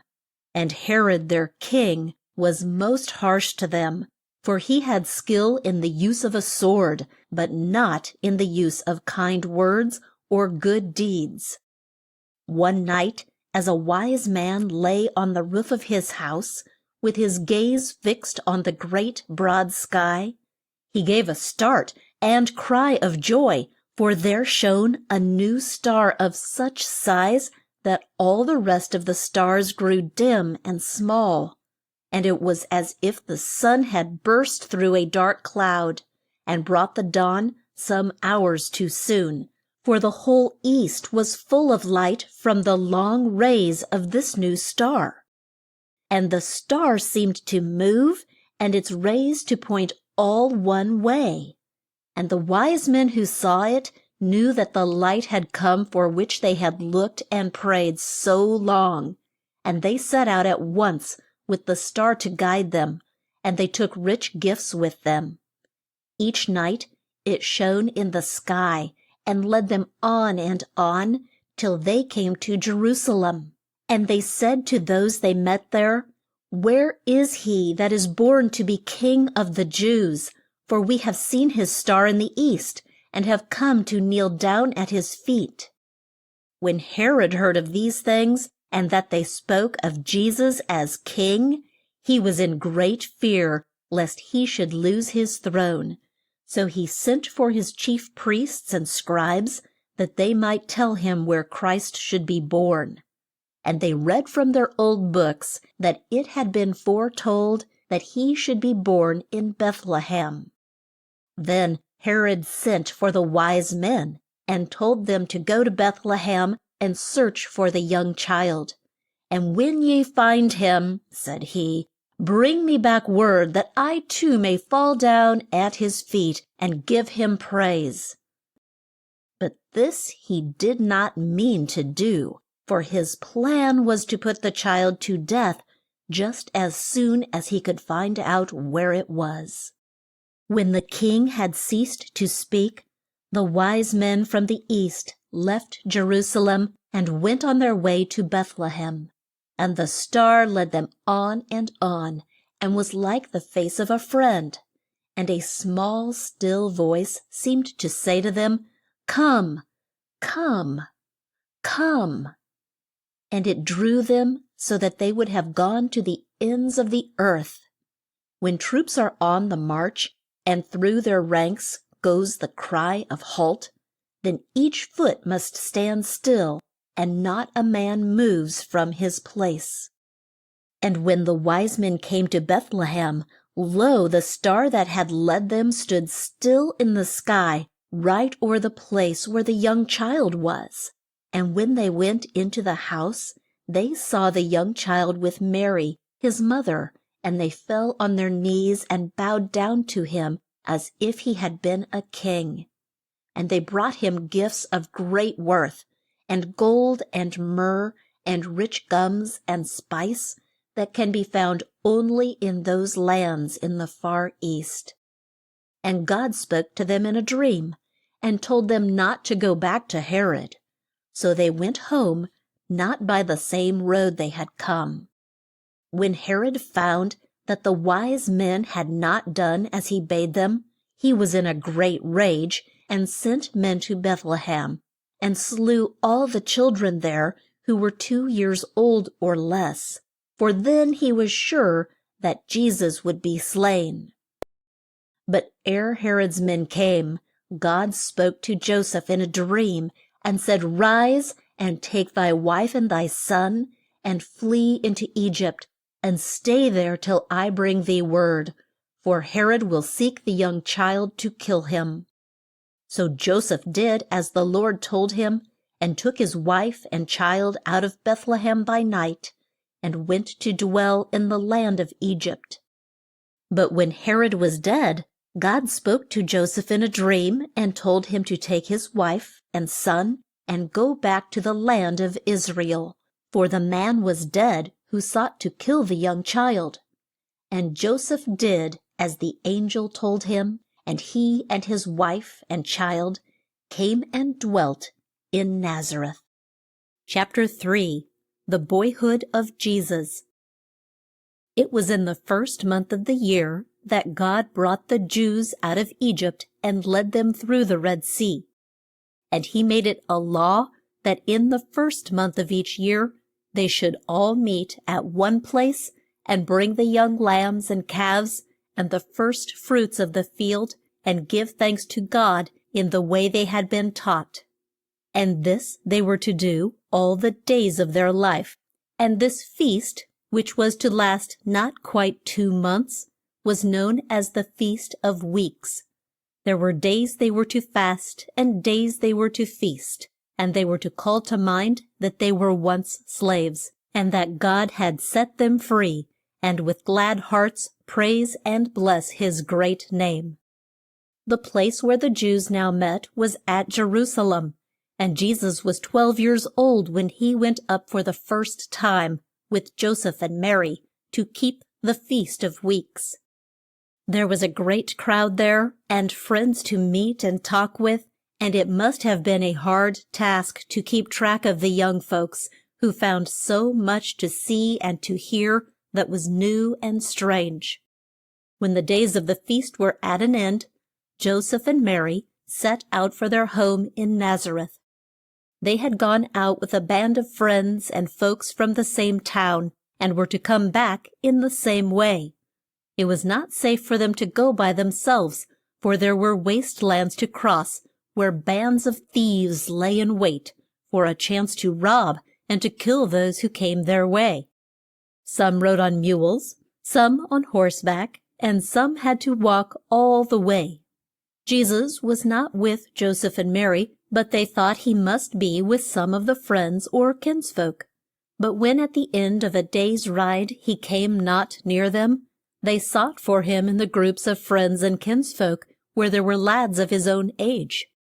And when they found him not, they went back to Jerusalem, and sought for him with hearts full of grief, for they knew not what harm might have come to him. For 3 days they went from house to house, and through the lanes and streets, but could see no signs of the boy they had lost. At the end of that time they went into the house of God. It may have been to pray that their child might be found, and there a strange sight met their gaze. Jesus sat in the midst of the wise men, whose place it was to teach and to preach to those who came up to the feasts. And the old men bent their heads to hear what the young lad had to say, for it was the first time they had met with one so young in years who was so wise in speech. And they felt in their hearts that he must have been taught of God. When Joseph and Mary saw Jesus, they were struck dumb, and could do naught but stare, as if it was a scene in a dream. Then Mary said, "My son, why didst thou vex us thus? We have sought for thee with sad hearts." Jesus said, "Why did you look for me? Do ye not know that I must do the work that my Father has set me to do?" Joseph and Mary did not know what he meant by these words, or that God had sent Jesus on earth to teach men how to read the word of God aright, and how to save their souls from death. Jesus went back to Nazareth with Joseph and Mary, and was a good son to them. And he grew wise and tall, and was blessed of God, and won the hearts of all who were near him, for they saw in him much to love.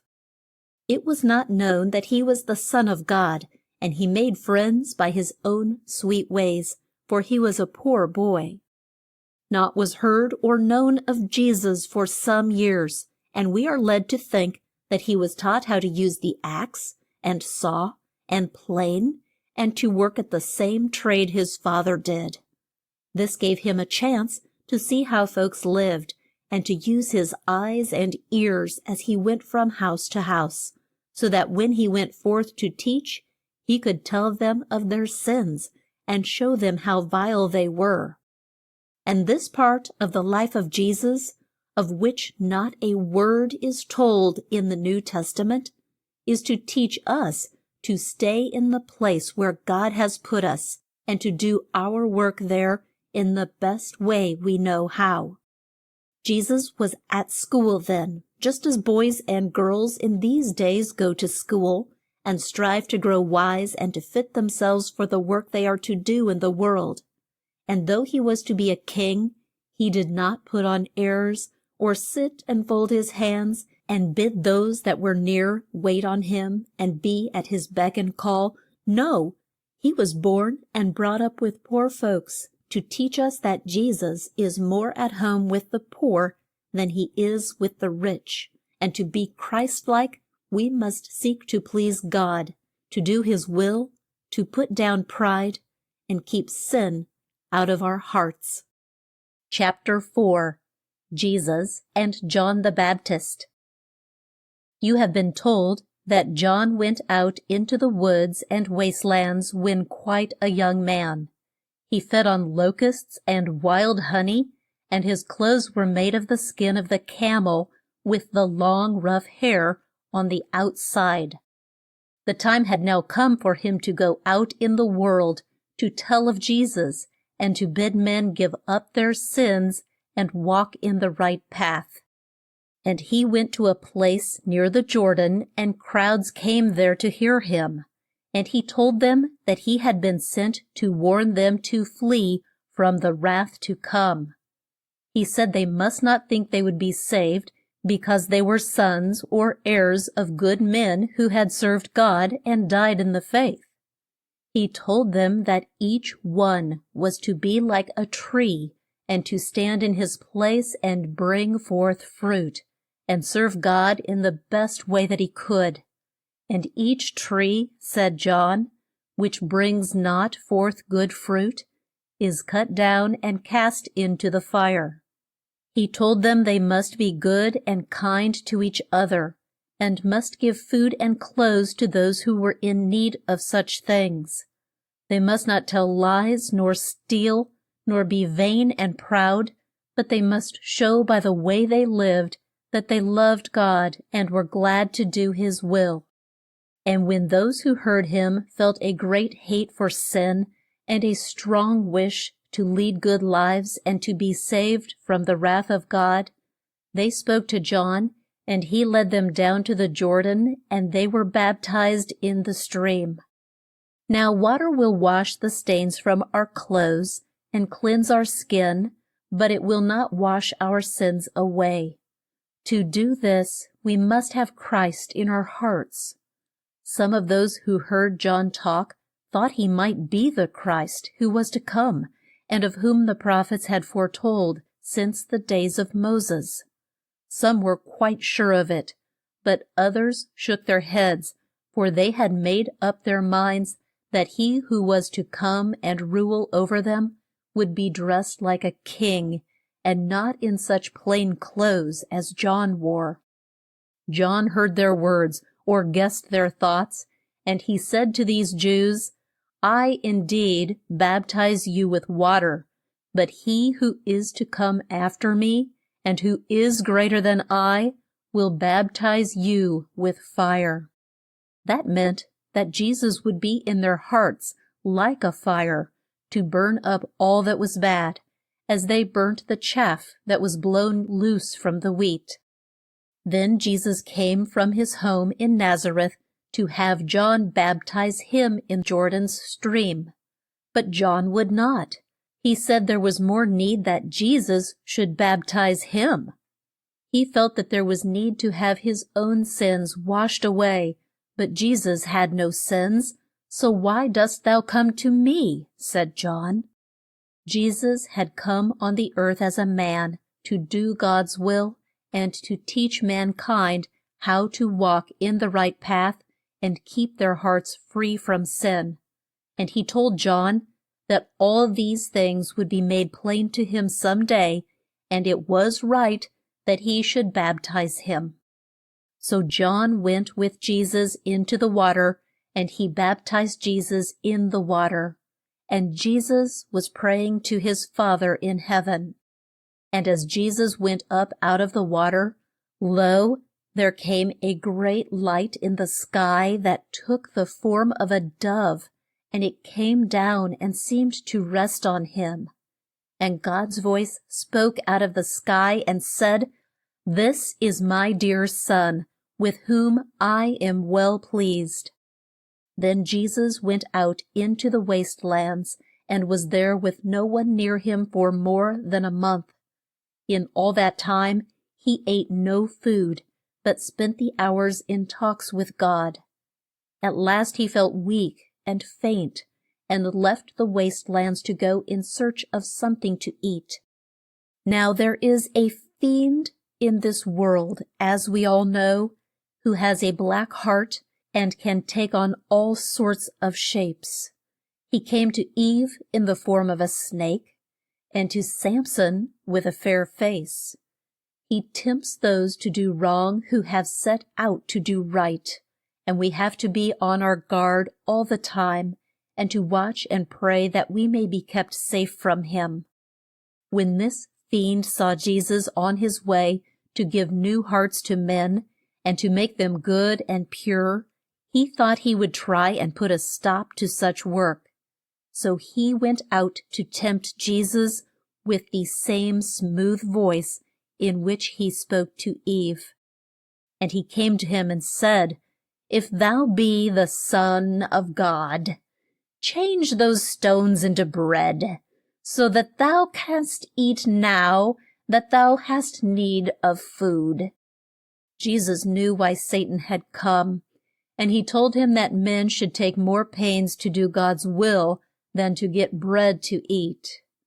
Next, Satan took Jesus to Jerusalem, and up to a high place where the house of God was built. And he said to him, "If thou be the Son of God, throw thyself down, for it is said, He shall give his angels charge to keep thee in all thy ways. They shall bear thee up in their hands, lest thou dash against a stone." Jesus told him that it was not right to go where it was not safe, just to try if God would keep us from harm. Then Satan took Jesus up on a high mount, from whence could be seen all the large towns in the land, and all their great wealth. And he said to him, "All these will I give thee for thine own, if thou wilt kneel down and worship me." Jesus said to him, "Go from me, Satan, for it is set down in God's book, Thou shalt worship the Lord thy God, and him alone shalt thou serve." When Satan found that Jesus paid no heed to his words, he left him, and angels came to wait on the Son of God. In a short time, Jesus went back to the Jordan where John was, and when John saw him, he said, "Behold, the Lamb of God." He spoke of Jesus as the Lamb of God, for he was to be laid on the cross for the sins of men, as the lamb was in those days laid on the altar. Then Jesus set out to preach and to turn men from their sins, and he went to Galilee. And one day, as he walked by the seashore, he saw two men cast their net into the sea. Their names were Andrew and Peter. Jesus said to them, "Come with me." And they left their nets at once, that they might be near him and learn of him. The next day he saw two men whose names were James and John in a boat with their father. Their nets had broke, and they were in haste to mend them, so that they could take in a large haul of fish. But Jesus spoke to James and John, and they left the boat at once, and went with him that he might teach them. The next day Jesus spoke to Philip and Nathanael, and they left their homes and went with him. When Jesus came to the town of Cana, he found quite a crowd there, for a wedding was to take place, and he and his mother had been bid to the feast. There was food to eat and wine to drink, But ere the feast was at an end, the wine was all gone. And when Mary knew of it, she said to Jesus, They have no wine. And she bade those who were there to serve the guests to do just as Jesus told them. Now there were in the house 6 large stone jars, such as the Jews kept to hold water. Jesus said to the men, Fill the jars with water. And they filled them to the brim. And he said to them, Take some out now, and bear it to the chief guest of the feast. And they did so, and the water was changed into wine. The chief guest did not know what Jesus had done, but when he had drunk some of the wine, he sent for the bridegroom and said to him, As a rule, those who give a feast set out the good wine first, and when the guests have had all they care for, they bring out that which is worse. But thou hast kept the good wine till now. This was the first great sign Jesus gave of the power he had from on high, and it was proof to those whose hearts were with him that he was the true Son of God. The time of the Feast of Weeks was at hand, and Jesus went up to Jerusalem to keep it. And in one of the courts were men who had brought their wares to the house of God to sell them to the Jews when they came up to the feast. When Jesus came to the place where these men were, the sight did not please him. And Jesus made a scourge or a whip of small cords and drove them all out with their flocks and their herds. And he poured their gold and silver on the ground and said to those who sold doves, Take them away. Make not the house of God a place to buy and sell in. And while he was at the feast, crowds were drawn to him and had faith in him when they saw what wonders he could do. Nicodemus, one of the chief men of the Jews, came to Jesus in the night and said to him, We know that God has sent thee to teach us what is right, for no man could do these wonders if God were not with him. Jesus told him that he must have a new heart, or he could not be a child of God. Herod, who slew the babes of Bethlehem, was dead, but his son Herod ruled in that part of Galilee, and he was a bad man. He took his brother's wife from him and made her his own wife. Her name was Herodias. When John the Baptist told Herod this was not right, he would have put him to death if he had dared. But he had heard him preach, and knew that he was a good man. Yet to please Herodias, Herod had seized John and bound him and shut him up in jail. While John was in jail, Herod, on his birthday, made a great feast for the lords and chief men of Galilee, and a young girl, whose name was Salome, came and danced in their midst. Herod was so much pleased with her that he said, Ask of me what thou wilt, and thou shalt have it, though it were half of my realm. And Salome went to Herodias, who was her mother, and said, What shall I ask? And Herodias said to her, Ask the king to cut off the head of John the Baptist, and bring it to thee here in a large dish. Salome came back in haste to the king and said, Give me in a large dish the head of John the Baptist. Herod was grieved, but as he had sworn to give her what she asked for, and those who sat near had heard him, he felt bound to keep his word. So he sent one of his train band, who cut off John's head in the jail, and brought it in a large dish to Salome, and she gave it to her mother. When the friends of John heard of it, they came up and took his dead form and laid it in a tomb, and went and told Jesus. Chapter 5. The Woman at the Well. Jesus by the Sea. One day Jesus and his friends came to the town of Sychar, near which was a well to which all the folks came to draw water. It was known as Jacob's well.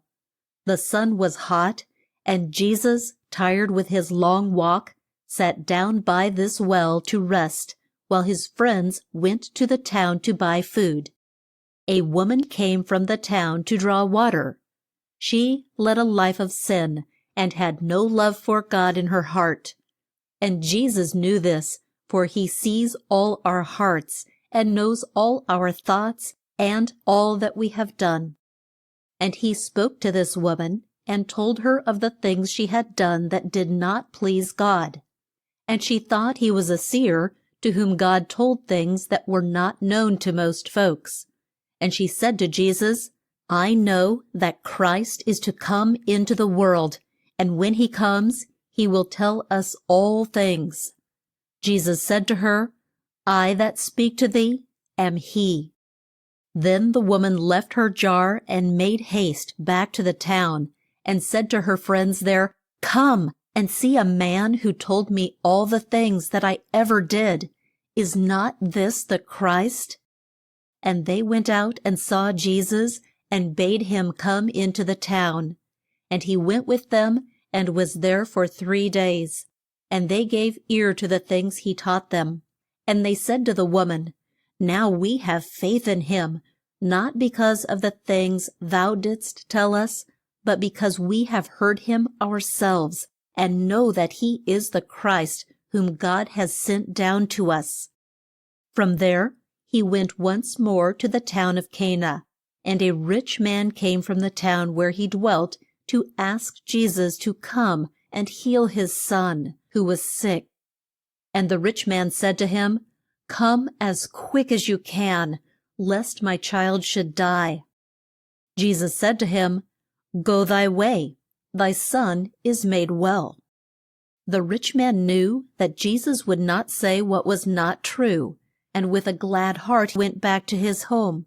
And as he drew near the house, his slaves ran out to meet him, and said to him, "Thy son is well."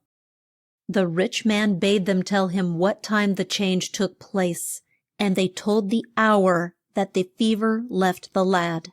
And it was the same hour that Jesus had said to the rich man, "Thy son is well." And he and all those in his house felt in their hearts that Jesus was the Son of God. The Jews did not yet know how to print, and they had no books such as we have. They wrote with pen and ink on rolls of parchment made from the skin of sheep and goats. These rolls were kept in the house of God in a box or chest called an ark, and were brought out and read to those who came to the church on the Lord's day. The chief rolls, all the books of the Old Testament, were kept at Jerusalem. But as all the Jews could not get there more than once a year, they had made rolls for their own use in each house of God. Jesus came to Nazareth, where he had been brought up, and went into the church on the Lord's day, and stood up to read. And he read from one of the old books, where it was foretold that one should come to bring good news to the poor, to cheer the sad, to give sight to the blind, and to heal the sick. Then he closed the roll and sat down, and the eyes of all in the church were on him. He said to them that all these words had come true, and that he was the Son of God, of whom the prophet wrote. And they said, "Is not this Joseph's son? How then can he claim to be the Son of God?" And they were wroth with him, and led him out to a steep hill on which their town was built, that they might cast him down and kill him. But Jesus got away from them, and they could do him no harm.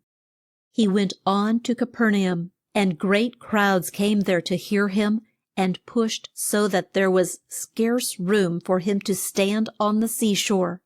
And he saw 2 boats close at hand, out of which the men had gone to mend their nets.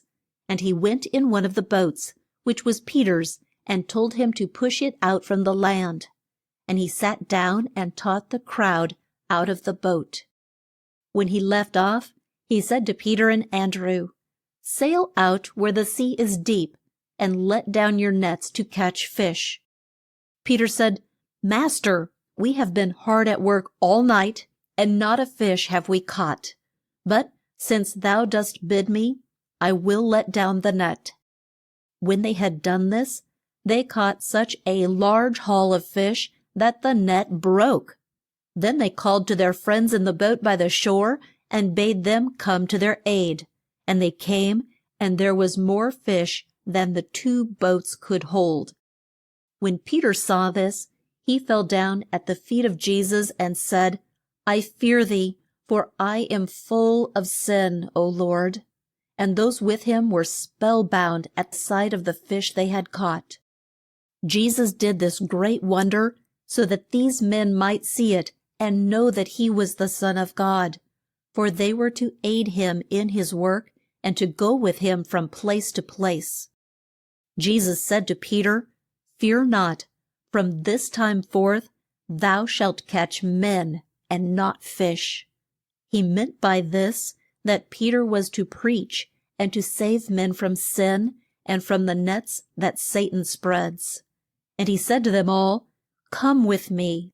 And they left their boats and their nets and all that they had, and were with Jesus till the end of his life on earth.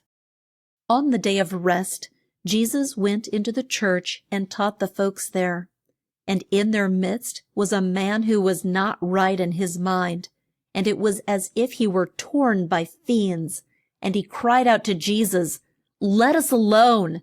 What have we to do with thee, thou Jesus of Nazareth? Art thou come to kill us? I know thee, that thou art the Son of God." Jesus said to the fiends that were in the man, "Be still, and come out of him." Then the fiends threw the man down, and cried with a loud voice, and came out of him. And all those in the church were struck with awe, and they said among themselves, "What does this mean? For he speaks to the fiends so that they are forced to do his will." When they came out of the church, Jesus went to the town where Peter and Andrew dwelt, and James and John were there. And Peter's wife's mother was sick of a fever, and they told Jesus of it and begged that he would heal her. Jesus took her by the hand and bade the fever come out of her, and she was made well at once, and rose from her bed and took charge of her house. At the close of the day, when the sun had set, great crowds came to the house where Jesus was, and brought those who were sick and those who were not in their right minds, that he might cure them. And he made the sick well, and drove out the fiends, and would not let them speak. The next day Jesus rose ere it was light, and went out to a lone place to pray to God. For though he was the Son of God, he had come to the earth in the form of a man, and had all the wants that man has. He had need of food and drink, and felt pain and grief just as we do. He had need of man's help in his work, and had need of God's help all the time. And he knelt to God just as he wants us to do, and asked God to be near him and to give him more strength, and to help him do his will. When Jesus had gone, crowds came up to the house to seek him. And Peter and the 3 that were with him went out to look for Jesus. And when they found him, they told him of the great crowd that sought him. Jesus said, "Let us go to the next towns, that I may tell the good news there, for I was not sent to stay in one place." And he taught all through Galilee, and his fame spread, and great crowds went to hear him. Chapter 6. Jesus heals the sick and does good works on the day of rest. A man came to Jesus and knelt down at his feet and said, "Lord, if thou wilt, thou canst make me clean." This man was a leper. He had white sores on his skin and had to live by himself or with those as bad off as himself, and there was no cure for him but death. It was not safe to breathe the air near a leper, and so he was sent at once out of the town as soon as his case was known. This leper must have heard of Jesus and the great works he had done, and the hope that had died out must have sprung up in his heart once more. If he could heal the sick and make the lame walk, why could he not cure him, so that he would be fit to live with those he loved? At least he could ask, and oh, how great must have been his faith when he fell down at the feet of Jesus and cried out, "Lord, if thou wilt, thou canst make me clean." Jesus put out his hand and touched the man and said, "I will, be thou clean." And at once the sores left the man, and his skin was white and smooth. Then Jesus sent him off and bade him tell no man who had made him well, but to go to the priest and do as Moses bid all those do who had been lepers and were cured. But the man was so full of joy that he could not keep it to himself, and he went out and told what Jesus had done for him. Now there were some Jews who were known as scribes and Pharisees. They made out that no one else was quite as good as they were. They knew all the laws of Moses by heart, and they were strict to see that no Jews broke those laws. A scribe is one who writes. These scribes and Pharisees were thought to be wise and good men, for they would fast and pray for a long while at a time, and look as though they thought themselves too pure for earth. But their hearts were bad and full of sin, and when Jesus told them they must give up their sins and lead the right kind of lives, they were wroth with him and tried to make all the rest of the Jews hate him as much as they did. Jesus went down to Capernaum, and when it was known that he was in the town, great crowds came to the house where he was to hear him preach. Now there was a man who had been in bed for a long time and could not move hand or foot. He had heard of the fame of Jesus, and it was the wish of his heart to get near him that he might heal him with a touch. But Jesus was a long way off, and the poor sick man could not walk one step. But he had kind friends, and they thought of a plan by which he could be brought near to Jesus, that he might at least hear him preach. So they took him on his bed and bore him to the town. But when they came to the house where Jesus was, the crowd was so great that there was no chance to get near him. What were they to do? Now the house was low and had a flat roof with a wall round it, so that those who dwelt there could walk or sleep on it and have no fear that they would fall off. All the rooms downstairs led out into a court which had a roof that could be slid off when it did not rain, or there was need of fresh air. So the friends of the lame man drew the bed up on the housetop with him in it, and brought him to the space in the roof, through which they could see Jesus and the crowds round him.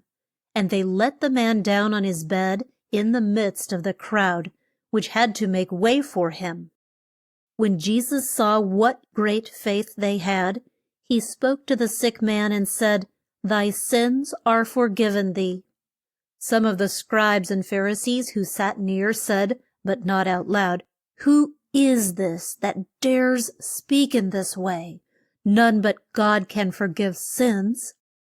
Jesus knew their thoughts, and he said to them, "Why think ye these things? Which could be said with the most ease, Thy sins be forgiven thee, or rise up and walk? But to show you that I have power to forgive sins, I will make him well." So he said to the sick man, "Rise, take up thy bed, and go to thy house." And the man rose and stood on his feet, and took up the bed on which he had lain, and went out and gave praise and thanks to God.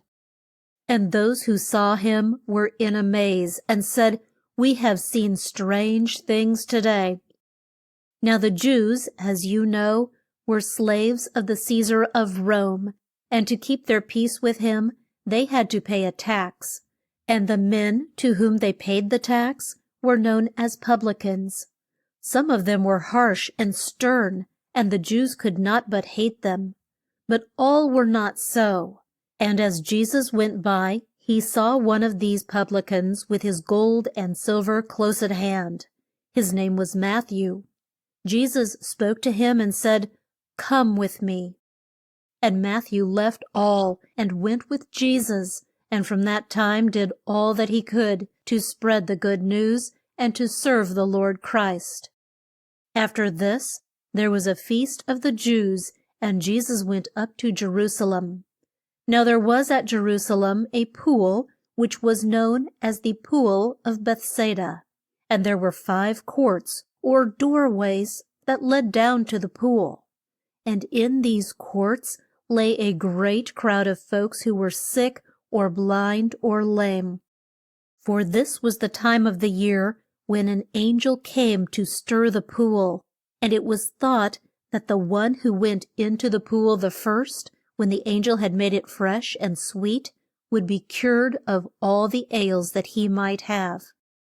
And a man was there who had been sick for most 80 years. Jesus saw him and knew that he had been sick for a long time, and it made him sad to think of it. So he said to the man, "Wilt thou be made well?"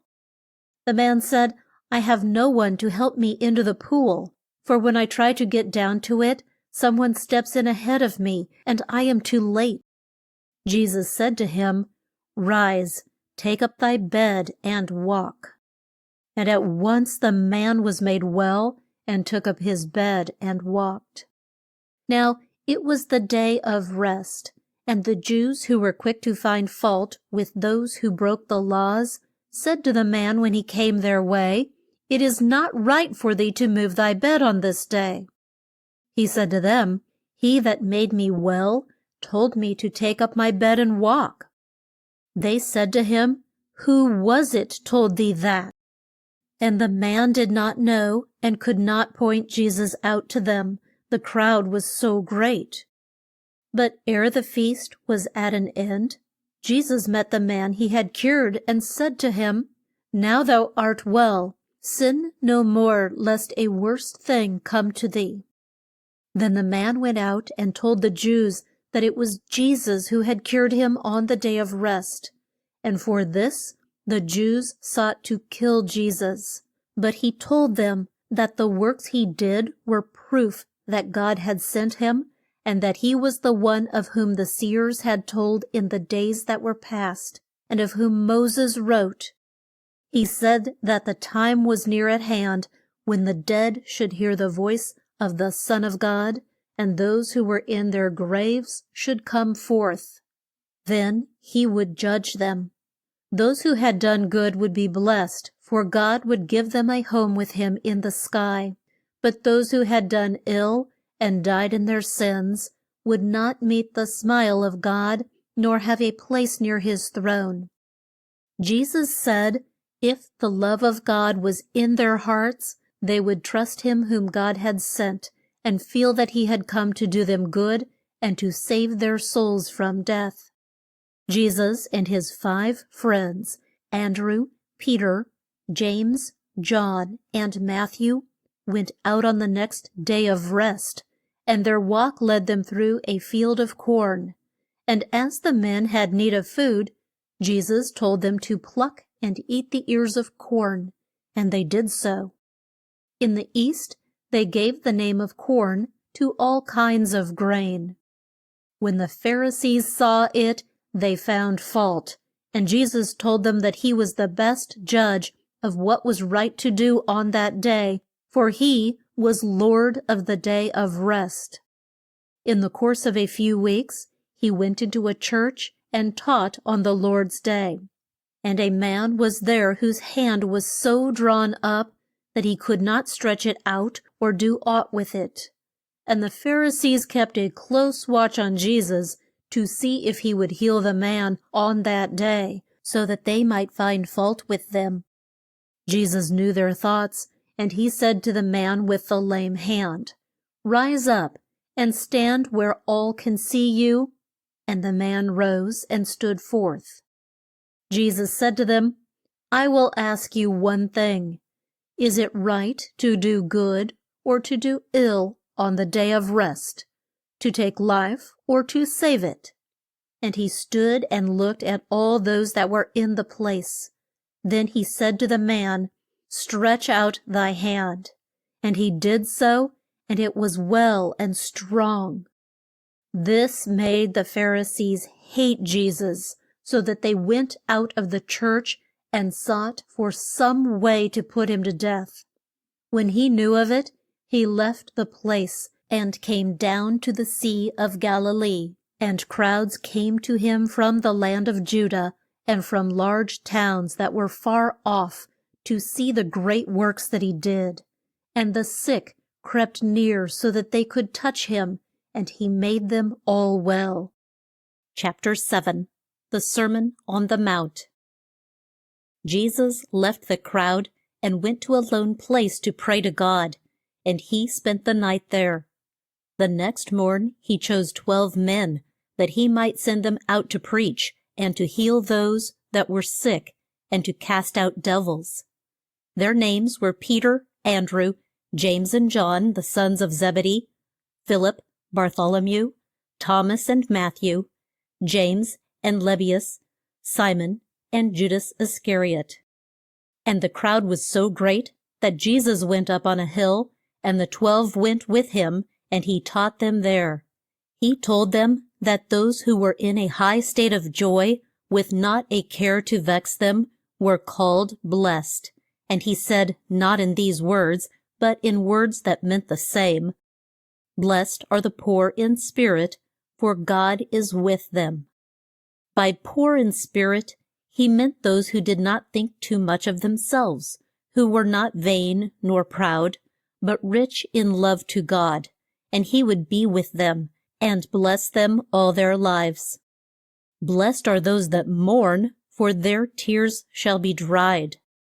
To mourn is to weep and to grieve. Jesus meant that those who wept for their sins should shed no more tears, for Christ had come to save them, and the good news should make them glad. Blessed are the meek, for the whole earth shall be theirs. Jesus meant by this that those who were fond of peace and did not love strife might dwell where they chose, and would be blessed in this world and the world to come. Blessed are those who hunger and thirst for that which is good, for they shall be filled. This meant that those who sought to do right and to grow in grace had but to pray to God, and he would give them all the strength they might need from day to day. Blessed are those who are kind and good, for the Lord will be kind to them in their hour of need. Blessed are those who are pure in heart, for they shall see God. Those who are pure in heart will be fond of good works and will lead good lives, and God will not turn his face from them. Blessed are the peacemakers, those who try to keep the peace and to put an end to strife, for they shall be called the children of God. Blessed are those who are ill-used for my sake, for the more the world hates them, the more will God love them. Jesus told them that when men said hard things of them for his sake, and called them vile, and were harsh with them, and full of spite, they were not to grieve, but to be glad. For so did bad men treat the seers of old, who told them of their faults and their sins, and tried to lead them to Christ. Salt is good, and gives a taste to our food. Jesus told them they were to salt the earth. This meant that they were to tell the good news in such a way that men should want it and need it just as they did salt. He told them, too, that they must let their light shine. He meant that they should let it be seen and known that they loved God and tried to do his will. They were not to hide it from men, but to do such good works in Christ's name that those who did not love or care for him might be drawn to Jesus, the light of the world. Jesus said that if we do as we ought to do ourselves and teach men to keep all God's laws, we shall be called great in the place where God dwells. But if, like the scribes and Pharisees, we teach what is right and do what is wrong, we shall not see God's face or live with him on high. He said you have been taught not to kill, and that he who puts one to death will be brought to the judge and made to suffer for the crime. But I say to you that it is a sin to hate those who have done you no harm, and God will punish you for it. Then he said that when they went to church to worship God, they must try and think if they had done wrong, had been harsh, or had said what was not true, and they were to go at once and do right to those whom they hurt in this way, for God did not care to have them bow down to him if their hearts were full of sins they were not sorry for. We must be good and pure, Jesus says, in all that we say and do. We must do no harm to those who harm us, but must be kind and good to them, and pray for them, and love them. Bless those that curse you, and do good to those that hate you. This is a hard task, and none but those who have the love of Christ in their hearts can do it. But if we pray for strength, the strength is sure to come, and love takes the place of hate. Some folks, when they do good deeds, like to make a great show and noise that they may be seen of men and have much praise from them. Jesus told the 12 that they were to do right, not to please men, but to please God. When they gave to the poor, they were not to tell of it, and when they prayed, they were not to choose a place where they could be seen of men, just to show how good they were, but were to go to their room and shut the door, that no one but God could hear them. Then God would give them what they asked for. Jesus taught them how to pray and what words to use, and these words each child ought to learn by heart and use at least twice a day. Our Father, which art in heaven, hallowed be thy name. Thy kingdom come. Thy will be done, on earth as it is in heaven. Give us this day our daily bread, and forgive us our debts as we forgive our debtors. And lead us not into temptation, but deliver us from evil. For thine is the kingdom, and the power, and the glory, forever. Amen. When they should fast, they were not to look sad, as those did whose wish it was that men should see them fast, but they were to hold up their heads and wear a look of cheer that no one but God should know it, and God would bless them for it. Jesus said, we must not want to be rich or to lay up wealth in this world, for when we die, we cannot take it with us. But we should give our hearts to thoughts of God, and try to live so that we can share his home, where we shall have more things to please us than all the gold in the world can buy. Jesus said that no man could serve God and serve Satan too. We serve God when we do right, and we serve Satan when we do wrong. So we cannot do the will of both, and must choose which one we will serve. He told the 12 not to judge folks. He meant that they must take care how they found fault and blamed them, for they may not have done wrong, or, if they did, they may have meant no harm. We cannot see men's hearts or know how they felt at the time they did the deed, but God knows all, and may not blame them as much as we do. Jesus said that we should strive to do right ourselves, and then we should see with clear eyes who did wrong and have a right to tell them of their faults. He said that what we want men to do to us, we must do to them. If we want them to be kind and good and to treat us well, we must do the same by them. He said, "Strive to go in at the strait or narrow gate, for wide is the gate and broad is the way that leads to death." He meant that the good and the bad ways are like two gates in our path for us to choose which one we will go through. The good way is small and hard to find, and we have to search for it with great care. But the path is one that leads to life and joy. The bad way is like a broad gate that stands open and in plain sight. This wide gate leads down to hell, and crowds go that way, while but few are found in the good way that leads to bliss. Jesus said that at the last day some would call him Lord, Lord, and say they had served him and taught as he did, but he would say that he did not know them, for they had bad hearts and had led lives of sin and were not fit to dwell with the good and pure in the home on high, where all is love. He said that men were like trees. Good trees brought forth good fruit, but a bad tree could not bring forth good fruit.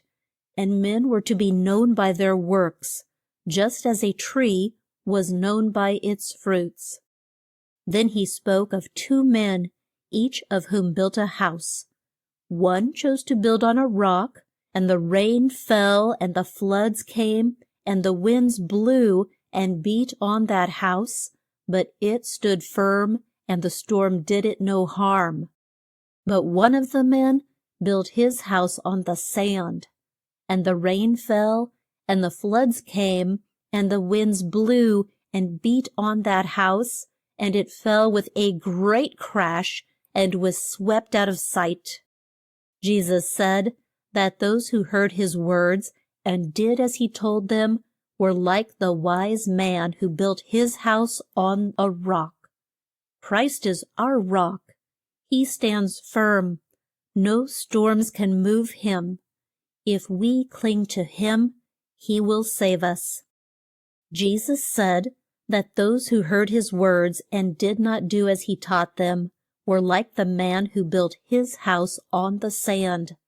When the storm came on the last day, when God would judge the world, they would be swept out of sight.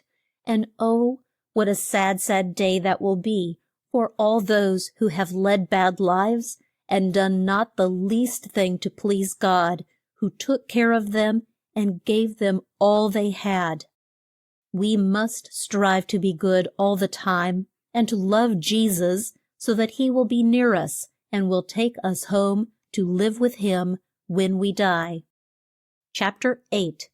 Good Words and Good Works. There was at Capernaum a chief who had charge of 50 Roman troops, and one of his men, who was dear to him, was so sick that he was like to die. When the chief heard that Jesus was there, he sent some of his friends down to ask him to make the sick man well.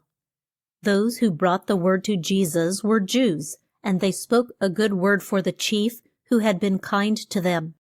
Then Jesus went with them, but as they drew near the chief's house, he sent some more friends out to tell Jesus that he had not gone down to him himself, for he was not good enough.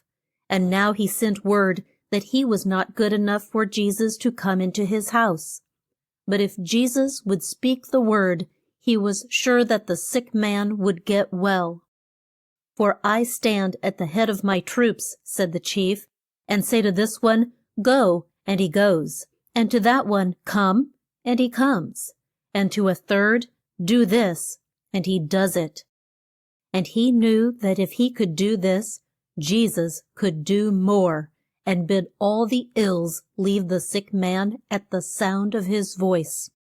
When Jesus heard these words, he was amazed, and said to those who were with him, "I have found no one who has such faith in me as this Roman.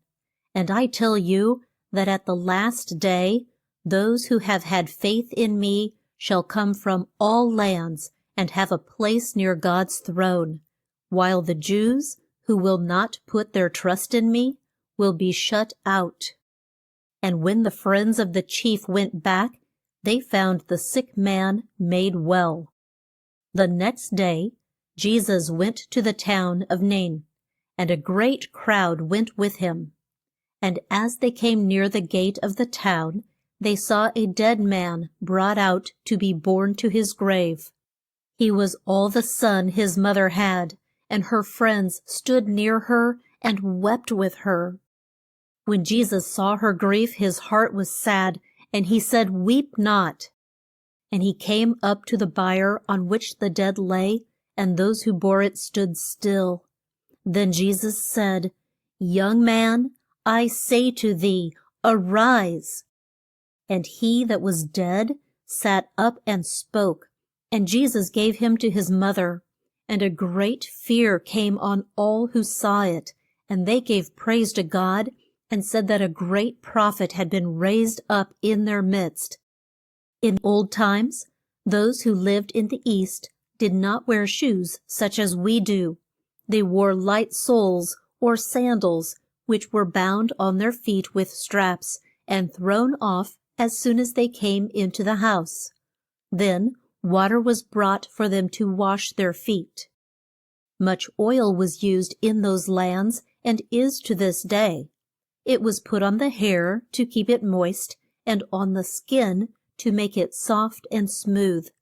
This oil, when somewhat hard, was called ointment, and was kept in a box, and had a nice smell. Now a Pharisee, whose name was Simon, asked Jesus to his house.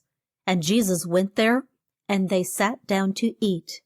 And a woman of the town, who had led a life of sin, when she heard that Jesus was there, came in with a box of ointment, and bowed down at his feet. She was full of shame, for her sins had been great, and she had come to Jesus to ask him to forgive her and help her to lead a new life. She wept and washed the feet of Jesus with her tears, and wiped them with the hairs of her head. And she kissed his feet, and rubbed them with the ointment she had brought, and which had cost her a high price. When the Pharisee saw it, he said to himself, "If this man had come from God, he would know what kind of a woman this is, and would send her out of his sight." Jesus, who knew his every thought, said to him, "Simon, I have something to say to thee." And he said, "My Lord, say on." Then Jesus said, 2 men were in debt to a rich man. One owed him a great deal, while the other owed him but a small sum.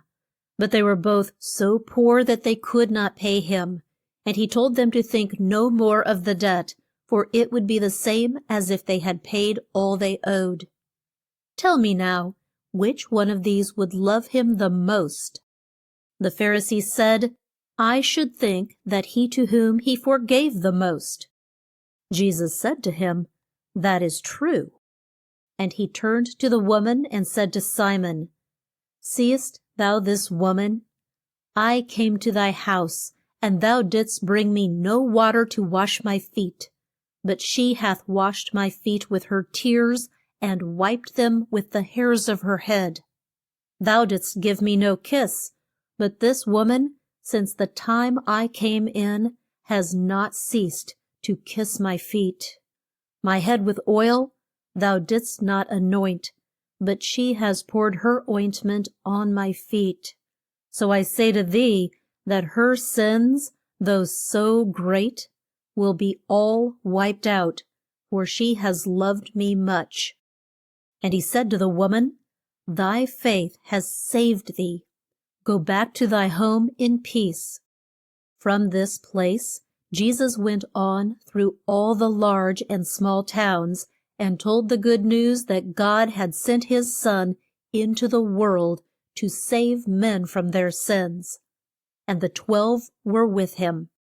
Jesus might have been rich, for all the world was his, but he chose to be poor and to bear all the ills of life for our sakes, that we might be drawn to him and be saved from our sins. Good women, whom he had cured, gave him such things as he had need of, and he did not lack for food or friends. Jesus spoke at times in a strange way. He would take scenes from real life and paint them, as it were, with words, so that they were plain to all. These talks were meant to teach great truths that would lodge in the mind and stand out like scenes of real life. They were to take them home with them and keep them in their thoughts from day to day. One of these talks was of a rich man who had large fields and vineyards. And when it was time for the crops to come in, the rich man found that his barns would not hold them. And he said, "What shall I do? For I have no room where I can put my fruits. This will I do. I will pull down my small barns and build large ones, and there will I store all my goods. And I will say to myself, Thou hast much goods laid up that will last thee for years and years. Take thine ease, eat, drink, and be of good cheer." But God said to him, "Thou fool, this night thou shalt die. Then who shall have those things which thou hast laid up for years to come?" This was to teach us that it is of no use for men to lay up great wealth in this world, for they will have to leave it all when they die. And it is a sin for a rich man to spend all that he owns on himself, to live at his ease, and to eat and drink as if there were no poor in the world and no God to serve. Jesus told the 12 not to fret because they were poor, or to have the least fear that they might want for food or for clothes to wear. "Think of the birds," he said.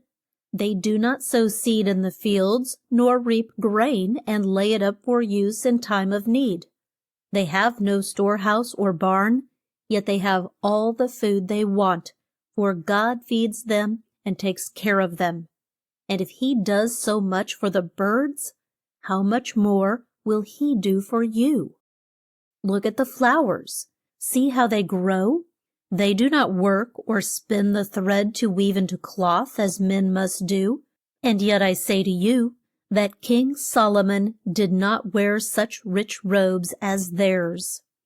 If then God gives such fine clothes to that which grows in the field like grass, and which in a day or two is burnt up, how much more will he clothe you, though ye are so loth to trust him? So do not fret, lest you shall want for things to eat and to drink and to wear. For God knows that ye have need of these things. And if ye seek first to do his will, he will give all these things to you." Chapter 9. Jesus at the Seashore. While Jesus was down by the sea, the crowd grew so great that he went into a boat and sat down to teach them as they stood on the shore. He said, "A man went out in the field to sow his seed, and as he threw the seed from his hand, some of it fell on the hard path by the roadside, and the birds flew down and ate it. Some fell on the rocks and stones where there was not much earth, and it soon grew up on top of the ground. But the sun's warm rays made it droop, and as it had no root, in a few days it was all dried up.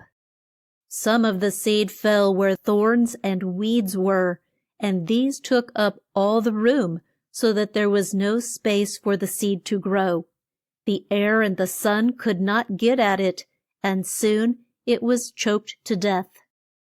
But some of the seed fell in good ground that the plow had made soft.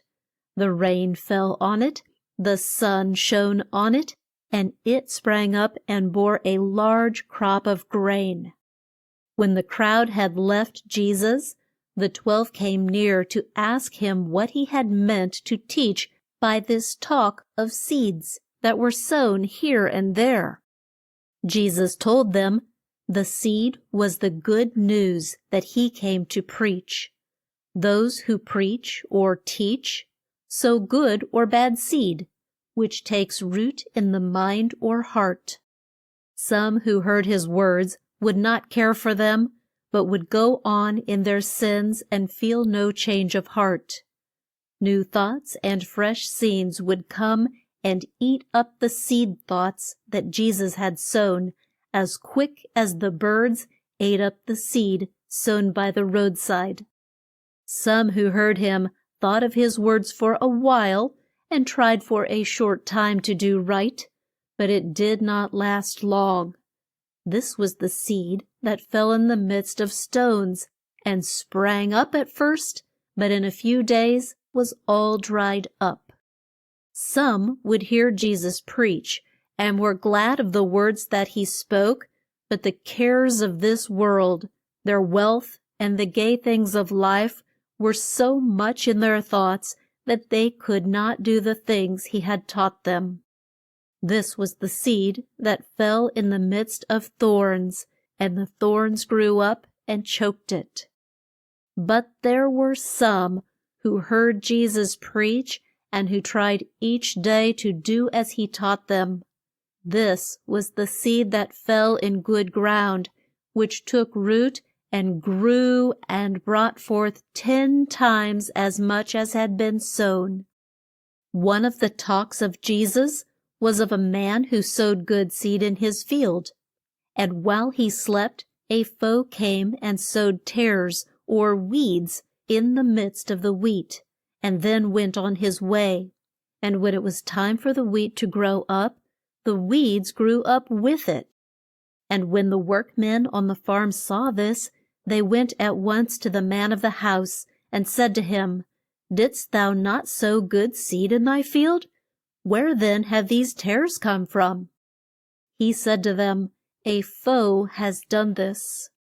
The workmen said, "Shall we go out then and pull them up by the roots?" And he said, "No, lest while you pull up the tares, you pull up the wheat with them. Let both grow till it is time to reap the grain, and then I will say to the reapers, Pull up the tares first, and bind them in stacks to burn, but put the wheat in my barn." Jesus told the 12 what he meant by this talk of the tares of the field. The field is the world. He who owns the field and sows the seed is Jesus himself. The wheat that grows up means those who hear his words and do as he has taught them. The tares are bad men who have no love for Jesus. The foe that sows them is Satan. The time to reap the grain is on the last great day. The reapers are the angels. Jesus will let the good and the bad live in the world till the last great day. Then he will send his angels to take the good to their home on high, but the bad will be cast out into the fire that is to burn up the world. Then Jesus spoke of a man who went out to buy pearls. He went from place to place, and those who had pearls to sell brought them out for him to look at. But he was hard to suit, and bought but few. At last he found one that was worth more than all the rest that he had seen, but its price was so great that he could not buy it. What did he do? Why, he went and sold all that he had and came back and bought this pearl of great price. So will it be with those who wish to be rid of their sins and to be as pure as a pearl within. Jesus in us is the pearl of great price. Gold cannot buy it. But when we learn its cost, we should make haste to get rid of all that keeps Christ out of our hearts and make room for this one pearl which is worth more than all else in the world. Then Jesus spoke of those who took their net and went out in a boat to catch fish. They cast the net out of the boat, and threw it into the sea, and when it was full, drew it back to shore. Then they sat down to sort the fish. The good ones were put in their boats, and the bad ones were thrown away. So it would be at the last day. The angels would come forth and sort the good from the bad, and the good would be borne to their home on high, but the bad would be thrown into a fire that would make them cry out with pain. Jesus said, "Have I made these things plain to thee?" And they said, "Yes, Lord." One of the scribes came to Jesus and said, "I will not leave thee, but where thou dost go, I will go." Jesus said to him, "The foxes have holes, and the birds of the air have nests, but I have not where to lay my head." He meant by this that he was poor and had no place where he could go and lie down when he had need of rest. Night drew near, and the crowd was so great that Jesus and the 12 went in a boat to cross the Sea of Galilee. And there came up a great storm, and the winds blew fierce, and the waves rose high and came with a great dash into the boat. And Jesus slept, for he was quite worn out.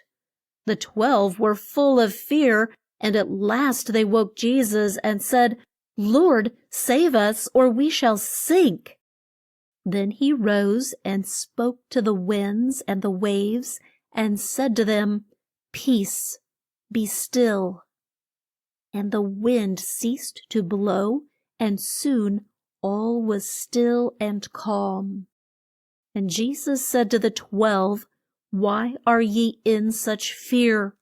How is it that ye have no faith?" As Jesus left the boat, a madman came out of the tombs to meet him. He was so fierce that no man could bind him or tame him. He broke loose from all the ropes and chains, and no house could hold him. So night and day he would roam on the hills and in the caves or tombs where graves had been dug, and cry out and cut himself with bits of stones. And while Jesus was still far off, the madman saw him and ran and fell down at his feet.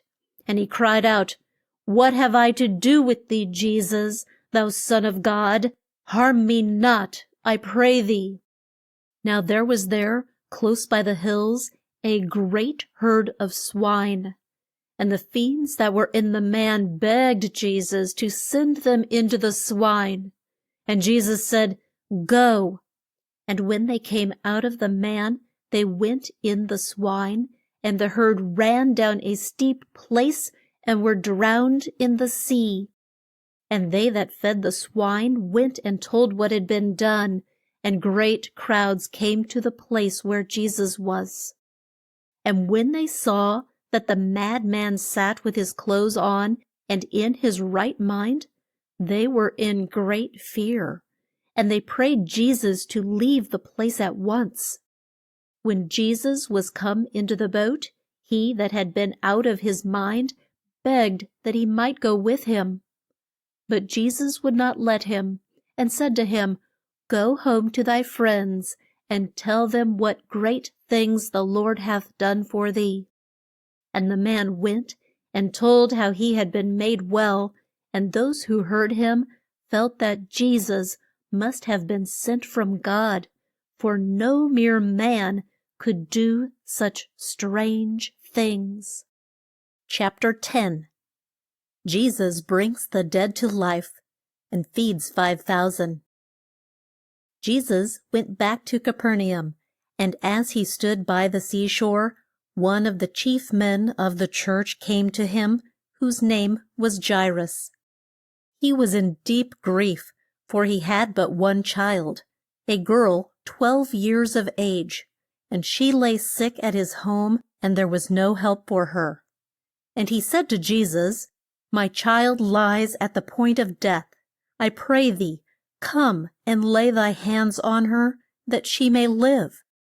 And Jesus went with him, and so did the 12, and all the crowds that had come up to hear Jesus preach. And in the throng was a woman who had been sick for 12 years. She had spent all she had to try to be made well, but all the drugs she took did her no good, and no one could seem to help her case. So she went on from bad to worse. When she heard of Jesus, she came up with the crowd at his back and put out her hand and touched the hem of his robe. For she said, "If I may touch but his clothes, I shall be made well." And as soon as she had done this, she felt that she was cured. All this was known to Jesus, and yet he faced the crowd and said, "Who touched me?" Peter said that someone in the throng had been pushed up close to him and thought it strange that Jesus did not know it. Jesus said, "Someone touched me," and he looked round to see who had done it. When the woman saw that Jesus knew all and that she could not hide from him, she shook with fear and fell down at his feet and told him why she had touched him and how that touch had made her well. Jesus said to her, "Be of good cheer. Thy faith in me hath made thee well." While he yet spoke to her, there came one from the house of Jairus, who said to him, "Thy child is dead." When Jesus heard it, he said, "Fear not, trust in me, and she shall be made well." And when he came to the house, he found a great crowd there, who wept and mourned the loss of the young child. Jesus said to them, "Why do you weep? She sleeps, she is not dead." He meant that she would soon rise from the dead, as one who wakes out of his sleep. But they saw that she was dead, and as they had no faith in his words, they laughed him to scorn. Then he put them all out of the room, save 3 of the 12, Peter, James, and John, and the father and mother of the young girl. Then he took the child by the hand and said, "I say to thee, arise." And she rose from her bed and had strength to walk, and Jesus bade them bring her some food that she might eat. And her father and mother knew not what to think of these strange things. Jesus bade them tell no one of what he had done, and there was no need for them to speak, for there was their child, well and strong, once more the light and joy of their house, and their hearts must have been full of thanks and praise to God. When Jesus went from the house of Jairus, 2 blind men came near him and cried out, "Thou Son of David, have mercy on us." They said this because they knew that he was of King David's race. Jesus said to them, "Do you think that I can make you well?" They said to him, "Yes, Lord." Then he touched their eyes, and at once their sight came back to them. And he said to them, "Tell no man what I have done to you." But when they left him, they went from place to place and told all whom they met how Jesus had brought back their sight. And they brought to him a dumb man who could not speak because of the fiend that was in him. And as soon as Jesus cast out the fiend, the man spoke. And all those who saw it were in amaze, and said, "Such things as these have not been done before in the land of Israel." But the Pharisees felt such hate for Jesus that they said he could cast out fiends because he had the help of Satan, the prince of all fiends.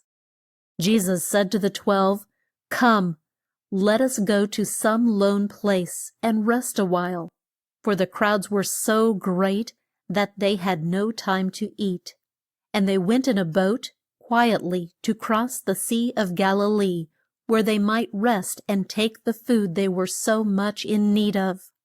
But as soon as the folks heard of it, they set out on foot and went round by the shore till they came to the place where Jesus was.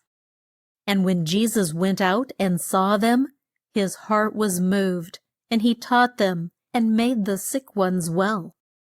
When night came on, the 12 said to Jesus, "Send these off, that they may go to the towns and buy food for themselves, for they have not to eat."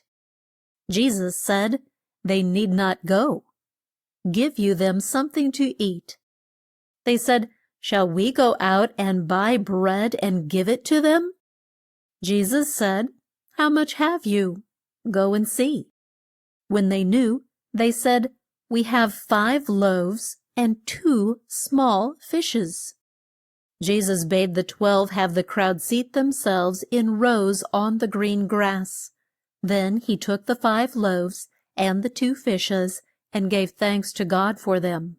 And he broke the loaves and the fishes, and the 12 gave them piece by piece to the crowd, till all had had their fill. When the feast was at an end, there was enough bread and fish left to fill 12 baskets. Then Jesus bade the 12 disciples get into the boat and go back to Capernaum. And when the crowd had left him, he went up on a high hill to pray. And when night came on, he was there with none but God near him. The 12 were in the boat, out in the midst of the sea. Their oars were of no use, for the wind blew hard the wrong way, and drove them back from their course, and made the waves toss the boat here and there. Jesus could see it all from his high place on the hill, and in the night he went down to the shore and walked out on the sea. When the 12 saw him, they were in great fright, for they thought it was a ghost, and they cried out in fear. Jesus said, "Be of good cheer, it is I." Peter spoke from the boat and said, "Lord, if it be thou, bid me come to thee on the sea." Jesus said to him, "Come." And Peter came out of the boat and walked on the waves to go to Jesus. But when he heard the noise of the wind and saw the waves dash all around him, he was in great fear, and as he felt himself sink, he cried out, "Lord, save me."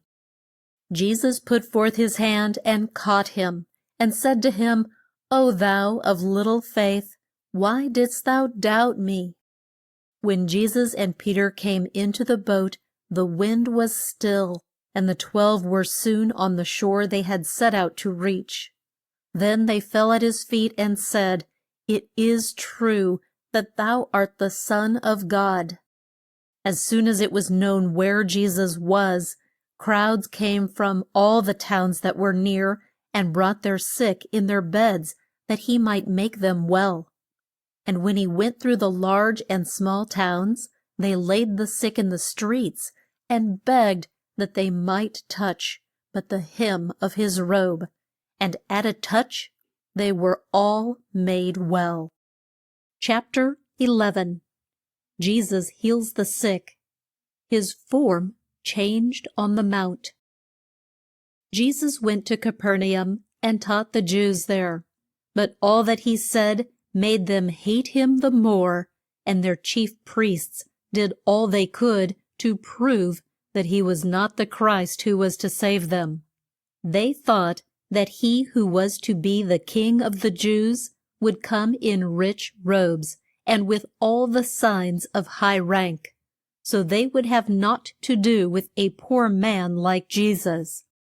It made Jesus sad to have the Jews turn from him, and he left them and went out to the towns of Tyre and Sidon, which were on the sea coast, and no Jews dwelt there. Yet a woman, as soon as she heard he was there, came out and cried to him, "O Lord, thou Son of David, come and heal my child, for she has gone mad." Jesus said he was sent to none but the Jews. This he did to try her faith, for she was not a Jew. But she fell at his feet and cried out, "Lord, help me." Jesus said to her, "Great is thy faith, thy child is made well." And when she went back to her house, she found her child had been made well at the same hour that she spoke to Jesus.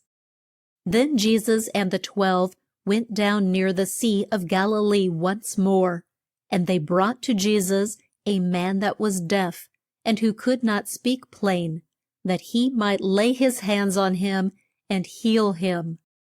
Jesus took him out of the crowd and touched his ears and tongue, and at once the man was made well, so that he could both hear and speak.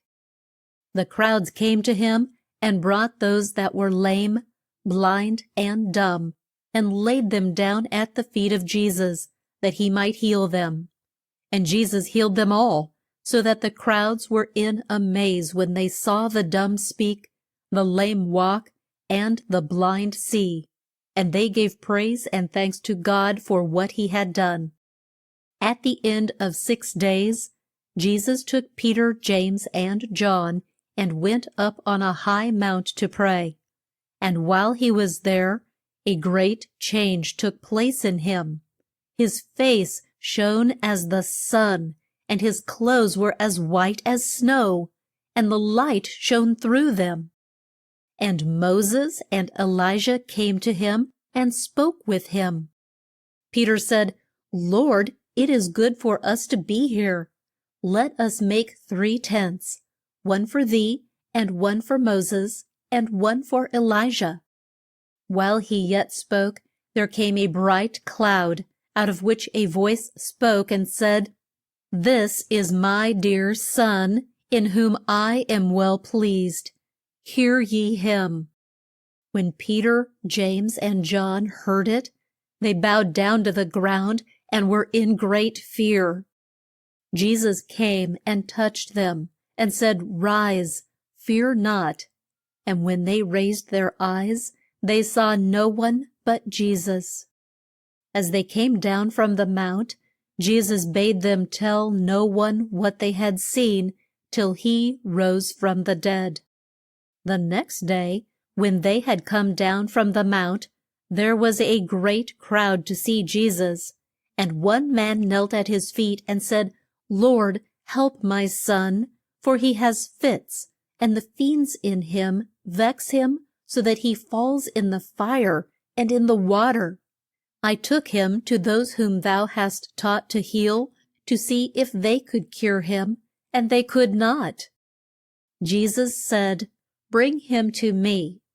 And they brought him, and he fell on the ground and foamed at the mouth. Jesus said to the fiend that was in the young man, "Come out of him, and vex him no more." And the fiend cried with a loud voice, and shook the young man, and came out of him, but left him weak, like one dead. And those who stood near thought he was dead. But Jesus took him by the hand, and raised him, and he stood on his feet, and was well from that hour. Then Jesus and the 12 went to Capernaum, and when they were in the house, Jesus said, "Why were ye at such strife in your talk on the way?" And for shame they held their peace, for their talk had been as to which should have the highest place in the realm where Jesus was to reign as King of the Jews. When they had sat down, Jesus said to the 12, "He who seeks to be first shall be last of all."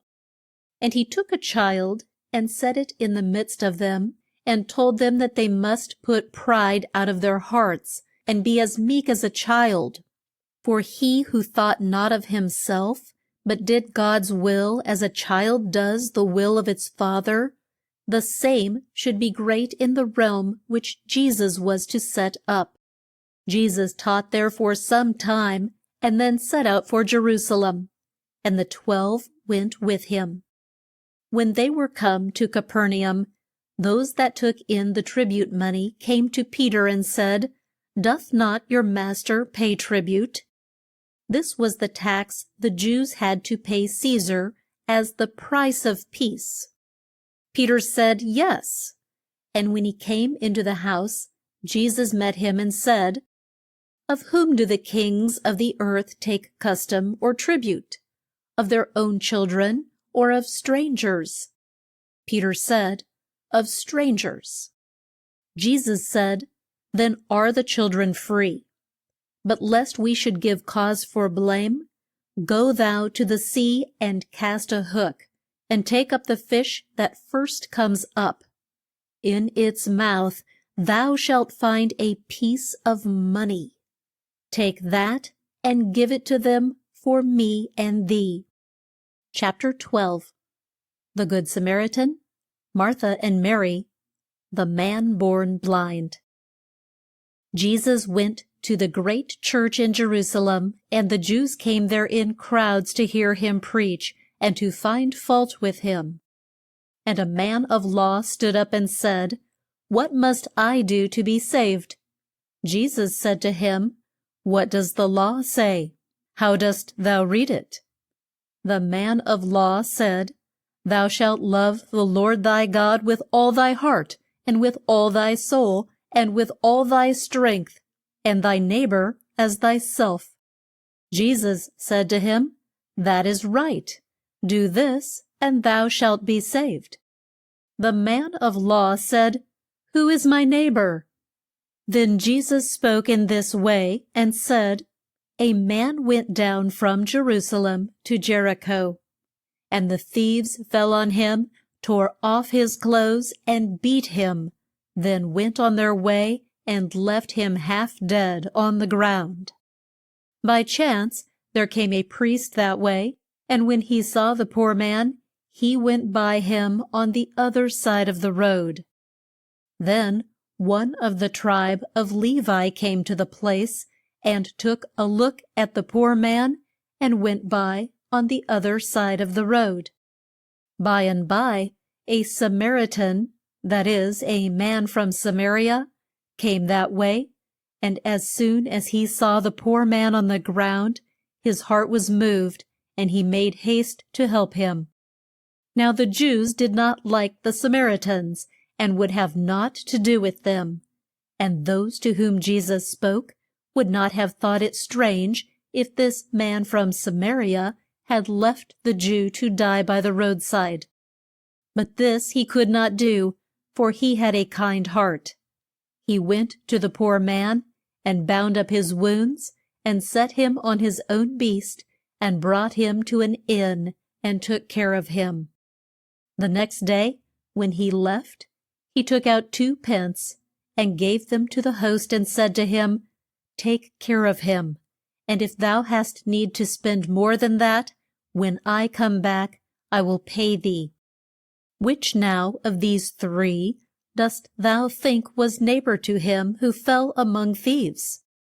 And the man of law said, "He that was kind to him." Then said Jesus, "Go, and do thou likewise, that is, to those who need help go, and do as the Samaritan did." Jesus came to Bethany, a small place near Jerusalem, and a woman, whose name was Martha, asked him to come to her house. She had a sister whose name was Mary.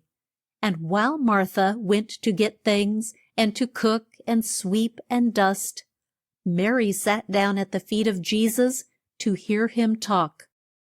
This did not please Martha, who felt that she had too much work to do. So she came to Jesus and said, "Lord, dost thou not care that my sister hath left me to do the work alone? Bid her, therefore, come and help me." Jesus said to her, "Martha, Martha, thou art full of care, and vexed about more things than there is need of. There is need of but one thing, and Mary hath made choice of that which is good, and no one shall take it from her." He meant that Mary chose to care for her soul, and to be taught how to live in this world, so that she might fit herself for the next one. And the one thing we all need is a new heart, full of love to Jesus, and glad to do his work. One of the 12 said to Jesus, "Teach us how to pray, as John taught those who were with him." Jesus taught them to pray thus: "Our Father, who art in heaven, hallowed be thy name. Thy kingdom come, thy will be done, on earth as it is in heaven. Give us this day our daily bread, and forgive us our debts as we forgive our debtors. Lead us not into temptation, but deliver us from evil. For thine is the kingdom, the power, and the glory, both now and forever. Amen. Then he said, Which of you shall have a friend, and shall go to him at midnight, and say to him, Friend, lend me 3 loaves, for a friend of mine has come a long way to see me, and I have no food for him. And he who is inside shall say, The door is now shut, and my children are with me in bed. I cannot rise and give thee. I say to you, though he will not rise and give him because he is his friend, yet if he keeps on and begs hard, he will rise and give him as much as he needs. And I say to you, ask God for what you need, and he will give it to you. Seek, and ye shall find. Knock, and the door that is shut will open for you. For, he said, if a child of yours should ask for bread, would you give him a stone? Or should he ask for a fish? Would you give him a snake? If ye then, who are full of sin, know how to give good gifts to your children, how much more sure is it that God will give good things to those who ask him. Jesus chose 70 more men, and sent them out 2 and 2 into all the towns where he meant to come, that they might heal the sick and preach the good news. And they did as he told them, and came back full of joy at the great things they had done through the strength that he gave them. Jesus told them that they should feel more joy that their names were set down in the book of life, God's book, where he keeps the names of all those who love him and do his will on earth. The Feast of Tents was near at hand, and Jesus said to the 12, Go ye up to this feast, but I will not go now, for my time has not yet come. So he stayed in Galilee for a while. Then he went up to Jerusalem, but did not make himself known, lest the Jews should kill him. The Jews sought for him at the feast, and said, Where is he?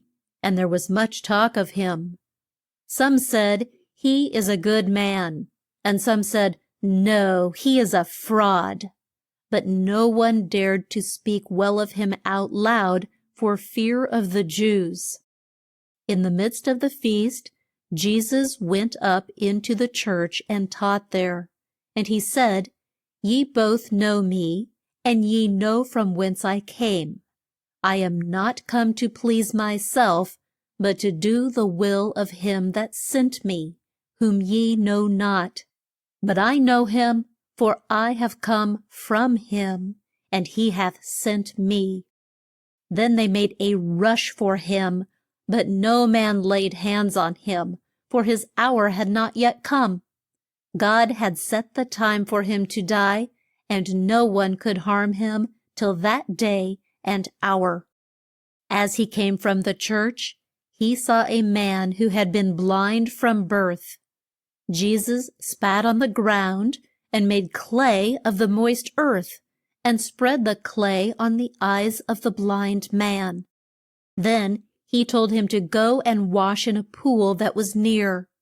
And he went and did as he was told, and his sight came back to him. And his friends and those who had seen him when he was blind said, Is not this he that sat and begged? Some said, This is he. And some said, He is like him. But the man said, I am he. Then they said to him, How were thine eyes cured?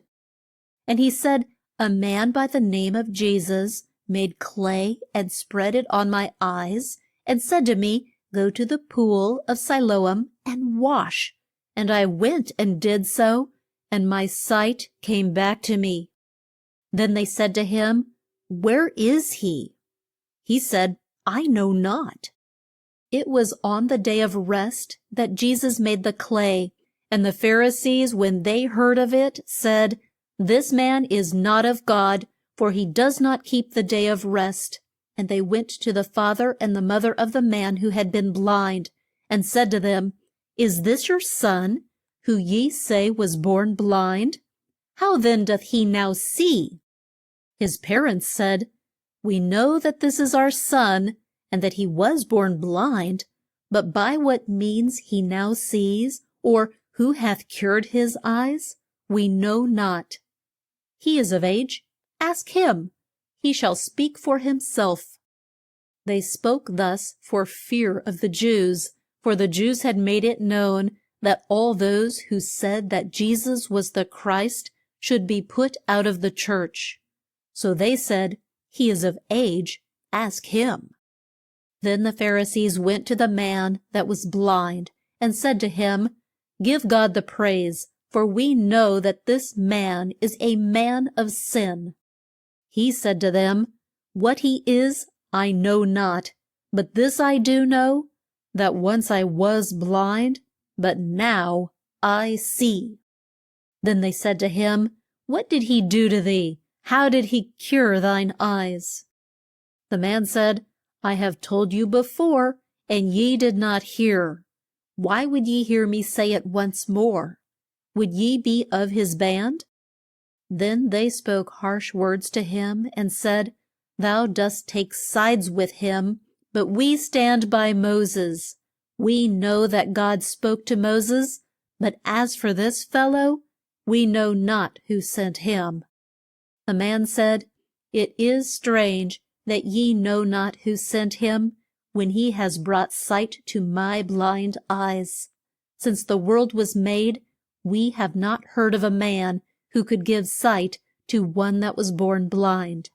If this man were not of God, he could not have done this thing. The Pharisees were full of wrath, and said to the man, Thou hast dwelt in sin from thy birth, and wilt thou try to teach us? And they drove him out of the church. Jesus heard of it, and when he found the man, he said to him, Have you faith in the Son of God? He said, Who is he, Lord, that I may put my trust in him? Jesus said, It is he that talks with thee. The man said, Lord, I know that it must be so. And he fell at the feet of Jesus and gave praise to him. Chapter 13. Jesus, the Good Shepherd, Lazarus brought to life, the feast, and those who were bid to it. Jesus said to those whom he taught, I am the Good Shepherd. The Good Shepherd will give his life for the sheep. But he that is hired and who does not own the sheep, when he sees the wolf, will leave the sheep and run to save his own life. Then the wolf lays hold of the sheep and puts the flock to flight. He who is hired flees from the sheep, because he does not care for them. I am the Good Shepherd, and know my sheep, and my sheep know me, and I will lay down my life for the sheep. Some sheep I have which are not of this fold. They too must I bring in, and they shall hear my voice, and there shall be one fold and one shepherd. The Jews found fault with his words, and some said, He talks like a madman. As Jesus went out on the porch at one side of the great church that Herod built, the Jews came round him and said, How long wilt thou keep us in doubt? If thou be the Christ, tell us so in plain words. Jesus said, I told you, and ye had no faith in me. The works that I do in God's name are proof that I am sent from him. But ye do not trust me, because ye are not my sheep. My sheep hear my voice, and I know them, and they go the way I lead. They shall not be lost, and no one shall take them from me, for God gave them to me, and no one can take them out of his hand. I and my Father are one. Then the Jews took up stones to stone him, because he said that he was God. But he fled from them and went out of Jerusalem to a place near the Jordan, where crowds came to hear him and to be taught of him. And not a few gave their hearts to Jesus and sought to lead new lives, to do right, and to be good. Mary and Martha, who lived at Bethany, had a brother whose name was Lazarus, and he was sick. So his sisters sent word to Jesus. But though he was fond of these friends at Bethany, he made no haste to go to them, but stayed 2 days in the place where he was. Then he said to the 12, "Let us go back to Bethany, for my friend Lazarus sleeps, and I must go and wake him." He meant that Lazarus was dead, and that he must go and bring him back to life. But the 12 thought that he meant that Lazarus slept, as we do when we take our rest. Now Bethany was near Jerusalem, and a crowd of Jews had gone there to weep with Mary and Martha.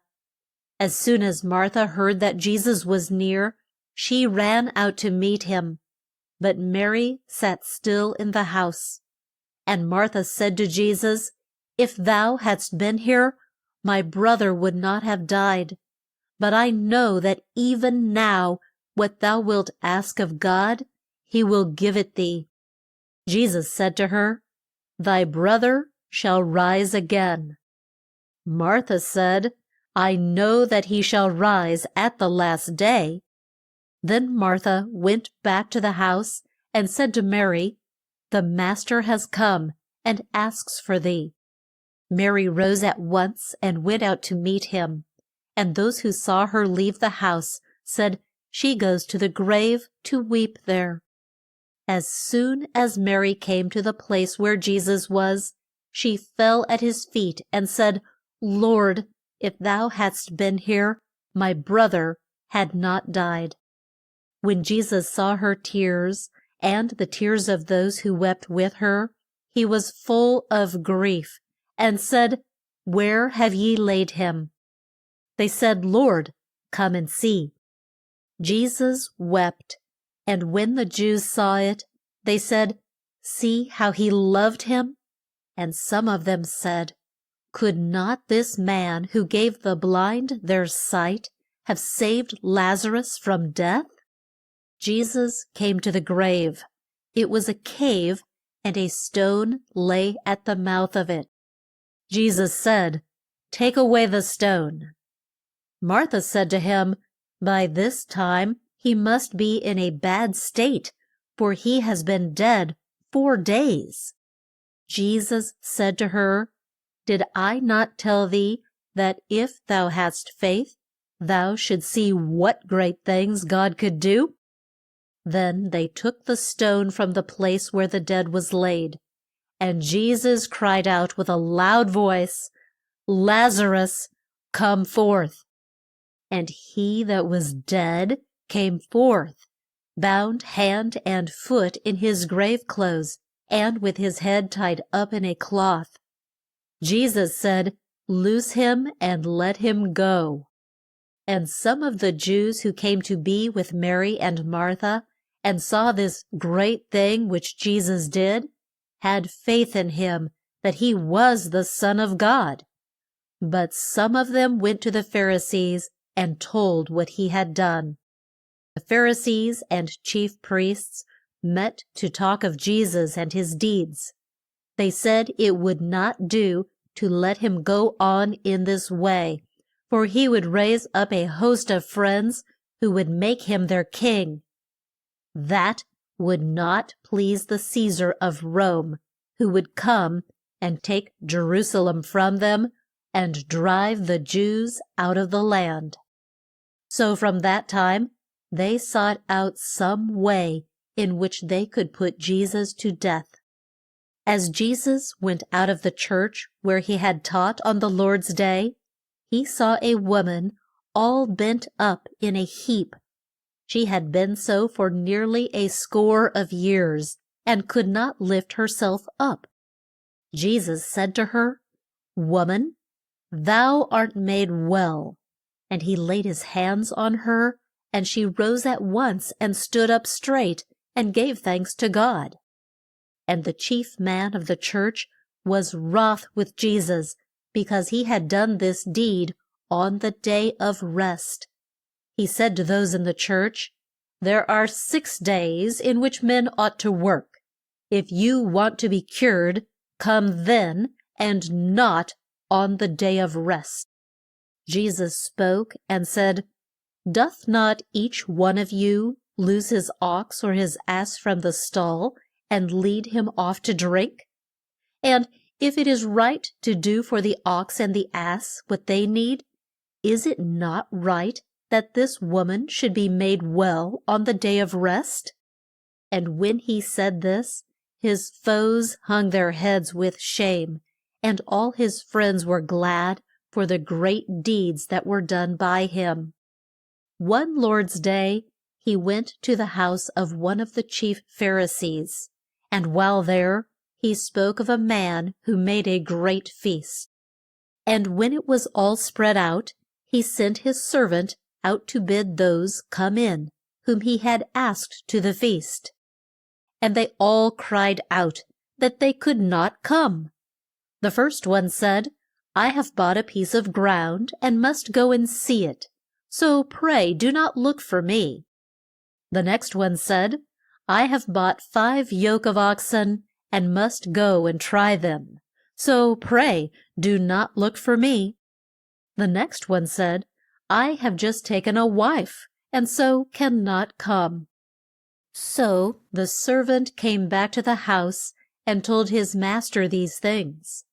Then the rich man was in a rage, and he said to his servant, "Make haste and go out through the streets and lanes of the town, and bring in the poor, the lame, and the halt, and the blind." And the servant did as he was told. Then he came and said, "Lord, I have done as thou didst bid me, and yet there is room for more." The Lord of the house then said, "Go out through the highways and down by the hedgerows, and make the folks come in, that my house may be full, for none of those who were first called shall taste of my feast." The man who spreads the feast is God, and the feast is the good news that Christ will save us from our sins. The servant means those who preach and urge men to come to Christ. Those who were first bid to the feast and would not come mean the Jews.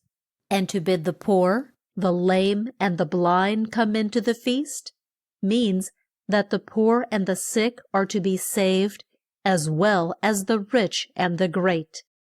Great crowds drew near to Jesus, and he told them that though they might come and hear him preach, if they did not care for him in their hearts, they were not true friends, and could not be of his band. They must care more for him than for all else in the whole world, and must bear his cross. That is, they must do what is right, as Jesus did. Chapter 14. The Prodigal Son, the Pharisee and the Publican, Babes brought to Jesus, Zacchaeus climbs a tree. Jesus said, there was a rich man who had 2 sons. One of them was wild and fond of feasts and of gay times, and did not care for his home or the life that he led there. So he went to his father and said, "Give me, I pray thee, my share of the wealth thou hast laid up for thine heirs, that I may spend it as I choose." And he took his share and went far from home. and led a gay life. And when he had spent all he had, there came a dearth in that land, and he was in great want. That he might not starve, he went out in search of work, and a man hired him and sent him in the fields to feed swine. And so great was his need of something to eat that he would have been glad to have had some of the coarse food with which the swine were fed. But none of the men gave it to him. Then he said to himself, "The men my father hires have more food than they can eat, while I starve for want of what they can well spare. I will rise and go to my father, and will say to him, Father, I have done wrong in thy sight, and in the sight of God, and have no more right to be called thy son. Let me come back to thy house, and be as a servant." So he rose and went to his father, and while he was yet a long way off, his father saw him, and ran and fell on his neck and kissed him.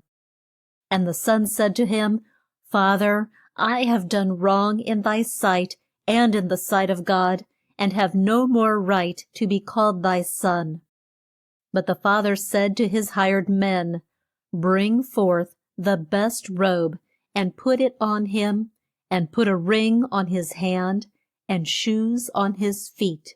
And bring in the fatted calf, and kill it, and let us eat, and be glad. For this my son was dead, and now lives. He was lost, and is found." And tears and sighs gave place to smiles and songs of joy. Now the son, who had stayed at home, and kept his share of wealth that his father gave him, was at work in the field. And as he came near the house, he heard the gay sounds, and called one of the hired men to him, and asked what it all meant. The man said, "Thy brother is here, and thy father has made a feast. So great is his joy to have him back safe and sound." And the young man was in a rage, and would not go in the house. So his father came out and coaxed him. And he said to his father, "For years and years I have been true to thee, and broke none of thy laws. But thou didst not kill a kid for me, that I might make a feast for my friends. But as soon as this thy son was come, who spent thy wealth in ways of sin, thou didst kill the fatted calf for him." And the father said, "My son, I have loved thee all thy life, and all that I own is the same as if it was thine. Yet it was right that we should be glad and sing songs of joy, for this thy brother was dead and now lives. He was lost and is found."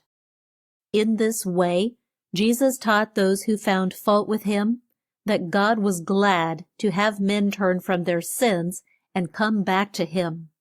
He loved them in spite of their sins, and when they made up their minds to leave them and to do what was right, God met them more than halfway and gave peace and joy to their hearts. A prodigal is one who wastes all that he has. Then Jesus spoke to those who were proud and felt as if no one else was quite as good as they were.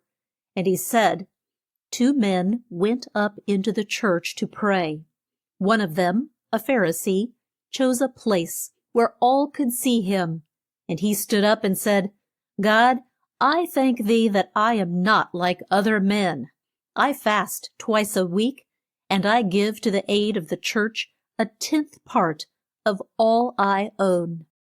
But the other man stood far off, and bowed his head, and beat on his breast as he said, "God help me, and forgive my sins." And God forgave this man more than he did the other, for those that are proud shall be brought low, and those who are meek shall be set in a high place.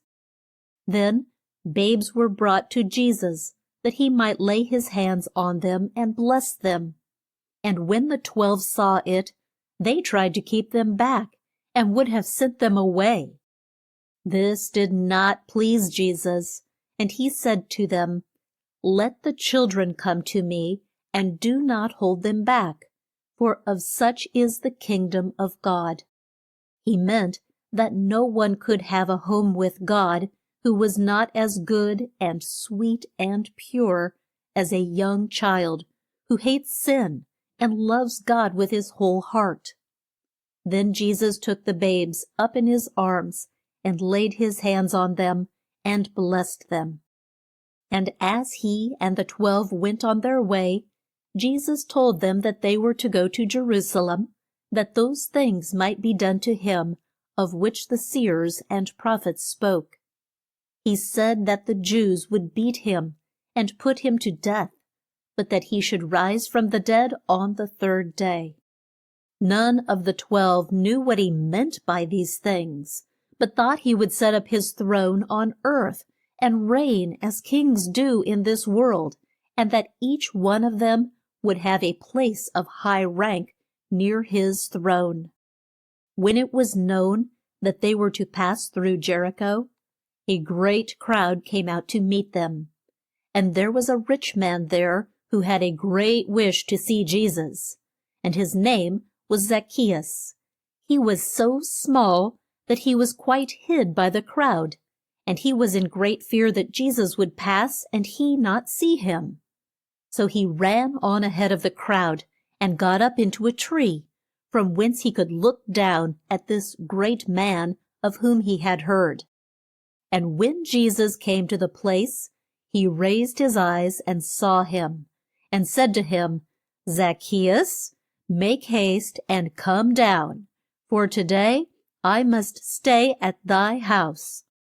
And Zacchaeus came down and went with Jesus, and was glad to have him as a guest. And there was quite a stir in the crowd, and the Jews found fault with Jesus, and said that he had gone to be a guest with a man that was full of sin. But Zacchaeus told Jesus that if he had done wrong, he would do so no more, but would try to be just to all men, and to lead a good and pure life.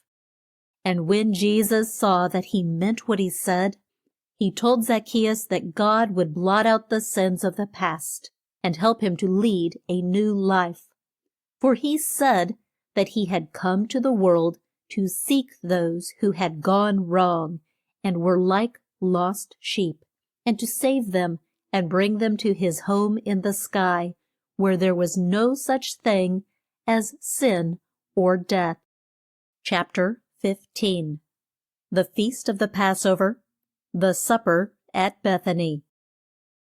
Now the great feast of the Passover was near, and a great crowd of Jews went up to Jerusalem to keep it.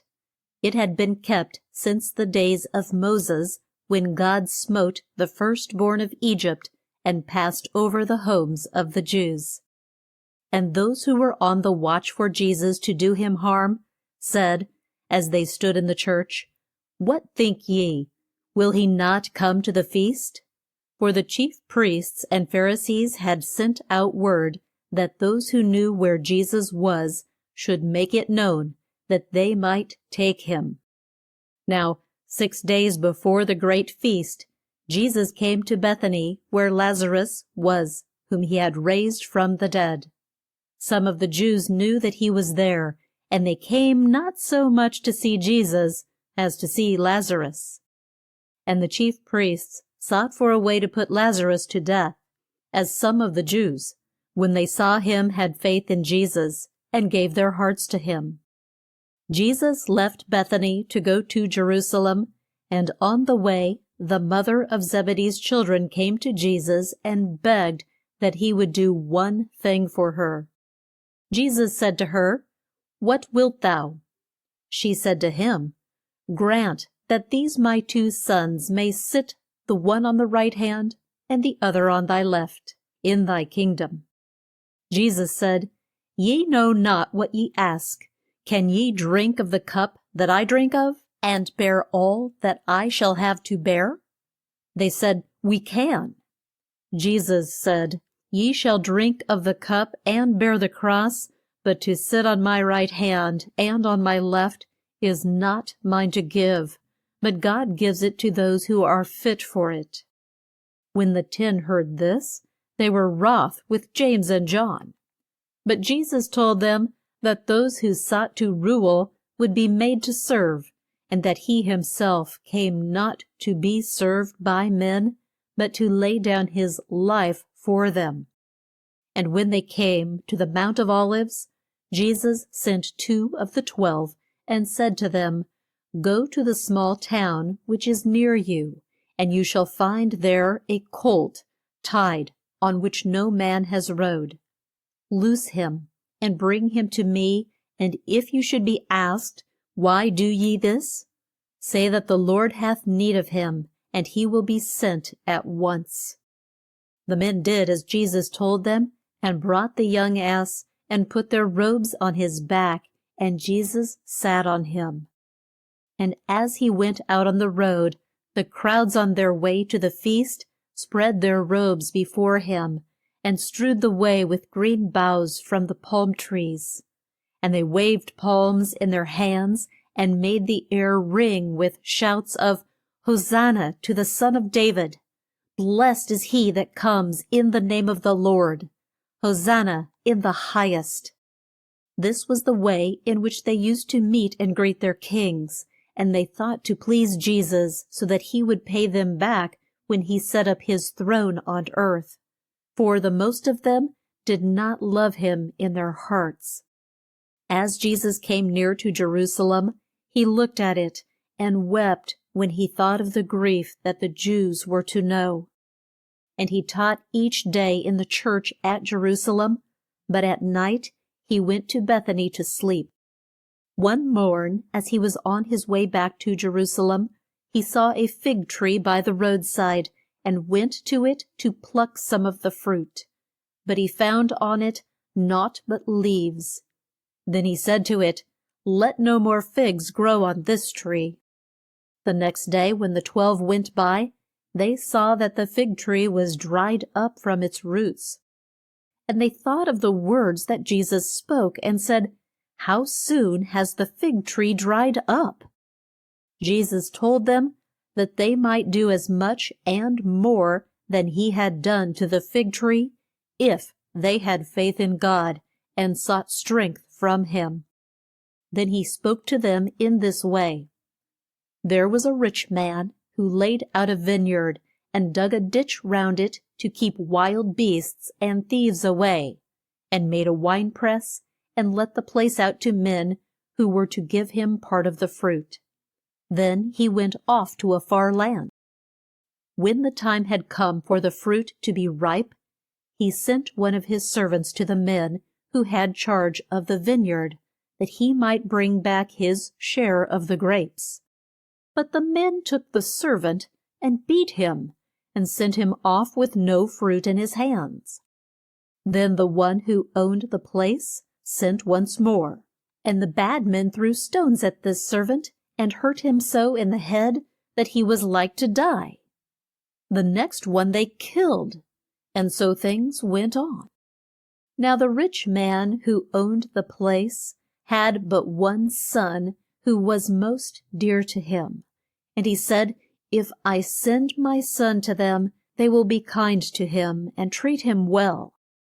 But as soon as the bad men saw him, they said, "This is the heir. Let us kill him, and all that is his shall be ours." And they took him and put him to death, and cast him out of the vineyard. The vineyard is the world. The one who owns it is God. The bad men are the Jews. He had taught them his laws, and they had vowed to keep them. When they did not do it, God sent priests and wise men to try and make them do what was right. These were stoned, and not a few were slain. At last he sent his own dear son, Jesus. Now they meant to kill him, as the bad men had killed the heir of the vineyard. When the Jews heard this talk, they knew that Jesus spoke of them, and they were wroth with him, and in haste to kill him. One day, on his way out of the temple, Jesus sat down near the box in which money was put for the use of the church. And he saw that the rich put in large sums. And there came a poor widow, who threw in 2 mites, which make a farthing, or the fourth of a penny. Jesus said to the 12, This poor widow has cast in more than all the rest, for they had so much they did not miss what they gave, while she, who was poor and in want, did cast in all that she had. Chapter 16, Parables. A parable is a story of something in real life that will fix in our minds and hearts the truth it is meant to teach. Jesus said the kingdom of heaven was like the master of a house who went out at morn to hire men to work in his vineyard. The price was fixed at a penny a day, and those who would work for that were sent out to the vineyard. At 9 o'clock in the day he went out and saw men in the marketplace who were out of work. And he said to them, Go ye to the vineyard, and I will pay you what is right. And they went their way. He went out at noon, and at 3 o'clock, and found more men whom he sent to work in his vineyard. Later in the day, when it was near 6 o'clock, he went out and saw more men, to whom he said, Why stand ye here all the day idle? They said to him, Because no man has hired us. He said, Go ye into the vineyard, and what is right I will give thee. So when night came, the Lord of the vineyard had the workmen called in, and each one was paid a penny. When the first came, they thought they should have more, and when they were paid but a penny, they found fault, and said, These last have wrought but 1 hour, and thou hast paid them the same as us, who have borne the toil and heat of the day. The master said, Friend, I do thee no wrong. Didst thou not say thou wouldst work for me for a penny a day? Take what is thine, and go thy way, for I have a right to do as I will with mine own. And the last shall be first, and the first last. Jesus told them a parable of 10 maids who went out to meet the bridegroom. For in those days the man who was wed brought his bride home at night, and some of his friends used to go out to meet him. These 10 maids had lit their lamps, and gone out to meet the bridegroom. But he did not come as soon as they thought he would, and as the hours went on, they all fell asleep. Now 5 of these maids were wise, and 5 were not. The wise ones had brought oil with them, so that if their lamps should go out, they could fill them. Those who were not wise had no oil but that which was in their lamps. At midnight, those who were on the watch cried out, Lo, the bridegroom comes! Go ye out to meet him. And the 5 wise maids rose at once, and went to work to trim their lamps. The 5 who were not wise stood by and said, Give us of your oil, for our lamps have gone out. But the wise ones said, Not so, for we have no more than we need. Go ye and buy of those who have oil to sell. And while they went out to buy, the bridegroom came, and those who were in trim went in with him, and the door was shut. Then the 5 maids who had been out to buy oil came to the door and cried out, Lord, Lord, let us in. But he said, I do not know you, and would not let them in. The bridegroom means Jesus, who is to come at the last day. The 10 maids are those who claim to love him and who set out to meet him on that day. The oil is the love in our hearts, which burns and keeps our faith bright. We are to watch and wait for him, for we know not the day nor the hour when he will come. Jesus came to the town of Bethany, and they made a supper for him there. In those days they did not sit at their meals on chairs as we do, but lay down on a couch or lounge as high as the table, so that they could rest on the left arm and have the right hand and arm free to use. Martha, Mary, and Lazarus were there, and while Jesus sat at meat, Mary came with a flask of rich oil that was worth a great price, and she broke the flask and poured the oil on the head of Jesus. And there were some there who found fault with this great waste, and Judas, one of the 12, said that the oil might have been sold for a large sum and would have done the poor much good. Jesus said, "Blame her not. She has done a good work on me. For the poor you have with you all the time, and you may do them good when you choose, but you will not have me always."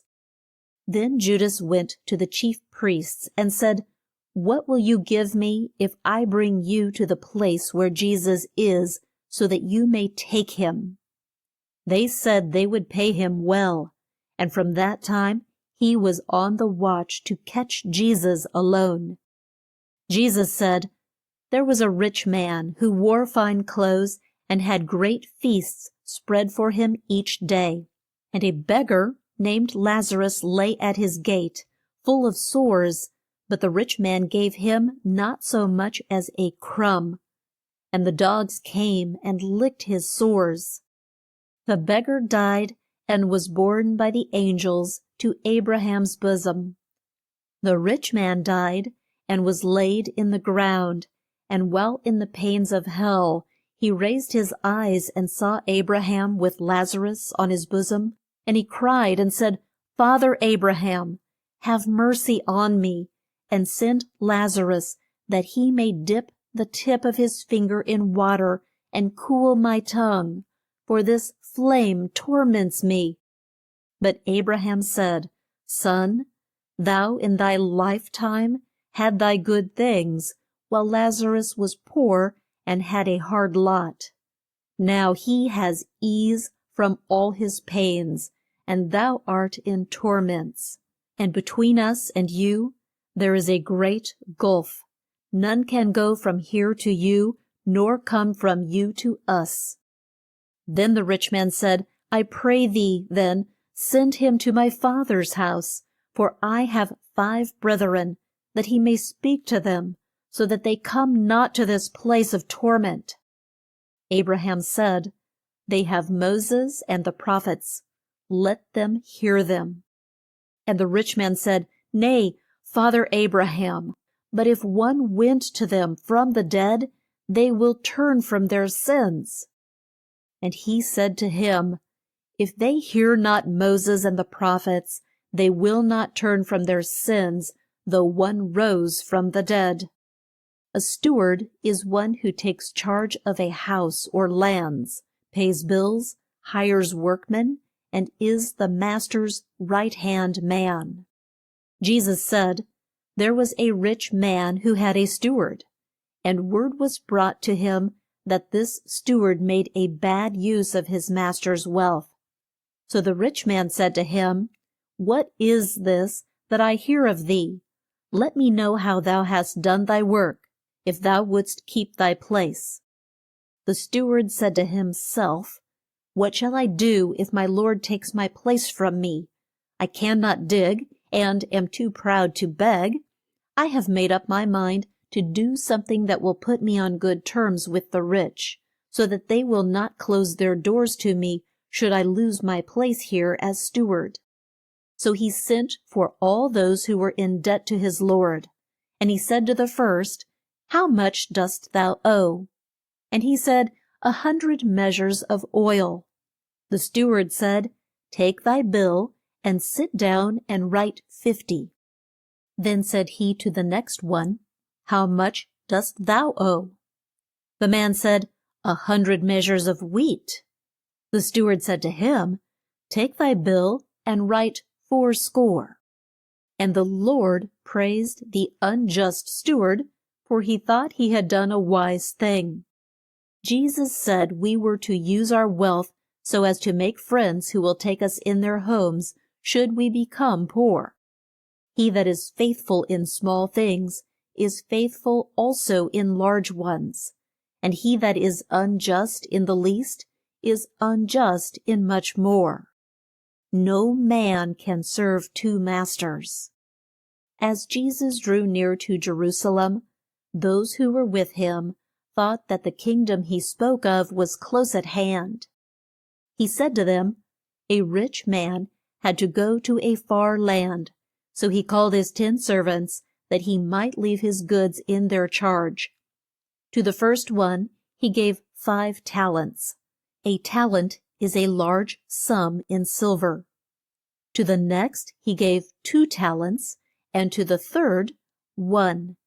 And he said to them, make a good use of these gifts till I come back, and then went on his way. Then he that had 5 talents went out and bought and sold, and made 5 talents more. And the one that had 2 did the same.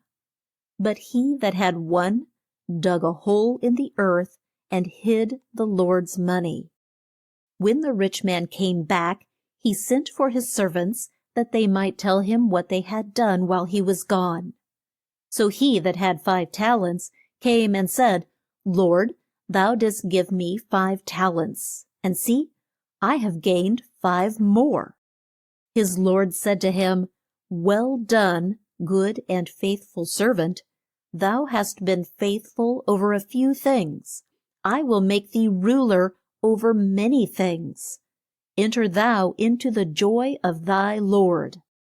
Then he that had 2 talents came and said, Lord, thou didst give me 2 talents, and I have gained 2 more. His Lord said to him, well done, good and faithful servant. Thou hast been faithful over a few things. I will make thee ruler over many things. Enter thou into the joy of thy Lord. Then he who had but the 1 talent came and said, Lord, I knew that thou wert a hard man, and didst reap where thou hast not sown, and gleaned where thou hast not strewn. And, for fear I should lose it, I hid thy talent in the earth, and here it is. His Lord said, Thou wicked and lazy servant, if thou didst know me to be such a harsh man, thou shouldst have lent my money to those who would pay for its use, so that when I came back I should have my own and more with it. Take therefore the 1 talent from him, and give it to him that hath 10 talents. For to him that hath much shall more be given, but from him that hath not shall be taken away all that he hath. And cast ye the useless servant into outer darkness, where shall be weeping and gnashing of teeth. Christ meant to teach by this that we were to make use of the gifts or talents that God gave us, and add to them as much as we could. Then, when we die, God will say to us, Well done, and bid us share in the joy that our Lord has in store for us. If we have but 1 gift, we must use that and serve God with it, or at the last day He will take that from us, and we shall have no part in the joy of our Lord. Jesus said, The good news is like a king who made a wedding feast for his son. And he sent his servants to call in those who were bid to the feast, but they would not come. Then he sent out more servants to urge them to come to the wedding. But they made light of it, and went their ways, to their farms or shops. And some fell on the king's servants, and slew them. The king heard of this, he was wroth, and he said to his servants, Go ye out to the highways, and bring into the wedding those ye find there. And the servants did so, and brought in both bad and good, so there was no lack of guests at the wedding. The king came in to see the guests. He saw there a man who had not on a wedding garment. And he said to him, Friend, Why art thou here without a wedding garment? And the man spoke not. Then said the king to the servants, Bind him hand and foot, and take him off, and cast him into outer darkness. For many are called, but few are chosen. God is the King who made the feast for Jesus Christ, his Son, to which all are bid. The wedding garment we need is a true heart, full of love to Jesus. The good news is for all, yet those who think more of this world than they do of heaven, Christ does not choose for his own, and they are lost. Jesus said the good news is like unto leaven or yeast, which a woman took and hid in some meal, till the whole of it was light. Chapter 17. The Lord's Supper, Jesus in Gethsemane, the Judas kiss, Peter denies Jesus. Now the day was come when the Jews were to keep the feast of the Passover. To do this, each man took a lamb to the church and killed it on the altar. The priest would burn the fat, but the rest of the lamb the man took home, and it was cooked, and he and his folks ate of it in the night. The 12 came to Jesus to ask him at what place they should set out their feast, for they had no house or home of their own. Jesus sent forth 2 of them and said, Go ye to Jerusalem, and there shall you meet a man with a jug of water. Go to the house where he goes, and say to the man who lives there, The Master bids thee show us the room where he shall come to eat the feast with his friends. And he will show you a large room upstairs. There spread the feast. The men did as Jesus told them, and the man showed them the room, and there they spread the feast. And at night Jesus came with his 12 friends, and as they did eat, Jesus said, There is one here who will give me up to the Jews. These words made them all feel sad. Now there was one of the 12 of whom Jesus was most fond. His name was John. And as he lay with his head on Jesus' breast, he said to him, Lord, who is it?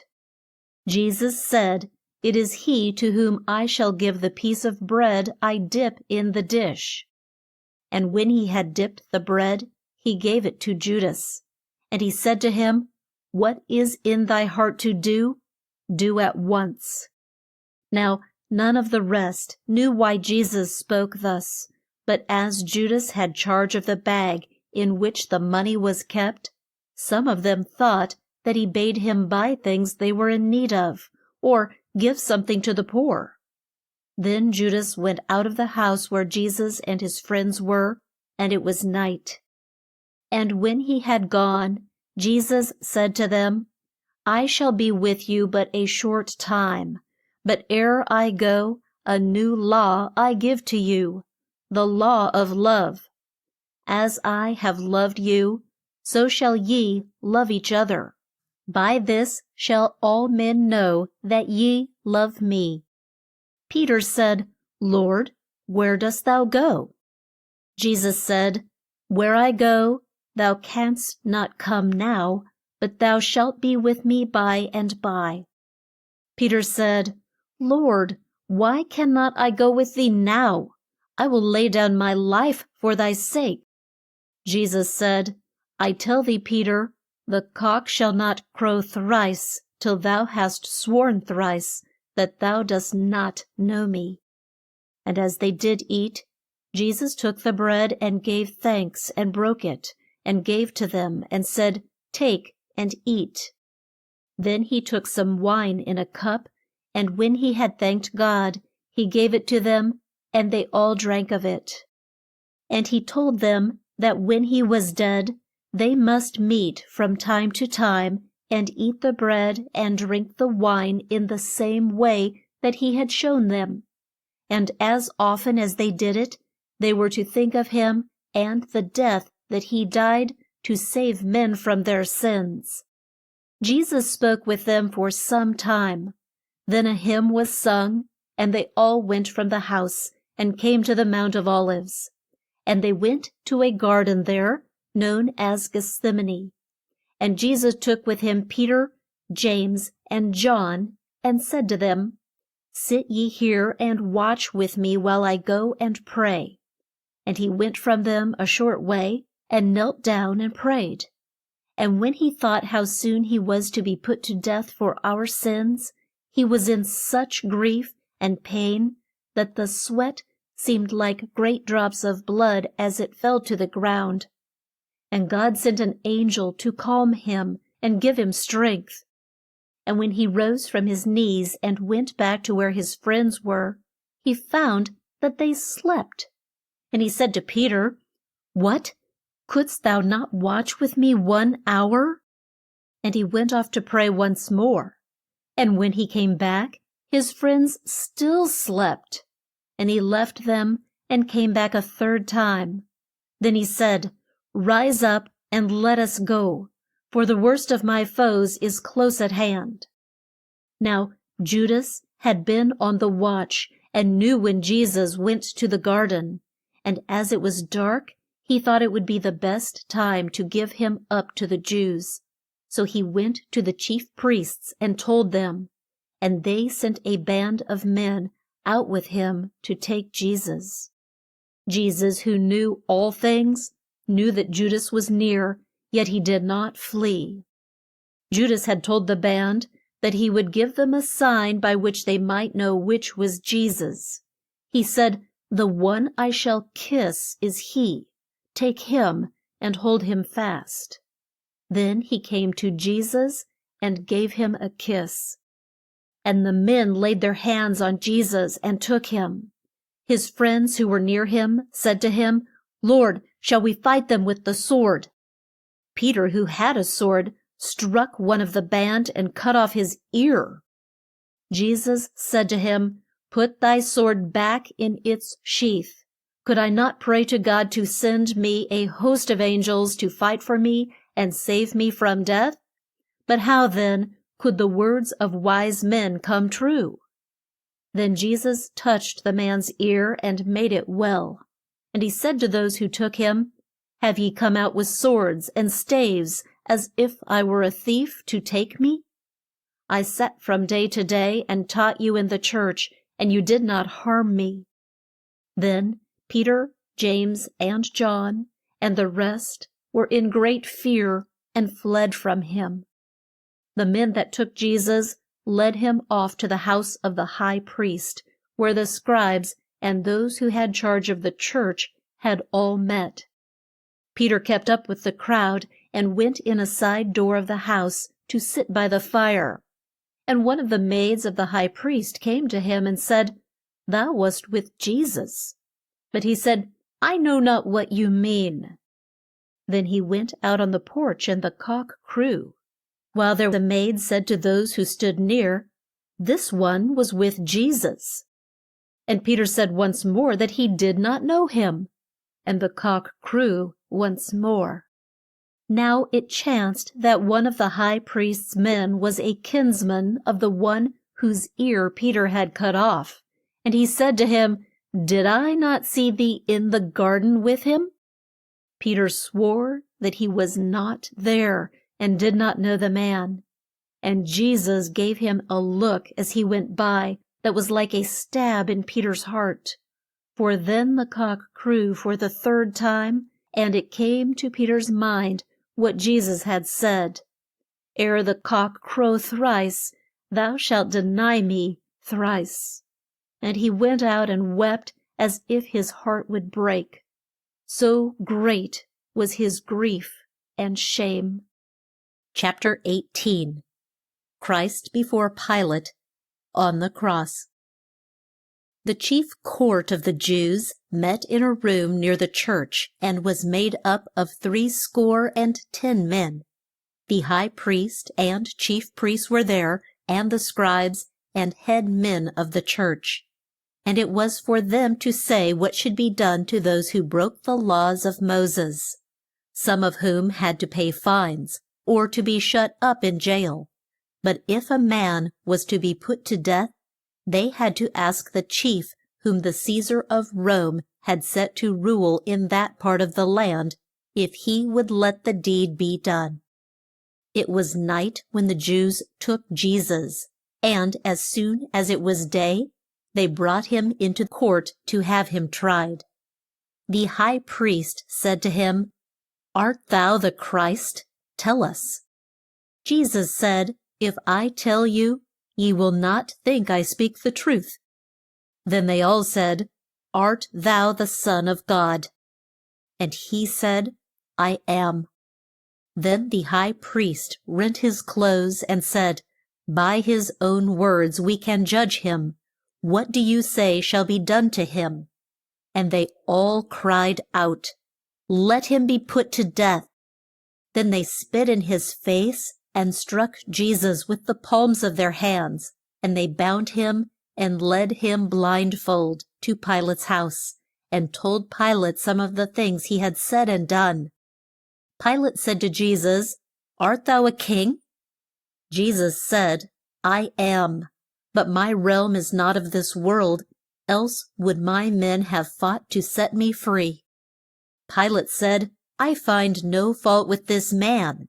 And the Jews were more fierce and cried that his words had made a great stir in all the land from Galilee to that place.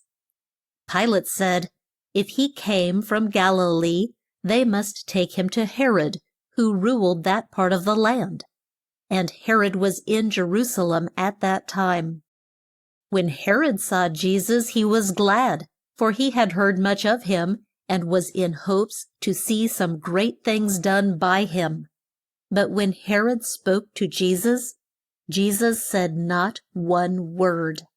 And the chief priests and scribes stood by and cried out that he claimed to be King of the Jews and the Son of God, and had taught men that they need not keep the laws of Moses or of Rome.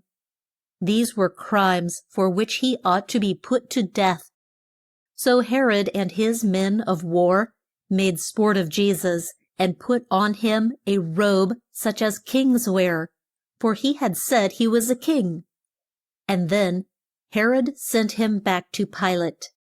Pilate said, I find no fault in this man, nor does Herod, for I sent you to him. He had done naught for which he should be put to death. Now it was the rule, when this great feast was held, that one of those who were shut up in jail should be set free. And at this time there was a Jew there, whose name was Barabbas, and he had killed someone. Pilate said, Which one shall I set free, Barabbas or Jesus, who is called Christ? While Pilate spoke, his wife sent word to him to do no harm to that just man, for she had had a strange dream about him. But the chief priests urged the mob to ask that Barabbas be set free. Pilate said, What then shall I do with Jesus, who is called Christ? They cried out, Hang him! Hang him! When Pilate saw that he could not get them to ask for Jesus, he took some water and washed his hands in full view of the mob, and said, I am not to blame for the death of this just man. See ye to it. Then the Jews said, Let his blood be on us and on our children. But Pilate was to blame for Jesus' death, for he gave him up to the Jews that he might please them and keep the place that he had. Now it was the law of the land that a man should be scourged ere he was hung. So Jesus was stripped to the waist, and his hands were bound to a low post in front of him, so as to make him stoop. And while he stood in this way, he was struck with rods, or a whip of cords, till the blood burst through the skin. Then Pilate's men of war led him to a room, and took off his own robe, and put on him one of a red and blue tint. Then they made a crown of thorns, and put it on his head, and they put a reed in his right hand. Then they bowed down to him as if he were a king, and mocked at him, and said, Hail, King of the Jews! And they spat on him, and took the reed, and struck him on the head, and smote him with their hands. When Judas saw that Jesus was to be put to death, he was in great grief to think he had brought such a fate on one who had done no wrong. And he took back to the chief priests the sum they had paid him. And he said to them, I have done a great sin to give up to you one who had done no wrong. They said to him, What is that to us? See thou to that. Then Judas threw down the silver and went out and hung himself. Then the men of war took off the gay robe from Jesus, and put his own clothes on him, and led him out to put him to death. They met a man named Simon, and made him bear the cross, and a great crowd of men and women went with them, who wept and mourned for Jesus. Jesus told them not to weep for him, but for themselves and their children, because of the woes that were to come on the Jews. They brought him to a place called Calvary, not far from the gates of Jerusalem, and they nailed his feet and hands to the cross, which was then set up in the ground. And all the while Jesus prayed, Father, forgive them, for they know not what they do. He meant that they did not know how great was their sin, nor that they had in truth put to death the Son of God. With him they hung 2 thieves, one on his right hand and one on his left.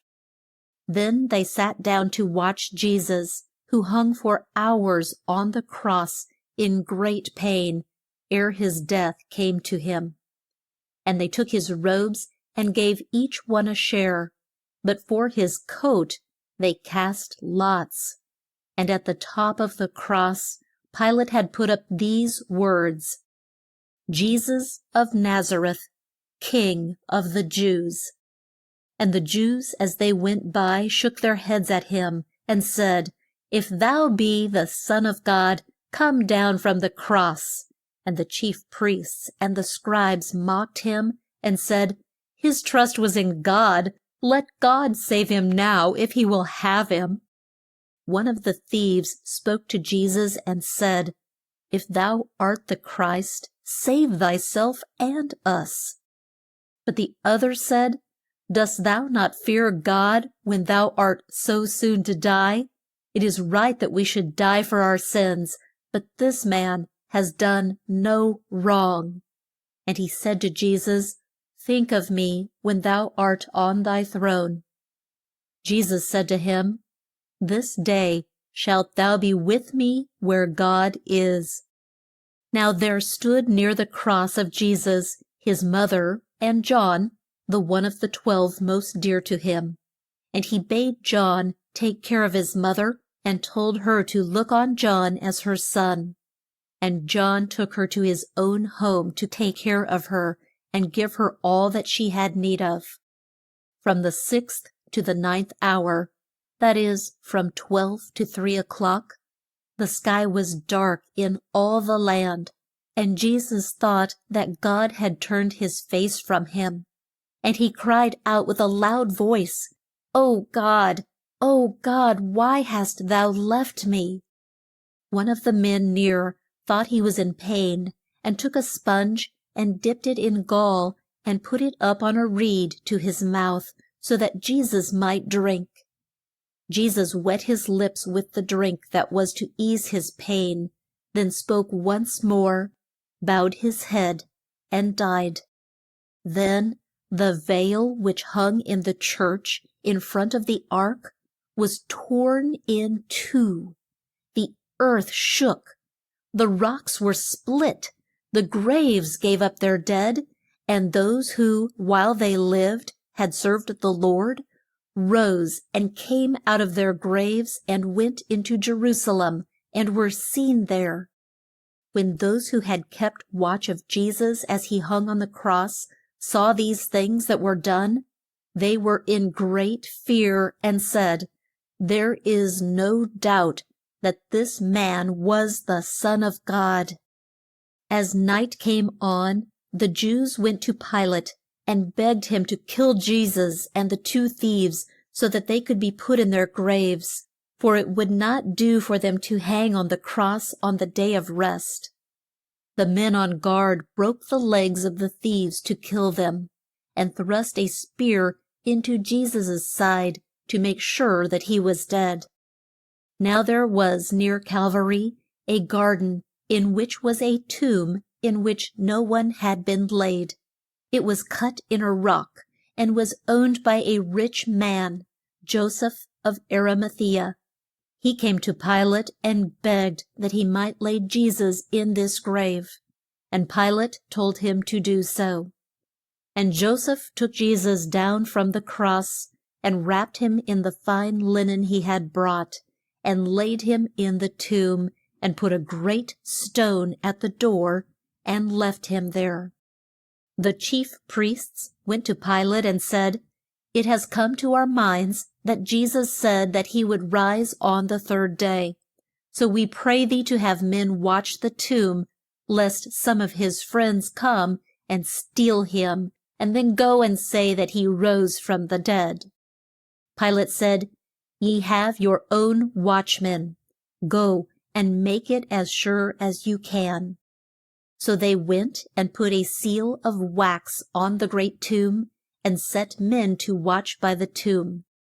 But that night God sent down an angel, and he came and rolled back the stone from the door, and sat on it.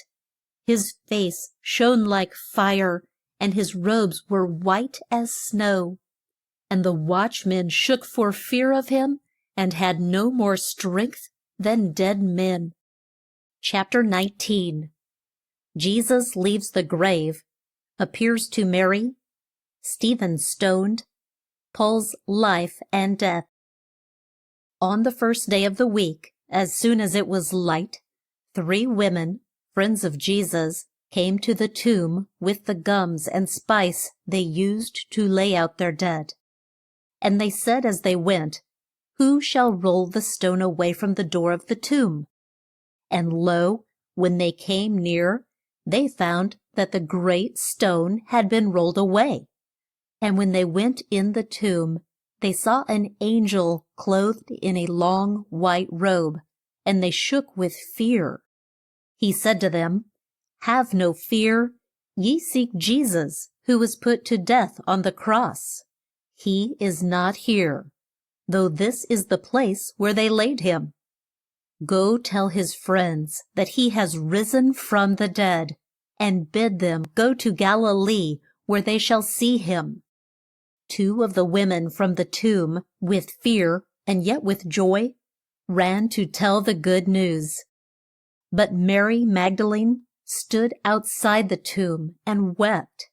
And as she stooped down and looked in the tomb, she saw 2 angels in white, the one at the head, the other at the foot of the place where Jesus had lain.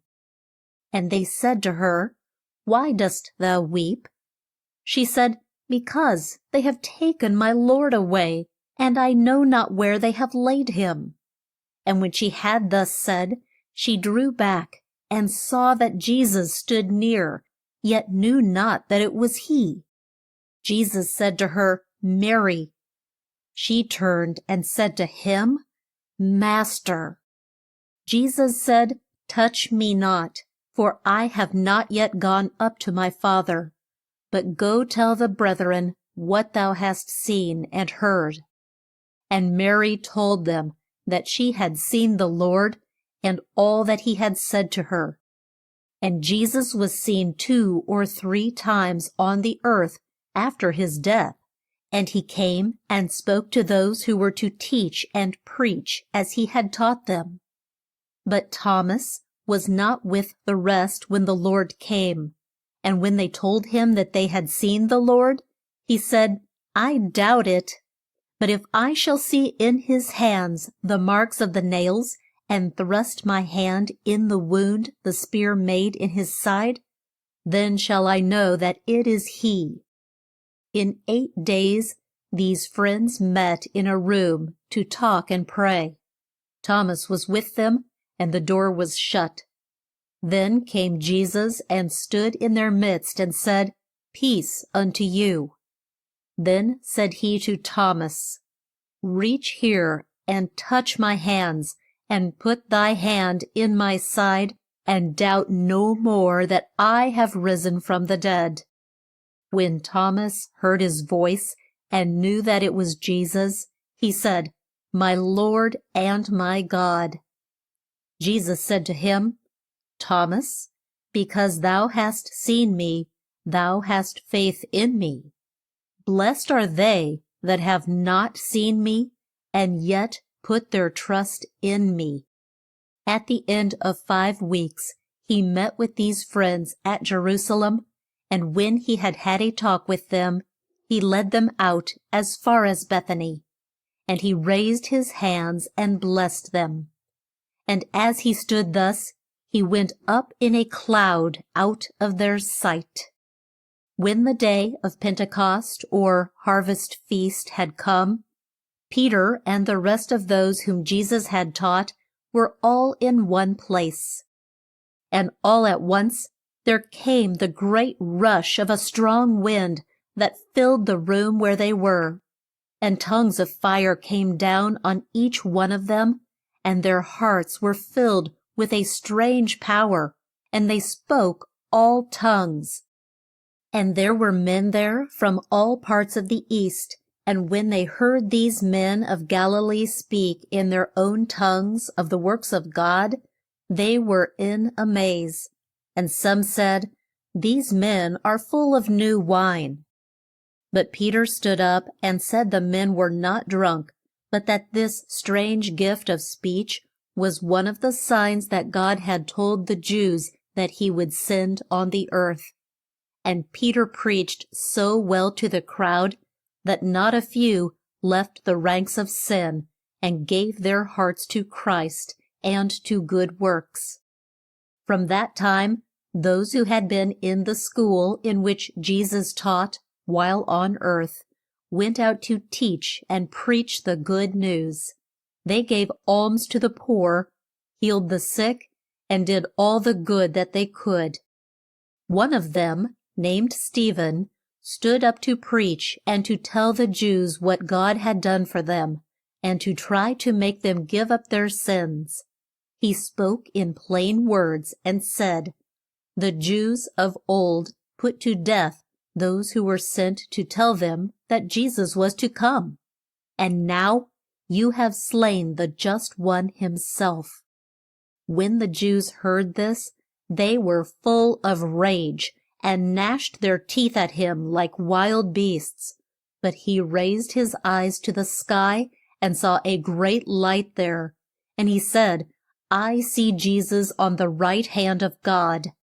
Then they cried out with a loud voice and stopped their ears so that they could not hear his words, and they brought him out of the town and stoned him. And Stephen knelt down and asked God to forgive them for this sin, and then he died. The men who threw the stones at Stephen took off their cloaks that they might have the free use of their arms, and laid them at the feet of a young man named Saul. Now Saul had done much harm to the good cause, and was in a great rage with those who were friends of Jesus and taught his truths. So he went to the high priest at Jerusalem and asked to be sent to Damascus, that if he found friends of Jesus there, he might bind them with cords and bring them back to Jerusalem. And the high priest gave him notes to those who had charge of the churches in Damascus, and he set out for that place. But when he came near the town, there shone round him a great light, and he was in such fear that he fell to the ground. And a voice said to him, Saul, Saul, Why dost thou hate me and hunt me down? Saul said, Who art thou, Lord? The voice said, I am Jesus, whom thou dost use so ill. Then Saul shook with fear and said, Lord, what wilt thou have me to do? The Lord said, Rise and go into the town, and it shall be shown thee what thou must do. And the men who were with him stood dazed and dumb, for they heard the voice, but could see no man. When Saul rose from the earth, he could not see, for the light had made him blind. And those who were with him led him by the hand into Damascus. And for 3 days he had no sight, and he could not eat nor drink. But God sent Ananias, a good man, to touch his eyes, and his sight and his strength came back, and his heart was changed, and there was no man who could preach as Paul did, by which name he was now known. For a while he went with Barnabas.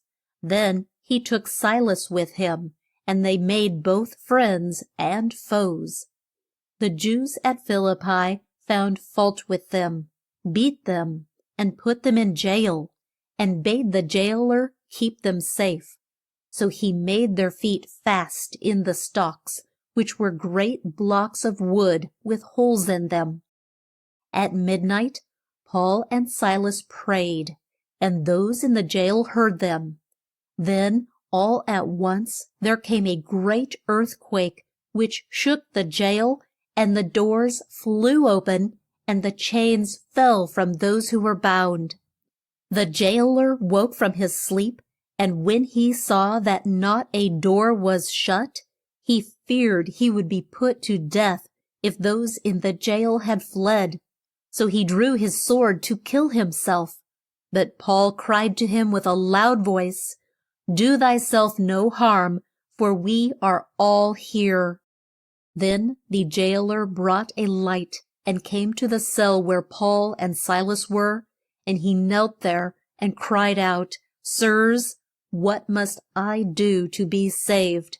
And they said, Have faith in the Lord Jesus Christ, and thou shalt be saved.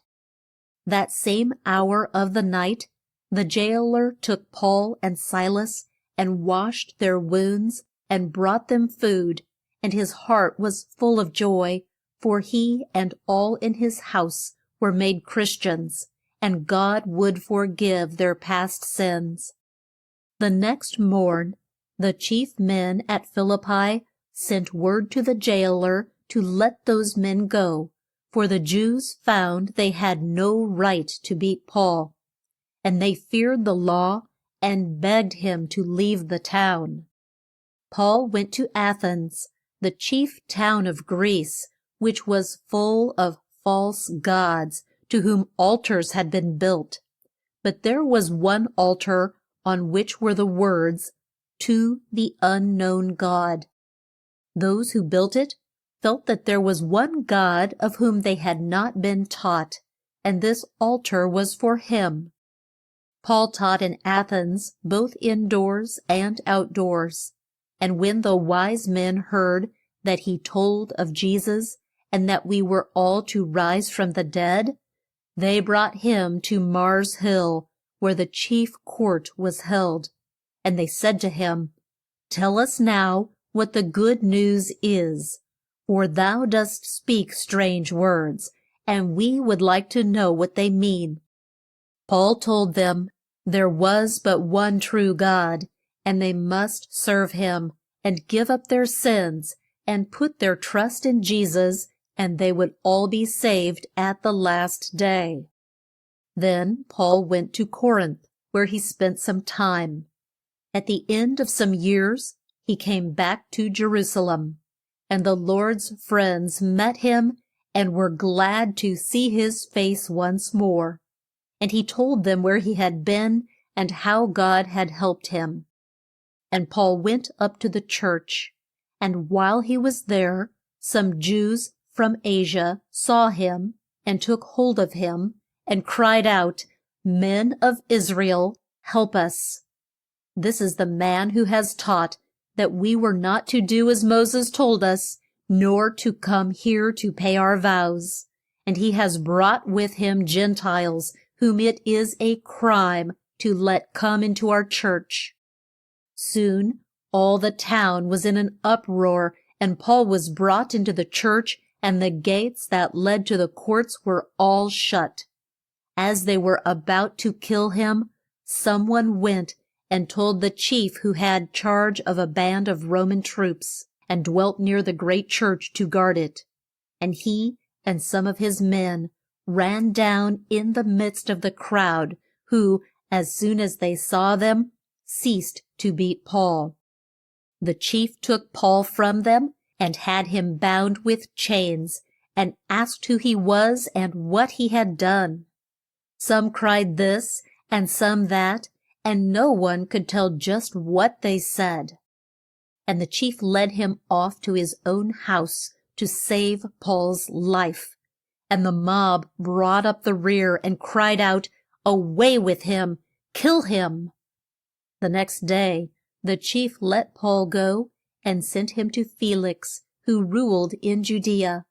And here he was shut up in jail, and was there for 2 years or more. He told them who he was and why he had gone to Jerusalem, and said he had done no wrong that he knew of, though some might say it was wrong for him to preach that the dead should rise from their graves at the last day. Felix sent the Jews off, and bade the jailer let Paul walk in and out as he chose, and see all the friends who might call. He was there for 2 years, and at the end of that time Festus took Felix's place. At last he was sent to Rome to be tried before the Caesar. While on the sea a fierce wind sprang up, and beat the ship so that the men could not steer, and they were in great fear lest they should drown.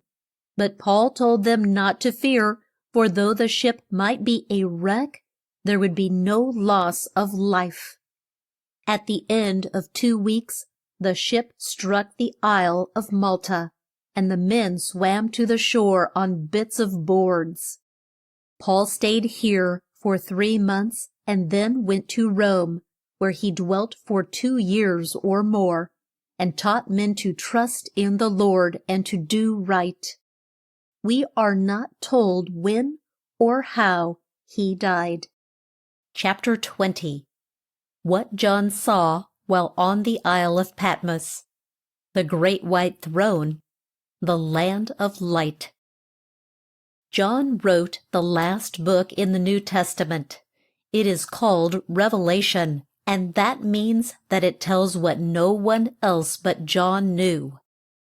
John was sent to the lone Isle of Patmos by one of the bad emperors of Rome, who would not let him preach or teach the truths that Christ taught.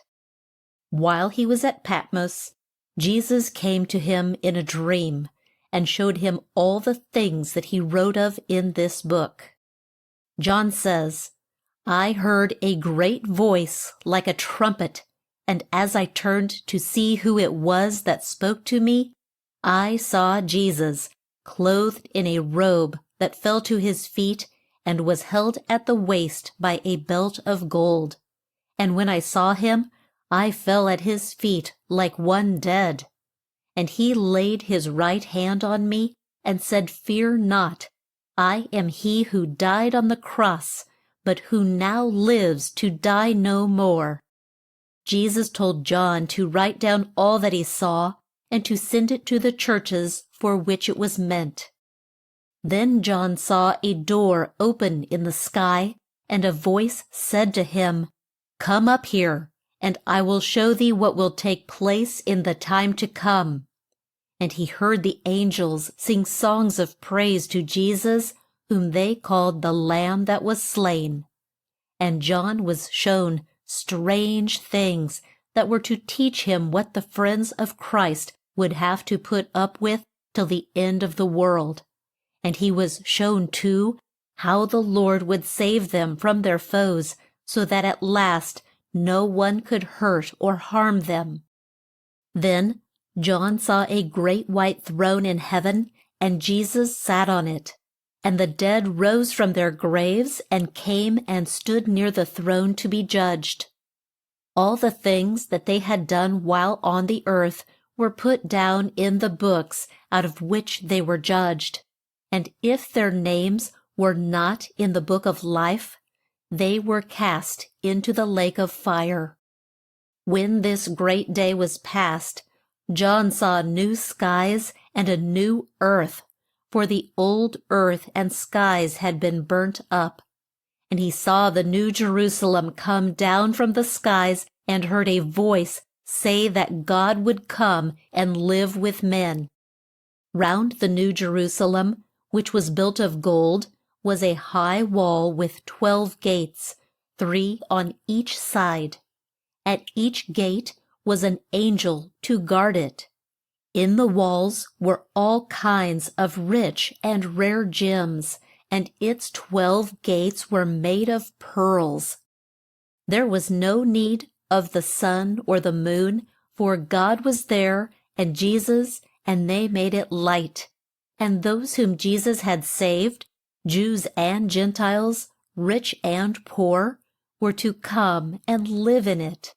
And the gates should not be shut, for there will be no night there. And none but those whose names are in the book of life shall go into it. And John saw a pure river called the water of life. On each side of it grew the tree of life, that bore 12 kinds of fruit, which were ripe each month. And those who dwell in that land of light, and eat the fruits of the tree of life, and drink of the water of life, shall see the Lord's face, and be with him, and serve him. He will wipe all tears from their eyes, and there shall be no more death, nor grief, nor pain. Jesus said to John, "Blessed are they who keep God's laws and do his will, that they may pass through the gates to his bright home on high."